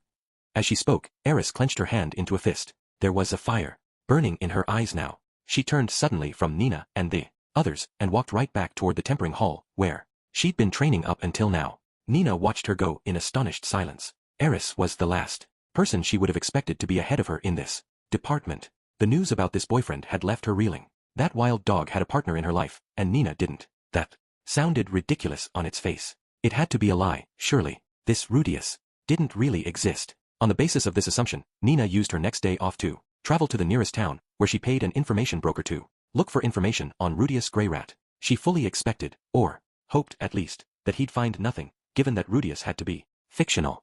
But to her surprise, it didn't take long at all for him to put together a report. Rudius Greyrat, born in Buena Village, Fit-Toa region, Kingdom of Azura. At 3, he began studying under the king-tier magician, Roxy Migurdia. At 5, he became a saint-tier water magician. 7, he took a position as the tutor of Eris Boreas Greyrat, the daughter of the mayor of the citadel of Roa. After this, he went missing in the displacement incident. However, he'd later reappeared in the northern part of the central continent, earning a name for himself as the adventurer, Quagmire Rudius. He was currently staying in the magic city of Sharia. The Renoa University of Magic had invited him to enroll as a special student. Additionally, he was respected by many of his fellow adventurers. Rumor had it that he'd even slain a stray dragon single-handed. The bottom line was simple enough. This was a real person, not some fantasy prince from Eris' imagination. Nina found that fact depressing, but at the same time, she wasn't that impressed. His achievements up until the age of 7 were incredible, yes, but he hadn't amounted to much in the end. There was no mention of him attaining any rank beyond Saint Tier, and he made his living as a common adventurer. The nickname, Quagmire, didn't strike her as particularly complimentary, either. His talents had clearly faded after his childhood. This line of thought led her to a deliciously wicked idea. How would Eris react if she tracked this Rudius down, beat him in a duel, and dragged him back here as her prisoner? The look on her face ought to be priceless. The plan appealed to her greatly, and so she put it into action. Nina was just as impetuous as her father had once been. That very day she'd packed for her journey, leapt onto a horse, and set off for the kingdom of Renoa. Fortunately, her destination wasn't far away at all. In winter the trip might have been more challenging, but at this time of the year it was simple enough. With one of the Sword Sanctum's finest horses at her disposal, she could make the trip there and back in less than 3 months. Nina's 6-week journey to Sharia went off without a hitch, and she arrived at the University of Magic right on schedule. What she found there surprised her somewhat. In all honesty, Nina had always looked down on magicians. She'd thought of them as arrogant weaklings who felt that knowing how to mutter a few incantations made them strong. But inside the University of Magic, many of the people on the streets were brawny men. There seemed to be an oddly high number of beast folk, and the majority of them were dressed like warriors. She did see some smaller pedestrians who wore robes or a cute uniform of some kind. On the whole, however, there were far more muscular people here than she'd expected. They obviously trained their bodies as earnestly as their minds. Nina felt a bit ashamed at her own ignorance. For all of her 18 years, she'd apparently been harboring unfair prejudices toward magicians. After looking around for a little while, she approached a man who happened to be passing by. He was a muscular young beastman who dressed very much like a warrior. When she asked him where she might find Rudius, the beastman said that he was looking for the very same person and had a good idea where to find him. How convenient, Nina thought, and tagged along. Before long, the beastman spotted a boy who wore a uniform. Rudius looked more or less exactly how Nina had pictured him. He wasn't quite as skinny and weak-looking as she'd expected, but he certainly wasn't intimidating. And while his face wasn't unattractive, his insecure body language made him very unappealing. A good match for that mangy heiress. All right then, time to beat him down. But before Nina could speak, the young beastman strode up to Rudius and began to bellow at him. I take you to be Quagmire.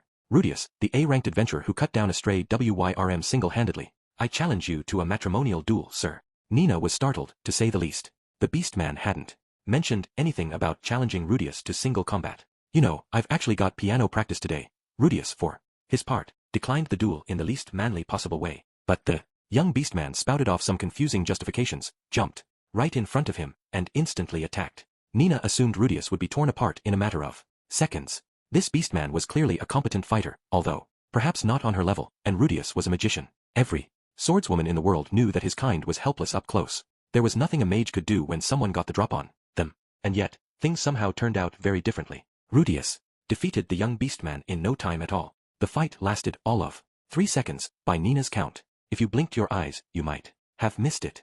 Without so much as a backward glance in her direction, Rudius promptly walked off, leaving his unconscious foe lying on the street. It took a few minutes for Nina to recover from these startling events. She had to take some time asking around again, but eventually learned that Rudius was now in the library. By the time she'd gotten directions and headed over there was a large group of beastfolk lined up neatly outside the building. Nina found this curious, but it clearly had nothing to do with her. She headed straight for the entrance, but as she passed by the crowd, a beastman called out to her. Do you intend to challenge Rudius to a duel as well? Yes, that's right, Nina replied thoughtlessly. Then get to the back of the line, shouted the man. You don't get to jump ahead. Apparently, this entire line consisted of people who wished to challenge Rudius to a duel. Confused and astonished, Nina turned around and headed toward the back. There seemed to be at least 30 people ahead of her. As she went, a beastman near the front of the line called out, Sorry, kiddo, that's too bad. She didn't know what that was supposed to mean. In any case, waiting seemed to be her only option, so she waited. Morning gave way to afternoon, but Rudius gave no sign of emerging. And then he appeared. A demon with obsidian skin and rippling muscles suddenly stood beside them, looking down at the group with an arrogant smile on his face. Ho ho, what's this line for, friends? Is there a festival going on? This is the line for those who wish to challenge Rudius Greyrat to a duel. Is it indeed? And there's so many of you, too. Bwahahaha, the boy's in great demand, I see. I'm a patient man, of course, but is there any way I could get a shot at him first? The beastfolk didn't take this question well at all. Shouts of get in line, and various insults came flying from all directions. Nina was furious too. She'd come a very long way, and she was waiting patiently. She told the demon to wait his turn like everyone else. But then, in the midst of all the jeering, one fool said something he definitely shouldn't have. You want to go first, big man? Then you better defeat everyone who got here before you. Bwahahaha, lovely. I like the sound of that. Come at me, all of you. As a reward for your boldness, I'll let you take a free shot before I crush you. The unbelievable arrogance of this remark drove all the others mad with fury. What the hell did you just say? You're gonna regret that, shithead. Moving almost in unison, the beastfolk leapt to the attack, eager to teach this pompous idiot a lesson before she really even understood what was happening, Nina found herself joining in as well. Long story short, she lost. Badly. She hit the demon with the sword of light, fully intending to kill him. And he shrugged it off. Her blade hadn't penetrated his skin. She'd made a shallow surface cut, but the wound healed instantly. Before her very eyes. I am the immortal demon king Badagati. Wahahaha. I'll bestow the title of hero on anyone who defeats me.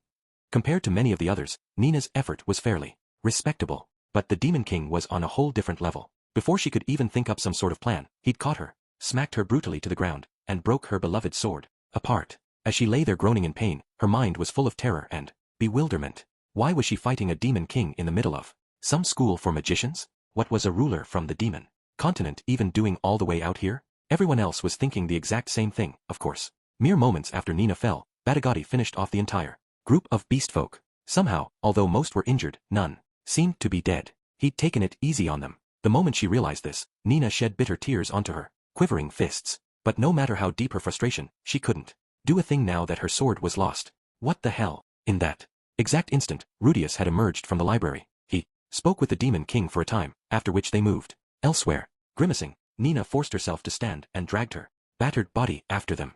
Rudius and the demon king were standing at the center of a huge open courtyard, sizing each other up.